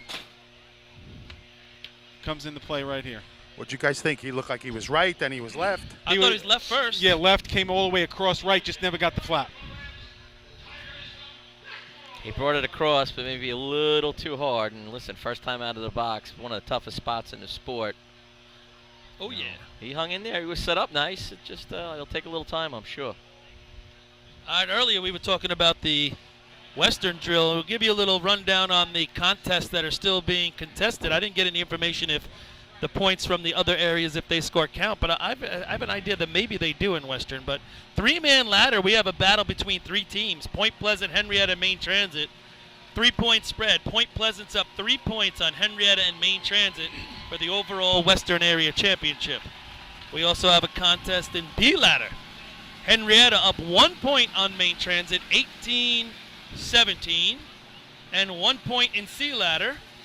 Point Pleasant is up on Henrietta, 17-16 with an outside shot, believe it or not. Seabreeze with 14 still has an opportunity to become the Western New York champions in the C ladder contest. Rob, you said toughest spot in the sport, or I one of the didn't say toughest spots. I said one of the tougher spots. You're talking pump nozzle man? Talk about that. I think so. You need to kind of be one of the bigger, stronger guys setting up. Any pump nozzle man I ever talked to said half the time water comes out, you don't really see the target, so it's more of a feel. And obviously we've seen some guys the best at it kind of have a feel. Paul, you've run there. Yeah, I don't know if it's actually absolutely the toughest. It sucks the most. I didn't say it was. I think it's one of the toughest. I didn't think it was the toughest, but listen. It sucks the most. Here comes Brentwood spilling some water past the back of the truck. Now they're lined up. Oh, and he shoots to the audience first shot. I think he knocked over a couple of Jello shots. Did they sneak it in under overtime? All right. Yeah, they had to miss it. The hydrant took a little bit to get on, and finally got the water through the truck. Got the flap, but not fast enough before the overtime tripped. So, Paul, what does that mean, sucks the most? Why do you say that? It just has the most probably intensity or lack of the most unknown, or you know what I'm saying? Because at any moment, that thing, someone steps on it. Water gets there a little fast. Somebody behind you is not on it correctly. So the damage it could do when you're pumping with that much pressure through that smaller hose with that smaller tip is magnified. It could get a little hairy. That's what I mean. That's what I'm talking about. And we've seen plenty of nozzle men over the years go for rides. Unfortunately, seen a couple get hurt. Some of the best. It doesn't matter how good you are. At any moment, it could be catastrophic. And we've seen some great nozzle men have serious issues because of motor pump. So it could be a really fun race. Everybody has to do their job, similar to buckets or even efficiency, where you need all 8 or 10 or 12 guys, or whatever the race is. But every guy has to do their job exactly right. Nozzle man's got to put it down, and I always felt if I could line it up left to right, and Paul, you ran it a little bit. If you line it up left to right, you got a chance.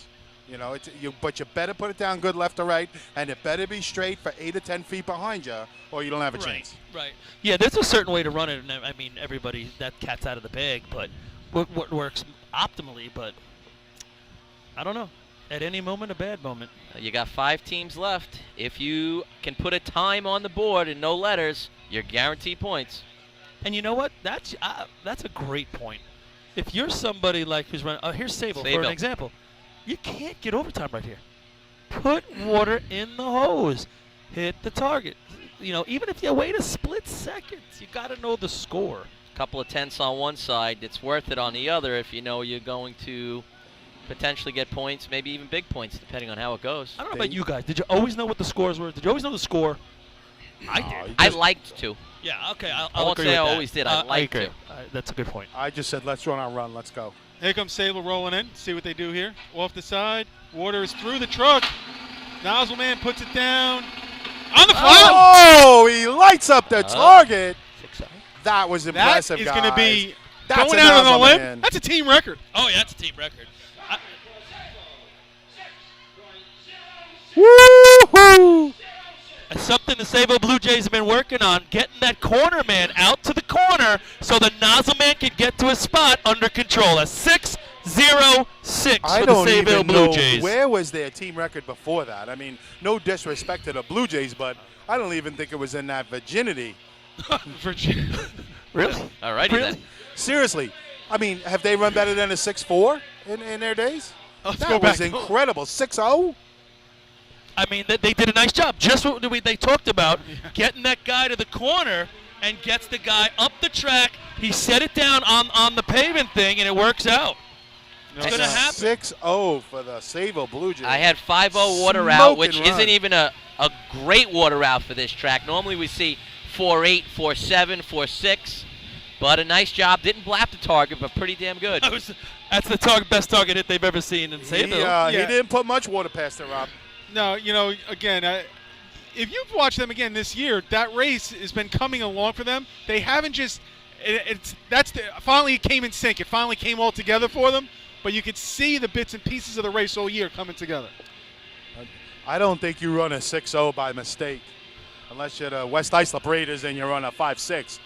But 5-4. Oh, 5-4, whatever. Sorry, 5-4. 47, 46. But sweet looking run right there for the Sable Blue Jays.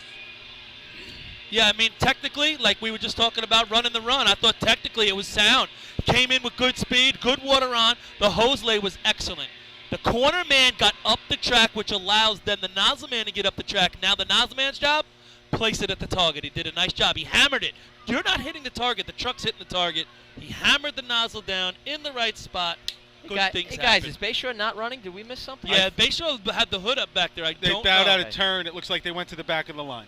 Okay. So I don't think he's mentioned that they went on a breakdown, but I'm sure they've asked for it. And West Sable is up. So again, door open right now with the CI overtime. Yeah. 6-0 for the Blue Jays. And the 6-0 sitting on the board from the Blue Jays. Here comes the Dutch rolling in. Nice water on. Up at the top. Gets the tuck. He's right spot. Oh, low right. Then hits it. 28. 628. That just tells you how good Sable's shot was. So, hold on. Wow, this guy's on the money. Where'd you hear it over there? 628. You got it. 27's the tie for first place last week. They'll take that last week for second. Yeah, no doubt. Give themselves some points. That's a high five if he blasted. 492 water out, so about a tenth better than Sayville there. Still, we usually see a little bit better water out from. What'd you get water out, Rob? I had 492. And what was Sayville? 5-0? I had 504 somewhere in that neighborhood. So, in that neighborhood. Bayshore still working on their truck. I would imagine they're on a 20-minute breakdown, even though it hasn't been announced. East Islip Guzzlers coming up here. East Islip currently with 18 points. West Sable puts themselves back in the mix overall if they hold on 4 points right here. Now the Islip shot, becomes big there. Just going, getting stuff all over. Bill Henry's been texting me from the Cubs saying that for the scheduling next year, he'd love to see the Suffolk County parade moved, leave the tournament date, move the parade so all the teams can come to Copenhagen next year for the Northern Drill. Their Northern Drill up in Copenhagen. You'd love to see some teams come up. So that would just be the two-day event this year if they went back to the one-day event. Oh, wait, say it. I missed it. Bill's texting me that next year keep the tournament date for the county drill in Suffolk, but don't make it a two-day event. Do the parade the same because the parade is the weekend of their invite. They want everyone to come up north and see them and race up in Copenhagen. Well, you might be going to north before you think it if they that's put in for that state drill. That's what he just talked to. He said he'd love to get people up there to try to test it out and see it and things like that, and so they can maybe then put in for the state drill. I think the track is excellent. It's in great condition. The setup, I think it's 30 minutes from Watertown, roughly. Yeah. So you can stay in Watertown? Oh, yeah, everybody's going to have to stay in Watertown. The actual thing, there's a couple of things they need to do to the track, but overall it would be the parade.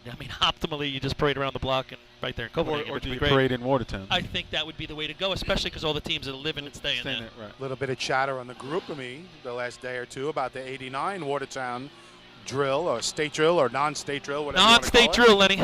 Here comes East Islip rolling in.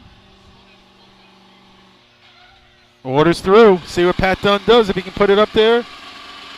Oh, little left. Boom! Little high left. Brought it down and hit it, though. Don't think it got Sayville. Think it did get West Sayville. Really? A tweener. Tweener. 5. Oop. Wow. Good call, Rob. 6-14. So we got some good runs here. 6-0, 478 6-1, 6-2. water out there, guys. Looks like Bayshore's ready, making their way down to the start line. What'd you say? 478. Four sets. Good more water of the out water right out there. we're accustomed to seeing on this track. No fives yet today. Usually, sometimes you see 2 or 3 fives here in the town. You still got 2 teams out there that can run it. But no doubt. No doubt. So 89, Lenny. I saw you chirping in on that last night.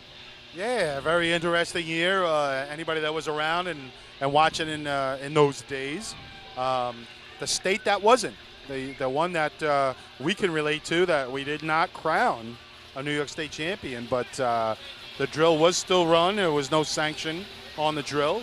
Seahose was not run. It was run with very few teams. Yeah, how many teams did stay and run that? I remember 10 or less. I remember maybe 6 from downstate, and all the upstate teams I think ran, Artie. I was with the Flukes. We did not run.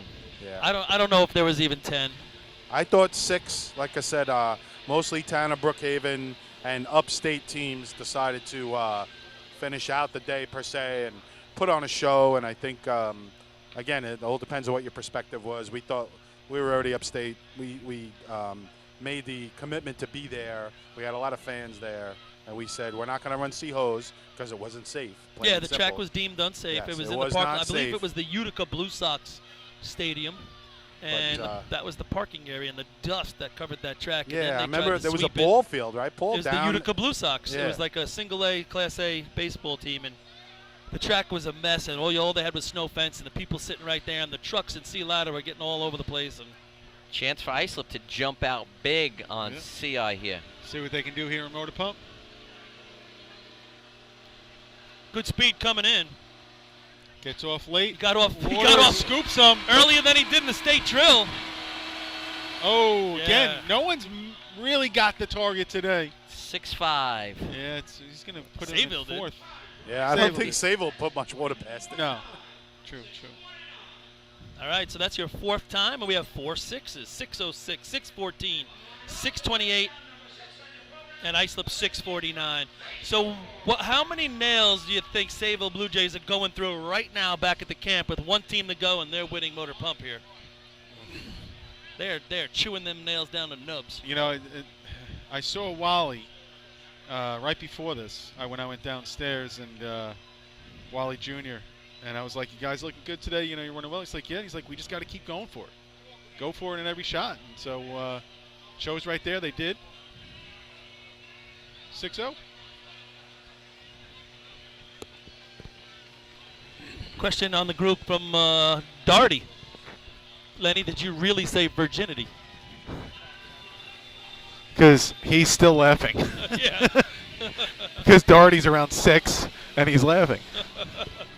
It was all for you, John. It was all for you. Don't forget to bring up those cold sodas if you're listening, obviously. So Bayshore, chance to take first place in this 6:06, the first place time. Now, you guys have seen Bayshore run this race a couple of times. I think they could go there. Oh, yeah. They seem to be hot and cold, though. They haven't been consistent in Motor Pump this year. Well, they had the good but shot they at can state go drill, there. right? 632 at the state drill got him 3, and they were off the target. He missed the target, Yeah. exactly. So they could go low 6s right here. Oh, yeah. Oh, that was a low 6. If not better. That was a low 6.5 that day last week. This has been a good 5 track for Bayshore over the years. Yeah. This Okay. tournament been a good pump track. Last motorized run of the night, ladies and gentlemen.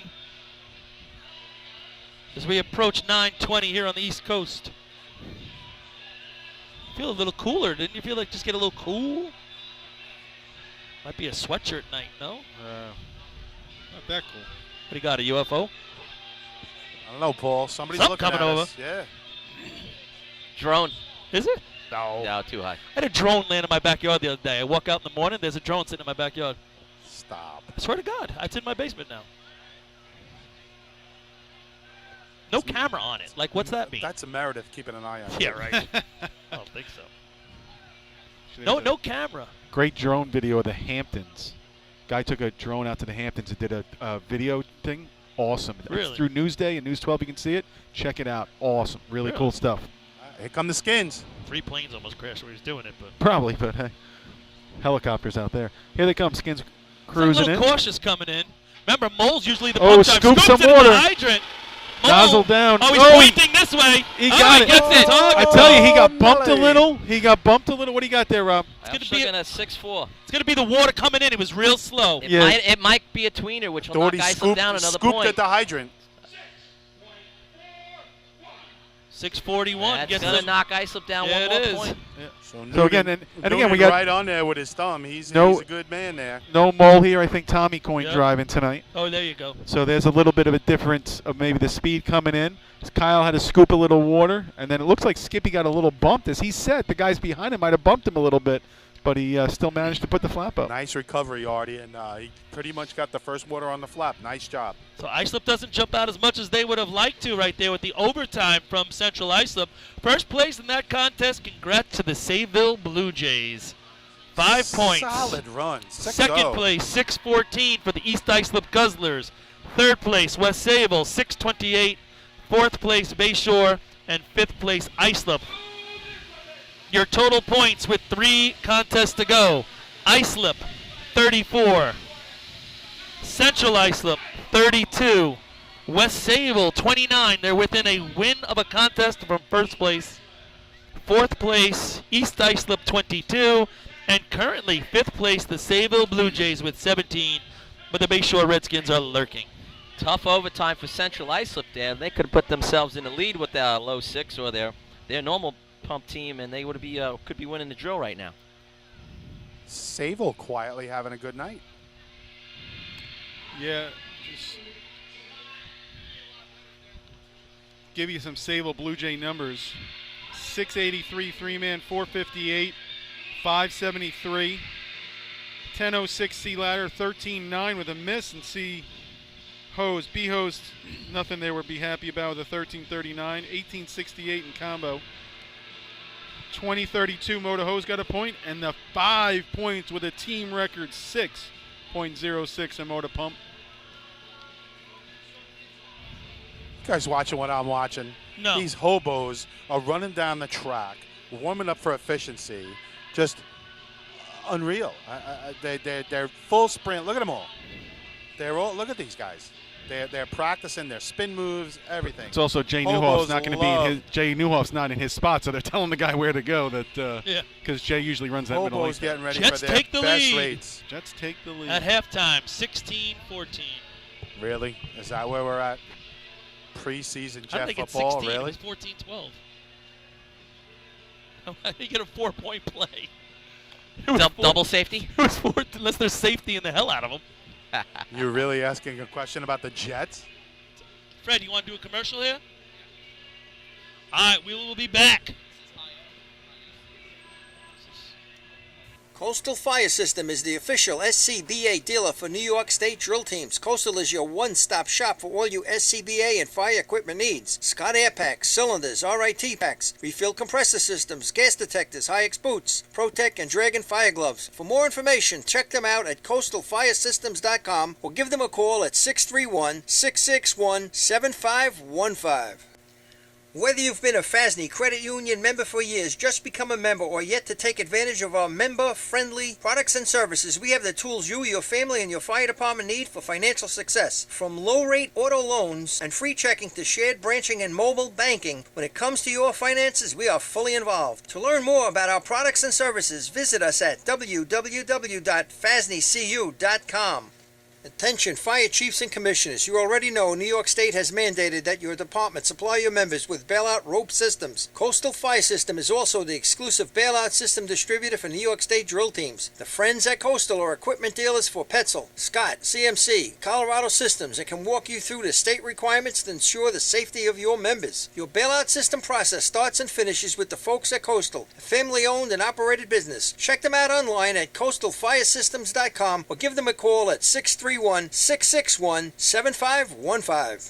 The Titan Group is back supporting drill team racing and taking their game to the next level. With 20 years experience in the apparel industry and the addition of an in-house design team, we will find exactly what you're looking for. This year, join Team Titan and let us handle all your apparel and equipment needs and be part of all of Team Titan's promotions. Follow us on Instagram at Titan Group Racing to keep your hand on the pulse of your favorite teams. Owned and operated by members of the drill team community, we know what it takes to run your team. Let us handle everything from jerseys to helmets and tape to trophies. trophies. We are one-stop shop for all your drill team needs. Call us today at 631-859-0075 or see Artie Suskind or Devin Robinson on the track. Gear up, get on, the Titan Group. For fire department drill teams, speed can mean the difference between winning and just placing. During an actual response, speed can be even more important. That's the idea behind Streetwise CADlink, the nation's first and fastest cloud-based mobile data software solution. Streetwise turns tablet computers into powerful, full-featured MDCs, providing incident mapping, hydrant locations, live apparatus location tracking, pre-plans, hazard waypoints, and more, all in just seconds. Call today for a free demo at 800-718-8027. Streetwise CADlink, the mobile response software that just works. How old is your fire department thermal imager? Thermal imaging technology is changing as quickly as your smartphone, and the time has come to upgrade your TIC. Coastal Fire System is the exclusive thermal imaging distributor of New York State drill teams and offers the full line of Scott, ISG, and FLIR cameras. Coastal is a one-stop shop for the best brand, so start the upgrade process with the longest-running sponsor of New York State drill teams. Camera servicing also available. Check out Coastal Fire System on Facebook or give them a call at 631-661-7515. All right, guys, welcome back here, the town of Islip Drill here in central Islip. We are coming into the ground events, the final 3 events of the evening. First up is the efficiency contest. We've got ourselves 3 teams within 5 points for the top spot at the moment. Chwan, you want to give us a rundown? Yeah, man. So we got the Islip Wolves are leading the drill with 34 points. Central Islip Hobo is 2 points behind them with 32. We've got the West Havel Flying Dutchman with 29 points. And then we have 22 points for the East Islip Guzzlers in 4th. And I think one of the mid-card storylines of the day, the Sable Blue Jays with 17 points, have a chance to come down top 5. They're in 5th place right now. And they have a 7-point lead over the 6th place Bayshore Redskins with 15 points Sable out Blue there. Jays looking solid in Motor Pump. Yeah. Right. And what we think is a team record. I'm sure you guys spoke a little bit Those about are our it. efficiency contests. Here we go. Ryan Murphy from Central Islip approaching. We've got water in the hose. New top coupling, man. Looks like David Miller. A little bit of a loop. Brian Kessler set up. Still blaps the target. Jesus. Coming off an 877 last week in Ridge. Efficiency state champs. What do they run here? Sorry.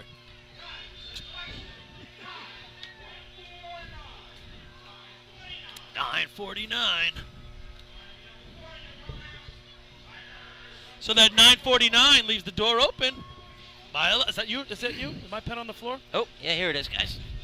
There it is. Vote for Steve Giardino. 9:49. I always take the pen when I stay at a hotel. This is my Holiday Inn Express. Oh, yeah? From always take the pens. Nice. Don't they leave them out there for you to take? That's what they're for. You take the pens and the All paper. right. That's right. Not the number we normally see from Central Islip, but listen, it is later in the evening. We have a completely wet track. It's pretty dark out there. Paul, you've run out here at 9:30 at night. How's that hydrant look right about now? Oh, you don't see it till you get there. It's tough doing, you know. It's no sure small task at this point to run any of these positions. The lighting is really good, but It's good for buckets. That's about it, right? It's the only contest Yeah, they're used to running in the dark. well, right? you run these contests at night usually, especially this time of year, in the beginning of the year, Right. at practice. Right. But probably not this late. All right, Brentwood Tigers, they've got the white flag. 6 points on the day. The Tigers mathematically alive for 5th place, but they have a lot of work to do. Down 11 to All right, the Sable looks Blue like Jays. Hydra Man gets off first. What you looking for in this contest? He's on. Man. Was It's it a a nice late stick? hookup. It was a little tough. It The was stick late, man but came he over hit. and used his left hand. Nozzle Man gets jerked a little bit. Pretty First decent water, a bucket little hit. high, clips it on his way down. The turnout man was late, but he hit it. But like you said, Turned on with his left hand, so he had to actually come over the hydrant. 988. Would that be like considered running turn on and hydrant the hard way? Slappy. I don't know what you call it. You're probably right. I mean, It wasn't easy. You got literally, and there is a kind of a high top to this hydrant, so you got to literally come over it and come back down to get your left hand in that position. With the right hand, you can either cut across it or come right around the top of the hydrant. Has there ever been a drill that you've been to where you walk away saying, you know what, nothing amazed me tonight? I've seen all that before. Right? It's always something. There is always something. That's true. What was it last week again? Oh, they tied for first place in the state trial. Right, that was unbelievable, right? Crazy. Hey, so did you talk about the victory party? No. Where's the victory party going to be? How does that work with co-champs? I believe there is a meeting of the minds tomorrow morning, and all that will be discussed. I wish I could give out more information. Such a problem to have. But there is really not much information that can be given out, short of the shirts. What town is directly between West Sable and Central Islip, man? What do we got? East Islip, Islip Terrace? Holbrook? Holbrook. No. See in Holbrook. I have no idea. You could be all right, our Sable Blue Jays, they're off. Approaching the hydrant. Comes in fast. Ooh. Oh, it looked like he had it on. Water started going through, and then a hydrant Sable popped Blue off. Jays, that's the one thing you could not let happen. Correct, because they are in 5th place right now. They want to hold on to that 5th place. Needed to put water through the hose there. It was going to. If you're the Sable Blue Jays, that is not. You have to know the scoreboard and the score. Coming off of what we think is the team record, 6:06. They haven't run a 5, so we're assuming that's team record in motor pump. 16. What happens with that? That's 16:05. Yeah, that's not going to, most likely it's not going to take anything. Well, and you put the outcome of your day in someone else's hands. They Right. had the outcome in their own hands, and now you basically have transferred that outcome to somebody else. CI ran a 9-4, means door wide open for the next team on the line, the Bayshore Redskins. Right, specifically. And that's the team actually, that's catching Paulie, them. we do not have Bayshore. I'm going to say maybe because of they ran their, last in pump. I was going to say because they ran last in pump, because their breakdown, I guess they maybe got permission to run a little bit later in the pack in this contest, as West Sable's currently on the line. What figured that out for you? Seeing Chad? Did that stand out to you? The yellow shirt as opposed to the maroon one. Oh, no. Is that what it was? Okay. Kind of reminds me of the old 7 battalion drills, Rob. Remember we used to redo the order every event, every right? event, You know, you ran first in one event, you were last in the following event. What? That's how they used to always do the 7 battalion in Hempstead, yeah. What? So if you were number 1 and 3 man, you ran last in B ladder, and everyone else moved up a spot. And who keeps track of that? Well, Paul, anytime you hear the word battalion, Yeah, right. you're in trouble. But you didn't run motorized. It was all 8 battalion, probably a couple of efficiency replacements Who's in in there that? before I started racing. Seven. That would be Hempstead Flukes, Hempstead Yellow Hornets, Elmont Bangtails, West South Hempstead. Hempstead Rascals, West Well, Hempstead that's 3 Westerners, teams that aren't running. Uniondale Hellcats, Franklin Square 4, Square 5. Shooters. They ran all 8? I think that might be it. We used No, to the run Hellcats, efficiency Franklin Square replacement didn't 2 run and to 1. Right. Those were and an individual ladder. We didn't run any of the remember when the motor Hellcats- hose. Roosevelt in there too? Oh no. They never ran in my time. The Brush Rabbits? Yeah, I don't know if they're 7 battalion or My not. grandpappy's team. Rum runners, right? Brush Rabbits, Rum Runners. Brush Rabbits first. First team in the 7s and B hose. Yeah. West Sable comes to the line. Down 5 points to Islip. Down 3 to Central Islip. Yeah, it's a big shot here for the West Sable Flying Dutchman. Don't the Carthage Hornets have that truck now? West Carthage Hornets. I mean, no, the Carthage Nighthawks, right? Nighthawks? Oh, there's a Rob, regular talk, Carthage? talk about coming from Hempstead to Don't West Sable. How important this Islip Town drill is. Let's hold on till after that shot, Lenny. But here we go. West Sable's off the line. Michael Mara approaching the hydrant. Take a little loop. Water on. Hose getting out. Joey Quenza approaching the target. He's set. Oh, under the target. Yeah, he was a little First low. water might have just moved the plate, but not enough. Yeah. Not what they needed here today. Looked like a good approach. Thought it might have gone up on a blap. Just a little low. 970 for West Sable. All right. That's second place. With that miss, 970. So the numbers were there. So again, Rob, we're talking battalions in Nassau County, and again, you came from Nassau to Suffolk to the town of Islip. How important is this drill to a team like West Sable? I'll be honest, in my 5 years, I kind of got the impression it had a little bit more importance earlier.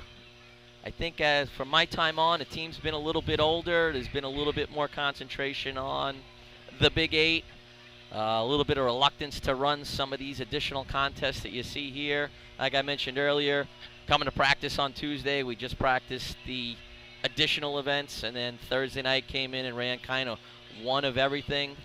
Tough to run the week after the state. I agree with the conversation earlier that the week before the state is much worse, but still a difficult task for any team.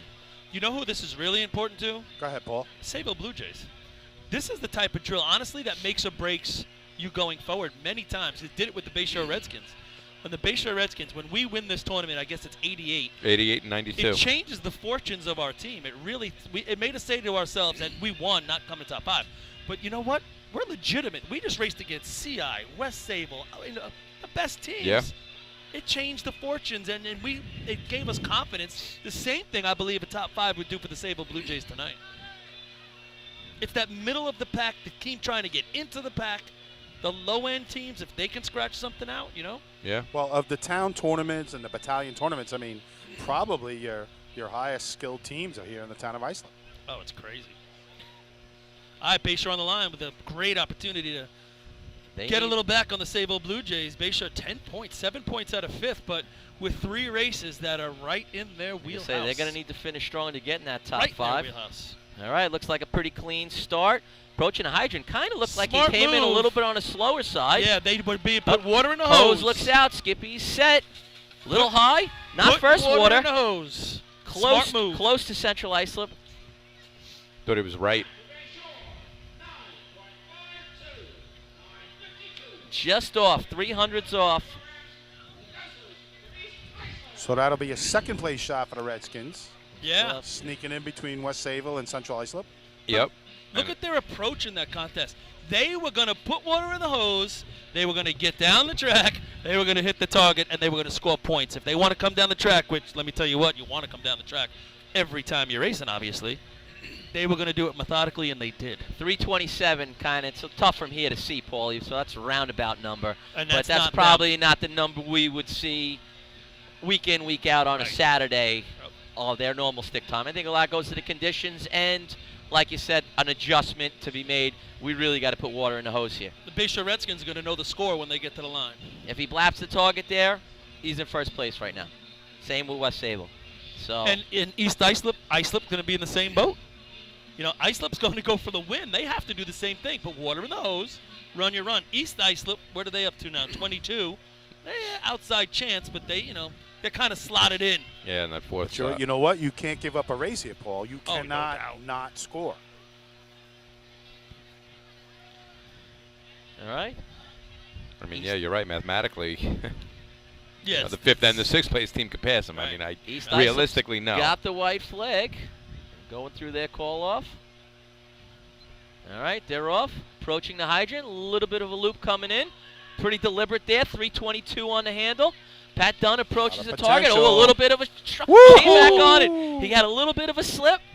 This will be close. Catches it. Great recovery. Good. You got a tug. Right in the neighborhood of that 9.495. Woohoo. Beats it. 941. That was real close for being a 941 to being nothing at all. Pat Dunn almost slips and goes down. Makes a great recovery and has a presence to catch the target. So, Twan, what do the Wolves got to do here to get the CI's got second? Yeah, well, they got 34 points. They're up 2 points on the Hobos. So, ideally they beat the 949. They're gaining another point. If they don't beat the 949, then, they lose 1 point on them. We're looking at a 952. If they don't beat the 952, then we're looking at a tie going into the final 2 events. So they got to beat 952 at least to maintain a point lead.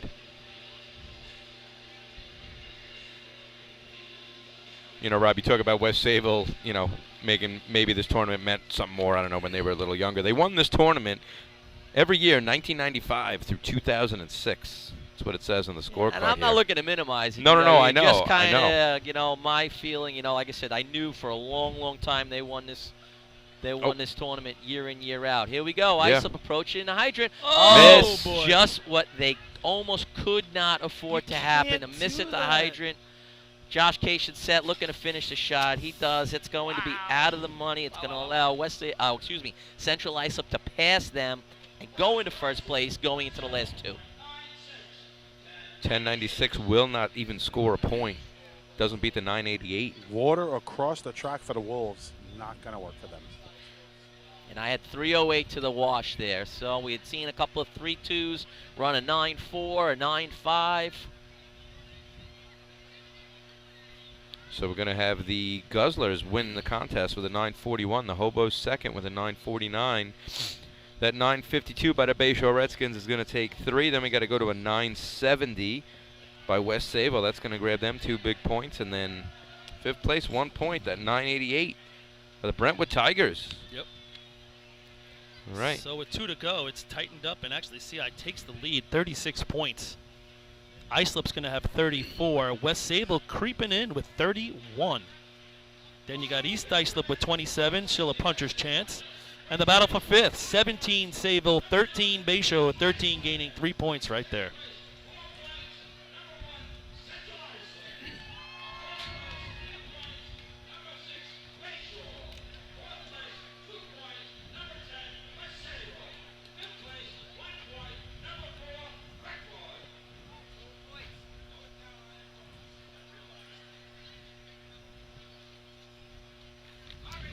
Well, it's not coming through. I gave the total points. Yep. We should be pretty good. 2 contests to go. Yeah, efficiency replacement and buckets. It's going to be a race between the Wolves, the Hobos, and the Dutchmen. I think we're ready to go right now. They're going to go to efficiency replacement. Not wasting much time. They're going to put up the ladder here for buckets, maybe get that ready. But no, it looks like they're setting the adapter. While we have a second, I didn't hit a couple times up in the western area. There is still time for some of these teams to become western area champs. I left off in ladders. Sea-Hose has already been decided up there. Who you got? Point Pleasant, the champion in the western area for Sea-Hose. Nice. B-Hose, though, not decided. Main Transit, 16.5. Henrietta, 13. And Spencerport, 12. Spencerport with a heavy 777 this year. And that includes... sorry. No, it doesn't include. I was looking at the wrong thing in the state drill list. Forgive me. Efficiency, still not decided. Henrietta's up 4 on Seabreeze. Pump, really close. 14, North Greece winning the year in Pump. Second place, Henrietta, 13 and 11 for Point Pleasant. And in buckets, another close contest. Main Transit, 18, Henrietta, 16, Point Pleasant, 14. So 7 out of the 8 races are going to be decided this weekend up in Point Pleasant.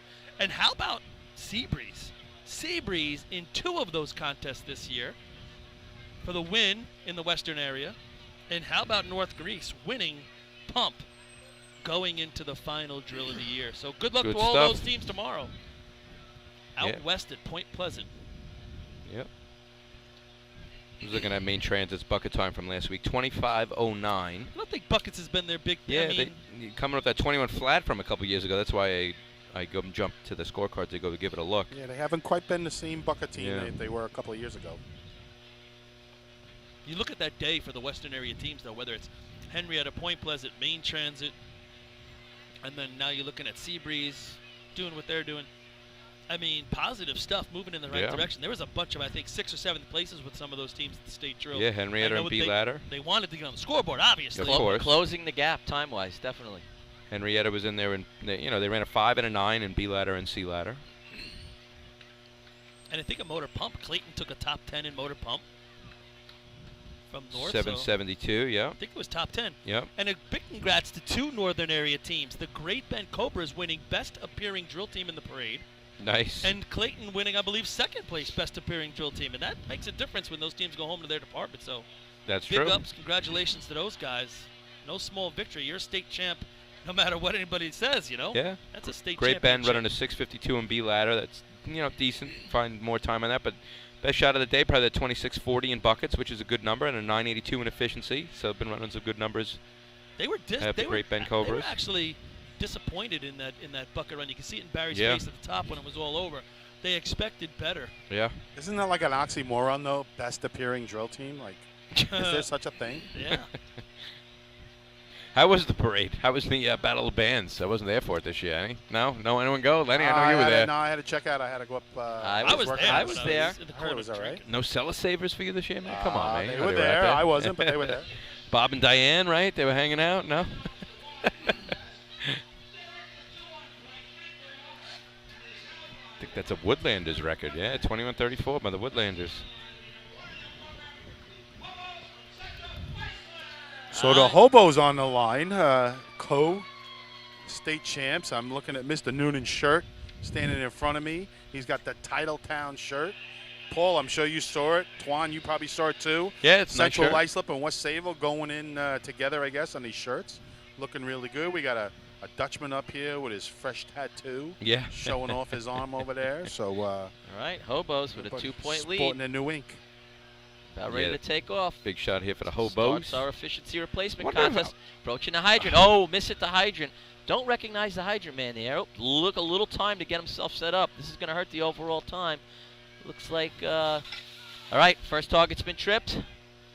This is a long run, by the way. Yes. All right. When you're Looks one of like these David guys. Miller approaching with the Oh, Y. he He steps steps on on the the hose. All right, a quick little changeover. Nice hookup. Let's see if we can get both targets clipped here. 1, 2. 27.90 is what I'm showing. Somewhere high 27, low 28. Now with a 2-point lead.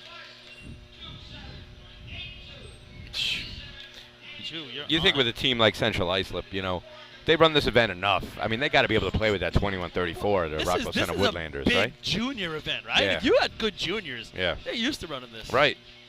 Which most of these teams do. I think, This like is I a said, fun race. they made a lot of changes. You know, not a hydrant man. I don't know who it was. Nobody we can recognize. Jake, their first man at 3-man ladder, was running the first nozzle. Right. So they definitely, I don't know if they're experimenting, but they're definitely working some other people into a couple spots here. And Lenny. hey, why not? You know, Did Lenny say fun race? state drill's over. Let it rip today. Who cares, right? Let it rip.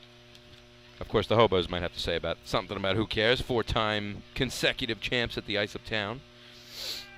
West Sable last winning in 10. The Wolves winning in 09. Some crazy streaks in that little list right there. So what did I mention? 3 teams, CI, West Sable, and Islip. The last team, other than those 3 to win, be your Redskins, Paulie, back in 92. Yikes. And Paulie, East you and Islip's your in there Redskins. in 86. Paulie, on the juniors, where'd you run in this race? What was your position? Juniors, Hydrant? Nozzle. Nozzle. Yeah. Really? Yeah. You could get down the track that far? Still can, my friend. All right, Brentwood Tigers. They have the course. Stop laughing. Looks like they're set up, ready to go.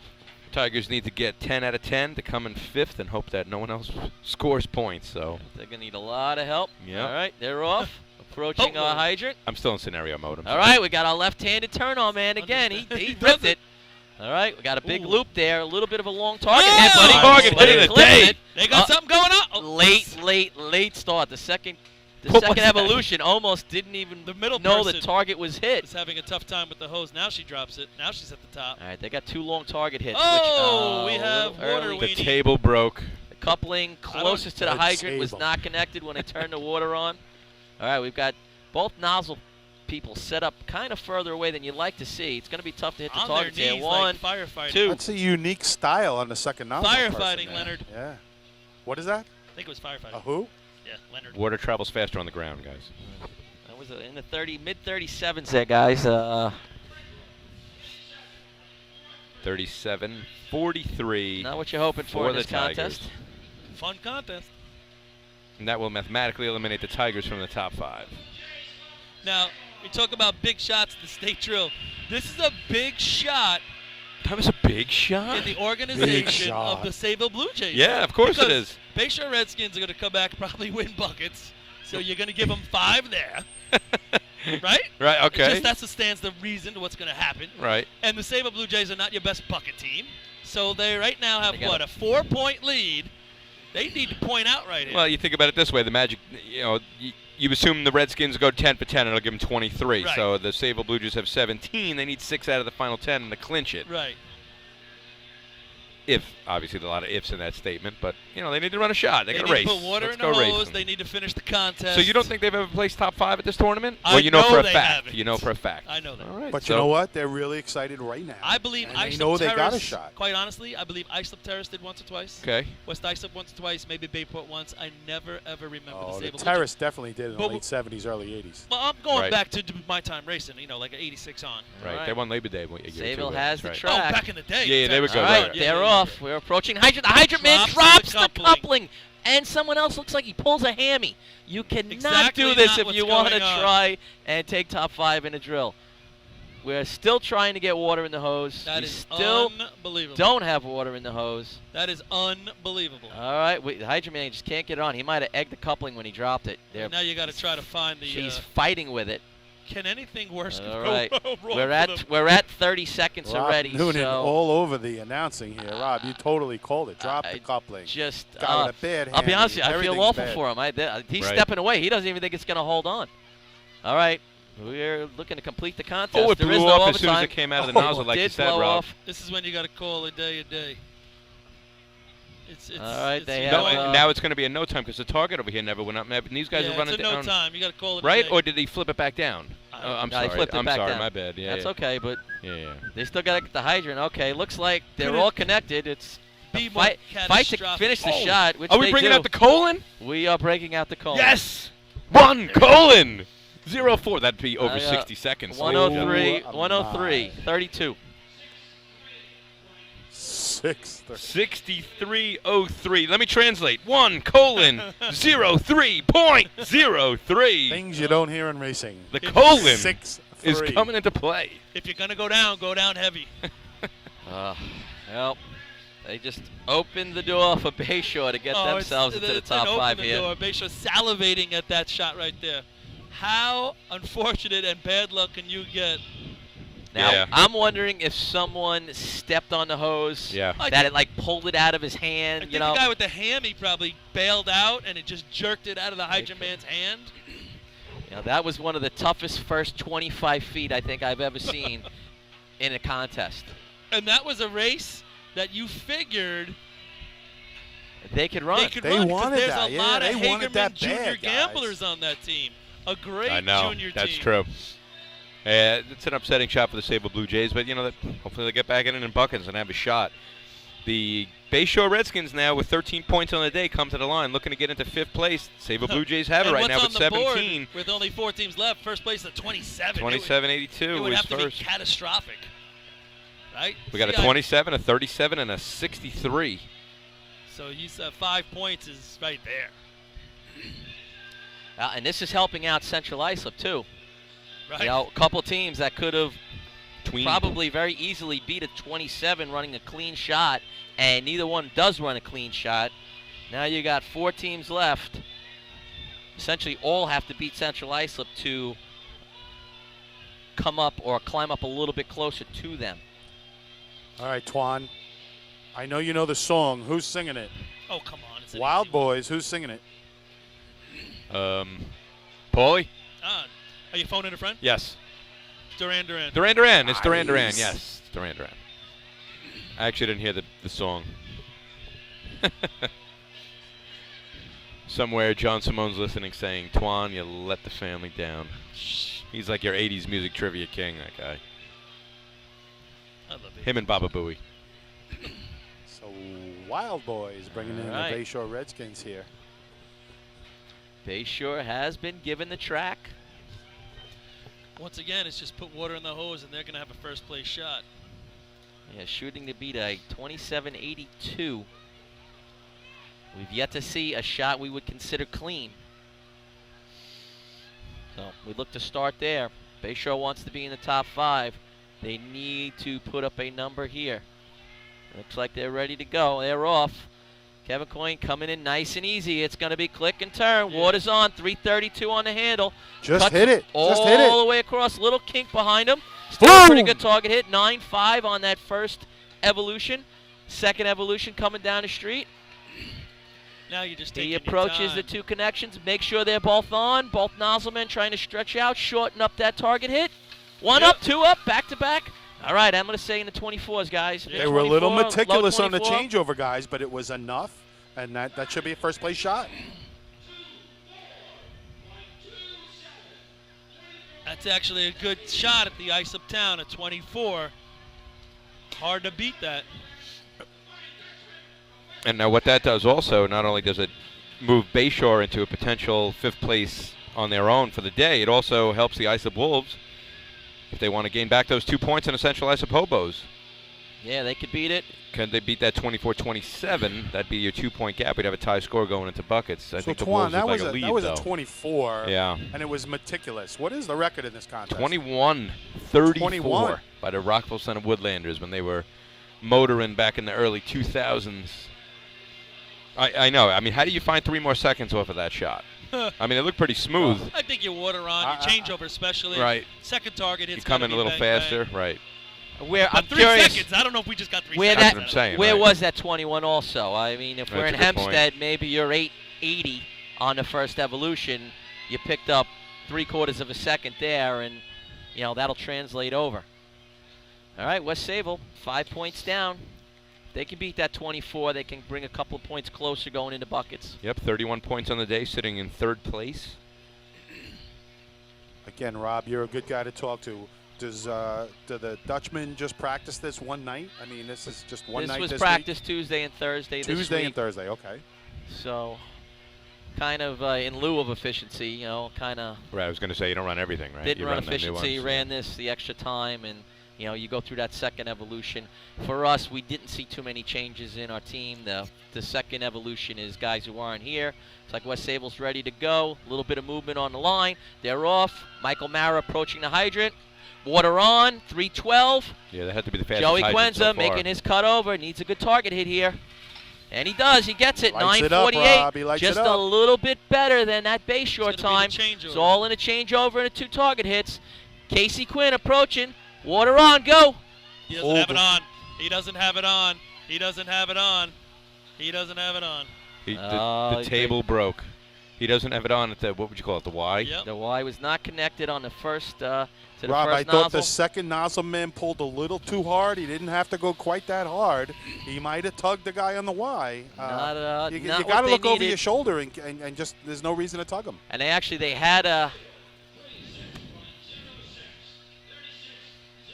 they had someone positioned to tell the turn-on man to go or not go. So obviously communication issue there.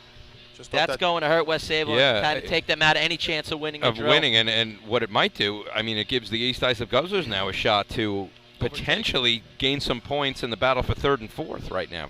So Paul, did you see what I was talking about? That second nozzle man came in really strong and really probably tugged the Y person or I the think people in back this- there at that coupling. I agree with that, but I think in this situation, you got to be real particular about, I'm on, give us water now, instead of being in a rush to call water. You had a good shot going, you know? There's just no reason to tug it that hard. Look over your shoulder, come up a step or two short. You just don't want to tug those people at the Y. They got enough going on.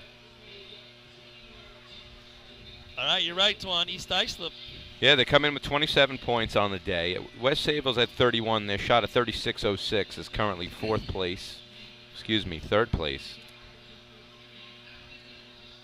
So that's 3 points. Looking to go to 34.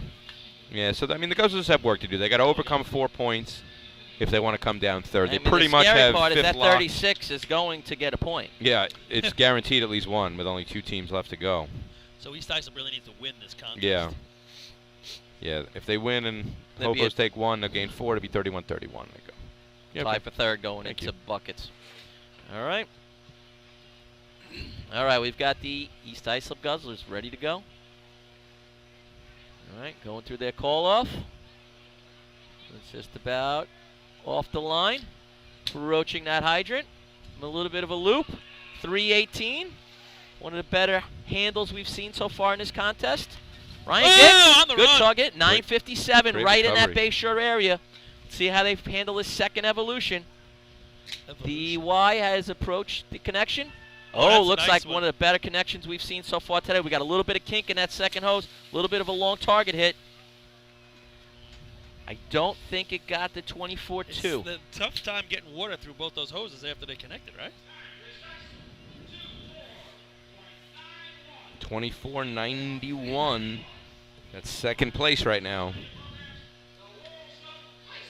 You know, guys, we saw the first nozzle man kink the hose back a little bit, shooting the water straight up in the air, and Yeah, I you just saw always that. you'd want to kink it back. You'd want that second nozzle length to fill with water, but I never kinked it up. We used to kind of put it back like in a little accordion or like a Z, Right. and sit on it so you could kind of push it out straight and go right at the flap, as opposed to being straight up in the air, bringing it down, bringing it back up. What do you guys think? Well, Chris, you noticed that the guy who was kinking it up, he hit the target second, it looked like. He didn't hit the target first. I don't know, Paulie? No, I agree. I like what you're saying, Lenny. We always shot it in the air as well, but yours makes more sense. Yeah, I was taught kind of fold it back on itself and put all your body weight on it. And still when try you to hit the opened it up- target. right, so it was like Yeah. a little Z. And then when you opened it up, you were popping. You at least had a chance to hit that flap as you opened it up. You might have All right. made it so it didn't open up if you put all your body weight on Wow. it. Islip the Easy Wolves does it now. with the chance to take the lead they had all day and going until this contest back here. They're going to have to beat. To take the lead, they got to be the 24-27. Right. To go for the Approach. tie, they got to at least beat the 24-91. Oh, Water there's a on. lot of- Josh Kaysen approaching the target. A little lot bit of of a kink spray. behind him, coming in on an angle. All right, 9:59, first evolution. We've seen a lot of 9.5s. It's just who can finish this These second boys got evolution. speed, We've seen though. so many problems on the second evolution. Little bit of delay. I don't think it's And going to he's get tugging it. it. And he's Oh, off. he misses it. Up. And he's They're a little short. He needs some more hose. It's too tight. All right, they finally make the connection, set it back up.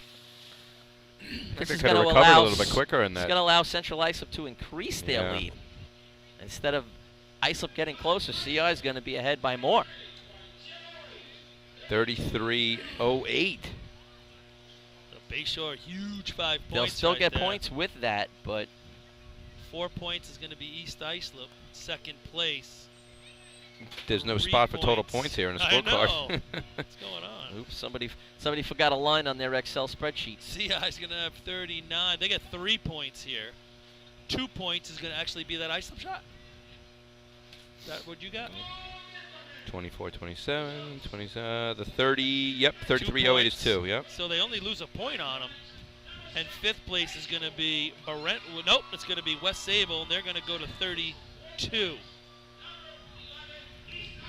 So with one contest to go, CI 39. Right, Islip 36.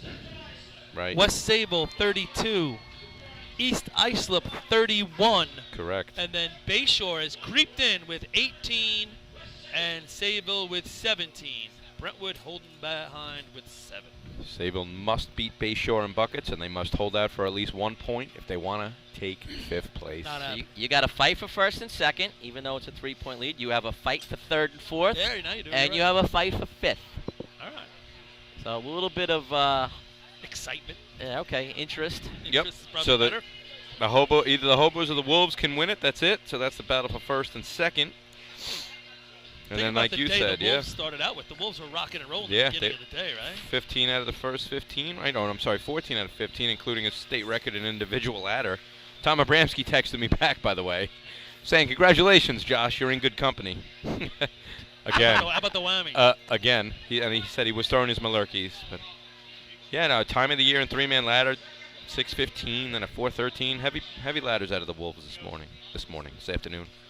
All right, guys, I'm going to turn this back over to Audie, and he'll Okay. help you guys bring it home, and I'll see you after the drill. All right, Rob. See you later there, Noonan. I tell you, a lot of comments coming in. I don't know about the feed over there. We haven't checked it. But a lot of comments coming in on the group about sweeping during these contests. What do you mean, too much going on? Too much. Yeah. Too much sweeping in buckets, or? Yeah. Well, that's always been like the talk about motor pump. Like, do you have to squeegee in motor pump? A lot of people say no. Maybe just clean up the hydrant and keep everything else the same. Oh, I want to go back and clarify because I saw some Sable guys back there. 6'3" was the pump record. Okay, yeah, I was going to say, right. So 6'3" was the pump record, and they said that 6'3" was by accident. This 6'06" was on purpose. I mean, that's a shatter team record. Yeah. You know, 2/10, 2.5 tenths. Congrats to the Sable Blue Jays. We Almost went had one a from couple weeks ago. 656 Right. to 607. That's heavy. Yeah. It's heavy. You learn how to run an event. That's what you do. Tom Abramski was the story he always used to tell me when I was racing. As when he took over, you know, when his crew took over back in the late 70s, early 80s, they took the bucket record from a 32 to a 19 in like 5-6 years. You know, that's the story he always tells. So it's funny. I remember my dad telling me with all the years he ran, Yeah. if you could run a 24, it was considered incredible. Mhm. And now we're shaving 5 seconds off Yeah, of imagine that. And I don't think we're shaving 5 more off, Len. I think it could get I to don't the 18s. know where else you could go. I think it could go to the 18s. That's You got to fill on the that's first it, drop of 11 That's it. with a heavy pace. Listen, and that's we with new bucket. Yeah, right. No. Yeah. Perfectly. But there's so sealed few buckets. teams in the history of the sport that can even run the pace. Like, you came from a team that ran that pace. I know. Our best shot, I think, was 2014 on 12. I got the tape of it. 06 Hempstead Invite. Think about that. 2014 on 12 So now you're at 19-1. on Or 11. 19 flat. But 19-0. it didn't fill it in 11 because Because we were it's going slow. too fast. Yeah, Right. slow. But so if you can get the team that could fill it in 11 on that pace, I don't think it's impossible. Is it likely? No. Now- I mean, yeah, the 1947, that's still the best shot ever, Now, right? when you go back to the Tommy Abramski days, Maybe. you go back to the Tommy Abramski days. Yeah. Who's on the ladder there? So you got Joe Abramski is your dumper. Tommy was on the top of the ladder. Okay. You got J.R. Cottrell in the middle. Yeah. And the bottom of the ladder, a guy named Tom Donano. Okay. Tommy Donano ran that I spot for a know while. everybody. Yeah. I know Jared. Yeah. Now, Locking in. no. Yeah, locking in. Crazy pace locking in, right, Imagine JR? that. Yeah. Well, I don't know that. I don't know if J.R. locked in. I know Tommy did it at the top and Tommy did it at the bottom. Okay, that's right. That's what. You know, but you're losing time there. But dude, Yeah. I remember those runs when they first started doing that stuff. Yeah. How fast they were going, leaning over that ladder was insane. Yeah. I mean, they were almost snapping the ladder. Yeah. What kind of I first wasn't bucket taught were that they way. getting? I don't know. It's a good question. What was that first bucket? I'd have to watch a tape of that. I don't know. It had to be mid to high 8s. Yeah. Now- Has to be. They were running 19.8. Yeah. Now, when you come into your era of racing, it's you, JoJo, Matt, and Russo. Yeah, well, you know, it's funny. My first year, 97, I'm a bucket man. 98, they put me in the middle of the ladder. Andrew Madelon was above me. The July 4th tournament, Andrew Madelon falls out of the ladder. Right. So I'm a bucket man then the next week. I'm like, what's going on? So 99 was when our team got together. Our first practice, JoJo was like, all right, we're changing buckets. It's like, Twan, you're dumping. JoJo took the top, Spinelli took the middle, and then we had Jimmy starting at the bottom of the ladder, 98, 99. So And, then we and kept did it. Spinelli fall out of the ladder too? He did with the Rascals in like the late 80s. Okay. He was okay, though. That was in Merrick. Who teaches you to dump?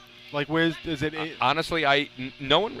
I mean, JoJo showed me a couple things, but I learned the most just by watching A-Rock, because we used to practice with them, and I would Right. just sit and watch and just learn and pick up a lot of things. And I also watched a lot of video with Star. Yeah. From New Eye Park. I mean, just his style, how smooth he was. He only threw down one bucket. You know, I never saw a guy only throw down one bucket. Yeah. He was Right. I saw he was at Riverhead. Yeah. At the county drill this year. Yeah. At Riverhead. So. Yeah. We always see him when we're out at the Greenport Parade in February. I mean, he's got a Good house. stories He's at got the a house. I mean, Drumliner. JoJo always tell you he wasn't the greatest dumper, so he would always be like, just do what you got to do, you know, kind of figure it out type of thing. Well, I mean, JoJo's he's on the shorter he'll side. admit it that he wasn't a good dumper. But he's on the yeah. shorter side, right? Which yeah. is not easy to do. No, right, You know, right. I mean, Michael's on the shorter side dumping. Yeah. And you know, obviously we saw him with the 20 last week and Right. stuff like that. He's got a 19 And under he's his got belt. a You guys mentioned Star from the Termites. Yeah. I mean, underrated. Oh my dumper. God! Yeah, I think You know, the best. I don't think ever. he's a lot of underrated. people I don't haven't think he's seen- underrated. I think well, he's a lot of people don't know about historic. him. But Yeah, right. again, Right. thin, little guy. What is he? 5'10", Star? 5'11". He's taller Star, than what that. is he, No, He's got to be 6'1". He's got to be in the Stop. 6. 6 foot. Yes. Yeah. Oh, okay, all right. taller than so me. I he's mean, over like I 6 said, foot, all we've right. seen- But Yeah. just smooth, guys, Smooth. right? He Just made it look easy. totally He made smooth. dumping look easy. He really did. Yeah. You know, and That I mean, whole they're- New Hyde Park team made the race They did. look easy. buckets look easy. Yep. No, but you know, just going back to like you know, you learned saying A-Rock and watching Star and stuff like that. I Yeah. mean, that's and you guys got good pretty quickly. yeah, a lot of it's just go ahead. In that contest, Yeah. I'm sure it's repetition of doing it a lot. Yeah, it's keeping the same guys in the same positions for years. We had that team from 99 to 2011. Yeah, I mean, know? Russo had to With- pick. with That his- was right. That was just ridiculous. He was the only guy that swapped out. It was Russo, Right. then Tommy came back for that state record run of 2009. Right. So he's a freak of nature, that guy. Tommy you know, is- just coming back to run that spot and Yeah.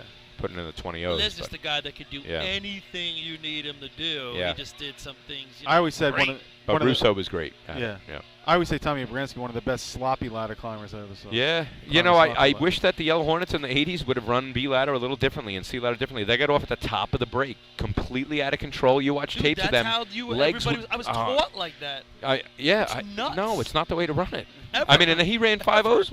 I shouldn't say 5. He ran a couple 5-0s like that. He doesn't have too many. He would have had a lot more. It was the way I was taught when I joined the team. I mean, It the was Flukes like, ran the same way. As soon as he taps the brake, you count 1,000 fast. You can't Off. jump off. There are Then I videos. started yeah. doing it. I'm like, this is stupid. And JoJo had the same experience because he was taught the same way. And then at the end of like the 90 season, he said, "Guys, we're changing it up. Yeah, that's what I we're was riding like, a break." And I changed it before. And it then all of a sudden, we got ladders every week. Well, when you know? I became the Hydra man, because John was the Hydra man, and, Yeah. and I was running slack for him, and John goes, "Listen, as soon as he taps those brakes, 1,000, we're off." All right. And, you know, we're falling down every week. Yeah, Not you're falling out of down after control. the hydrant or at the hydrant. You're out of before we control. get to the hydrant. And then when he got hurt, I jumped in, and I'm like, wait a second here. Right. I'm going to ride this truck. Right. In the transfer from the gas to the brake to the, whatever, the brake to the gas, that's what I'm getting off. Right. And you can get off and just stand there. I mean, if you're getting off the top of the brake, I guess why have a brake? Right? Exactly. Or just go.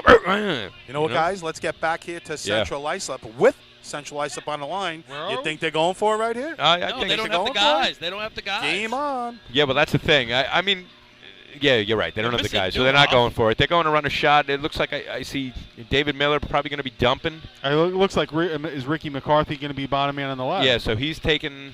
So I'm bottom going. of the ladder, so right? Ricky McCarthy's taking Ryan's spot. Looks like Ryan is taking Chris's spot.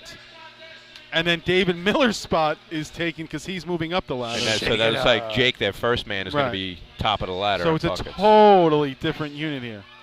All right, Twan, you got the pass. You see over the side right there? Yeah, I can take care of that. I'll take the dump. Yep. Lenny, you got a number? I'll try and get you the first dump. I might go sweatshirt after this. A little chilly. You know, the Hobos with a 3-point lead over the Wolves, so even though they're not running with their A squad, it's a big shot if they want to seal the deal here. And there's enough people that are running this race that can be tweeners, that's for sure. East Islip, Bayshore, West Sable winning it at the state. And the Wolves can run this contest. 21.99 last week for third place. Big cheer for the hometown heroes. All right, they are coming down the track. Let's see how the approach goes to the ladder. David Miller's on and gone. Jake's right behind him. Ryan Murphy on and in a good spot. First bucket coming up. That's a nice set there, guys. Yeah, first one's down. I got 898. Yeah, we're right there. A little spillage. But Good pass putting coming him up. in the barrel. 9 is in. 9's good. Does he fill in 11? He does not. 12. It took 13. It took the end of 13. Yeah. Not a bad shot for B squad. You could see the water flowing out as the buckets are coming up. Normally when that happens with them, I'll give you that time. 23.93. 92 or 93? 93. Okay. 93. You could see the amount of water popping out of the buckets as it got to the top of the ladder, where there was definitely some jerking around of the buckets on the way up. Yeah, and that's just, like I said before, you need the same guys in the same spot for years to get that feel. You know, pretty much you're having the bucket in the same spot every time. You can also, just looking at David, you know, Twan, as you get more experience in dumping, you just learn where the height of that barrel is. Yep. And you're almost skimming the barrel as you're going across, or a little bit more. He had that like 4-inch difference from barrel to bucket as he's, you know. Yep. You just you try to learn where that barrel is and just come across the top and get it in. Yeah, it's a good observation. I wasn't watching him. I was watching the pass coming up. So he was high, you're saying? Yeah, like you know how like when you go to tip it, you naturally as you dump more, you learn get the feel of where it is. And he was going like, I'm going to go 4 inches over and then bring it down. Right. I'm going So 4 inches. So you can watch no, this I'm good. I'm good. Sure. So if you go too high, generally with the bucket, it'll kind of overswing. Let's take a different look at this. Let's take a different look at this. Yeah. With a whole new different group of guys, they just ran a 23.93, right? On 13. Better than 90% of teams in New York State. Right. You fill that in 11, it's a 21. Right. Maybe 80%.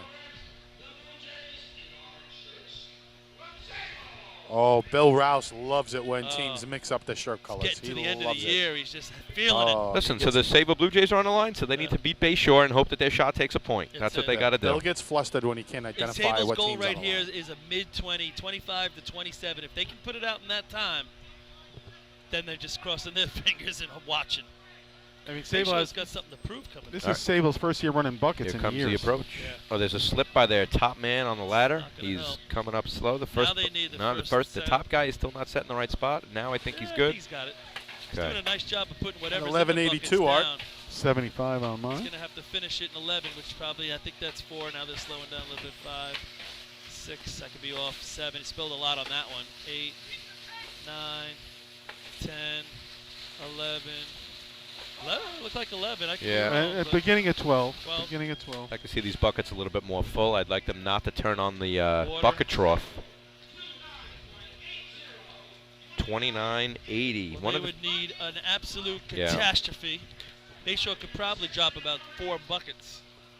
We've said that, well, they're going to have a different bottom man here, too, but Mole's not here. So. Yeah, still. Yeah, no, I mean, they ran that shot, too, with Jimmy this year. At 21 Twan and Artie, you guys are both dumpers for years and years. I wasn't a years and years dumper. I was more of a top of the ladder guy, but I dumped. What's it like being a dumper? Like, there's so much going on. You Yeah. got the left hand, the right hand. You're dumping. You're bouncing. It's you're all tossing. feel. It's You're all looking feel. down 20 freaking feet. I don't want no part of that with a That's wet not the surface. safest thing in the world here. It's Reaching all over feel. an arch. I tell you, 12 times. you don't even think about any of that. It's all I feel. mean, it's all feel. You get up, you get your set. And you just go. And you go. All you're looking at is that bucket coming up. I mean, I'm thinking about it watching these guys run. Twan, I'm going to You're ask right, you this. Paul. I like, could see us wearing harnesses up here. Oh, how did you find the middle of the barrel? Like, what was my your guide? forearm. The middle of my forearm. Yeah. Right here is kind of where the I feeling set that I up always off the wanted to rail. have. I would Yeah, set up yeah. off the rail, knowing Yeah. when I grabbed the rail, Yeah. I knew my hand would be Right, in the right, middle. right. That's pretty interesting. You know, one of the things I think to see the Sayville Blue Jays do is not turn on the water in the trough. I didn't like how their Yeah, buckets it's were way too filled much, coming yep. up. It looks like they were losing a lot of water. It looks like they weren't filled.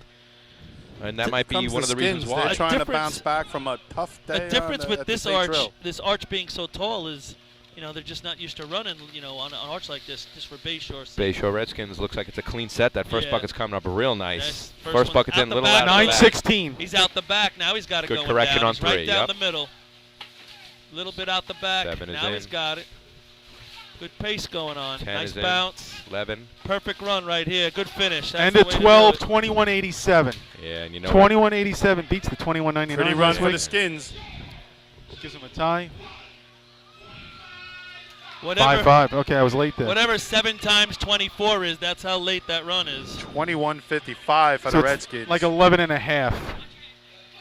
Listen, some of the Bayshore Redskins are saying, where was that last 196 week? And I know it was the Don't feeling mean because to throw in the salt in the wound, but you're right, No, no, Juwan. no. I was just going to say, in the 2010 state, we run the 2033. Had we run that in the 09, we would have been state champs. Listen, we've all been there, Bayshore. Oh, yeah. We look forward to seeing you in 2016. Bayshore would have loved that run Just 6 days ago. I'm going to go one step further with you, Twan. Yeah. Dumping you. You're one of the best I've ever seen. So a lot of heavy What's shots. going on around here? Oh, thank you.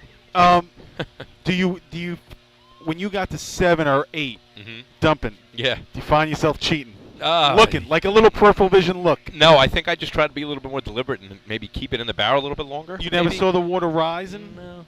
Yeah, I No, mean, I always kept my eye on the bucket coming up. For some reason, I would catch it out of my right eye, and I would be like, "Oh, it's getting close. I got to be really good with these next couple." Boom! Drop the bucket.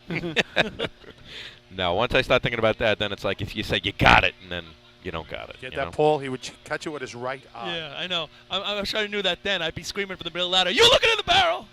Stop looking at the barrel. I missed the Look start for the there. handle. All this chatter. West Sable's coming down the track. The set looks Yeah. good so far. Michael's up. Ryan Huguenin, the First bucket's Quenzer and up. Quenzer. Leonard. Looks like it's good. First one's Oh, in you nice. missed it, Len? Sounds like a Oh, law he firm, just, right? Nice he's just pace. getting him outside. Nah, but he's got a nice pace gonna- right here. He's going right down the One's middle. going to stay in the barrel. And He's no, that he's close. got him. He's getting him Wow. out. He's got good No, bounce. a little sloppy, He's though. right there. He's- Oh, Whoa, just but as he he got keeps it. one in, he does And keep he it. got it. Love the back of the shirt. Grip him and rip him. Grip him and rip him. Hashtag the rough life. It says it. Or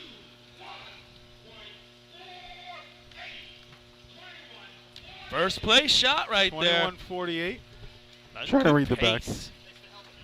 Yeah, I know you are. That's why I'm Can saying. you hear us? Can you? Getting a little fishy with Trying to some see of the those. hashtag on the back here, but it says "Grip 'em and Rip 'em" 2015 New York State champs. Turn around so we can see the shirt. Hey, listen, guys. Trough life. Trough life. That's fine. Hashtag trough life. Spelled wrong. Hey, listen, we're in a position here where the Islip Wolves take first place in this contest. We're going to have co-winners of this tournament. So it's 39 to 36 right now. The Wolves need to gain 3 points on them. To do that, they'd have to win the contest. I think it's a big run for them. Now, that is a big run for them. I mean, outside what maybe they can do. Now, it's interesting right now. If the Guzzlers beat the 23-93, then the Wolves could be in a position to win it outright with a first-place shot. They'd have to beat that 21-48. So another exciting finish here All that in math. buckets. All that math. Here we go, man. Jets 21. blowing them out. Yeah. Nothing's going to beat last Saturday, 30-14. Said no one ever. That's like a new thing. All right. Nah, it's old school. The Guzz on the line. This looks like a limited crew here. It does, right? All right, let's see the approach. It's their unit for the year. It's a nice set. Oh, we got a slip out of top man. That's going to cause a log jam all the way down. Buckets for coming up, but the middle man is not ready for it. Double clutch on it, and there's the first bucket in the barrel. Oh, Three he's got. is He's, in. he's hitting. He's Did you hitting the notice he roof. hit one in that He's barrel? got the roof. That- Now he's got to go. Now that- he's squeezed one. That Now bucket he's that down hit the middle. roof hit every guy in the ladder on the way Really? down. Looks We're like the talking dumper's about that going a later. little too far down. On Now we each have a bucket. drop. He's out the You know what front I'm a saying, little Artie? bit. High arch though, Len. So Looks it, like you, it looks you like know he's it's a high yanking arch, so it could be tougher for the top guy. This arch, high, big facade. So we're going to have a situation here. The Hobos have 39 points right now. They're in third. So the Wolves need to take first place. They got to beat the 21-48. That'll give them 5. That'll give them 41 on the day. And that would move the Hobos down to fourth place 2 points. So it'll be a 41-41 tie. if the Wolves beat a 21-48. 21-48. That's a the heck number. of a run, Twan. They don't beat the 21-48, the Hobos win. It's as simple as that this week. What's the height of the Hempstead Arch? 19 feet 10 Same as inches. Bayshore. 1910. So yeah, same as us at home. So when you were coming here, if you were coming here, did you put a platform up top? We didn't. We never really play that game. JoJo would just say, "Hey, I'm going to bring him up a little higher today," and then we just kind of adjust off the first bucket, and then we'd be good. Well, what we were just seeing there, Artie, you and I talked about it. Thought the dumper was going a little bit lower, or maybe the guy on the top of the ladder was coming a little bit higher. But that little bit of spacing, it just an extra little bit of a jerk on the bucket, spilling that little bit on every bucket. The big facade here is different than a lot of the tracks you practice on. Yeah, we hated running buckets here, but we always did well when we had to. To 20.99. Here come the Islip Wolves, guys. They got to be 21-48. How's that ladder Let's see climb? the set. The set looks good. The first bucket's up real nice. Yeah, first one's down. And it's in the barrel. Guys, this is going to be good good. pace. They got a chance. 4 is in. 5 5 is in clean. 6, 7. This He's is pretty. right down the middle, doing a great job. We have a drop. We have a drop. Number 10. Oh, now he leaves one in the barrel, but he's doing it right. It's off the side. He's okay. 24. They went on 12, guys. And on 12, but that could be There because was he a left that delay. one in there and there was a lost delay. some water. Yeah, that was number 10 coming up. He had 9 was in. 10 coming up is where the drop is. It's going to make the CI Hobos champions of the Islip Town Drill, no? It is. Crazy to think, too, that if Islip does that, it's only their second win in the history of this drill. Wow. I was looking before, I think, if that's correct. That's fine. I think Well, they've from- only got yeah, 07 or something like From that. 81 on. Yeah, Yeah, they win they- in 07. They tie in 09 and Okay. 04, so it would have been their Oh, fourth. okay, I didn't see those ties. Yeah. It's an outright, though. Yeah, right. One outright. Yeah. Wow. So they got 3. I mean, you look at that stats, it's dominated West Sable CI. Yep. East Islip a couple, Bayshore a couple. So in that contest, West Sable's going to win at 5 points. Second place is Bayshore. Third place, CI. Fourth place, Islip. And fifth place, East Islip. And here are your totals for the day. In first place, and the champs of the 85th annual Islip Town Drill, the CI Hobos with 42 points. Second place with 38 points is going to be the Islip Wolves. Third place with 36 points is going to be the West Sable Flying Dutchmen. Fourth place with 32 points, the East Islip Guzzlers. And in fifth place with 22 points, the Bayshore Redskins. So 4 teams 32 or higher. I don't know how often you see that No. here. Only 7 I guess here. so, you know. you can. Yeah, because years ago you used to have the 13 teams or 12 teams, so it got Right. spread a little bit more when your Terrace and your West Islips and Blue stuff Point. like that. Good finish by the Redskins. Not taking Blue Point. That's 10 of 14. Brookhaven. Oh, okay. Bayport. Bayport. There you go. I knew it was a Bayport. BP there somewhere.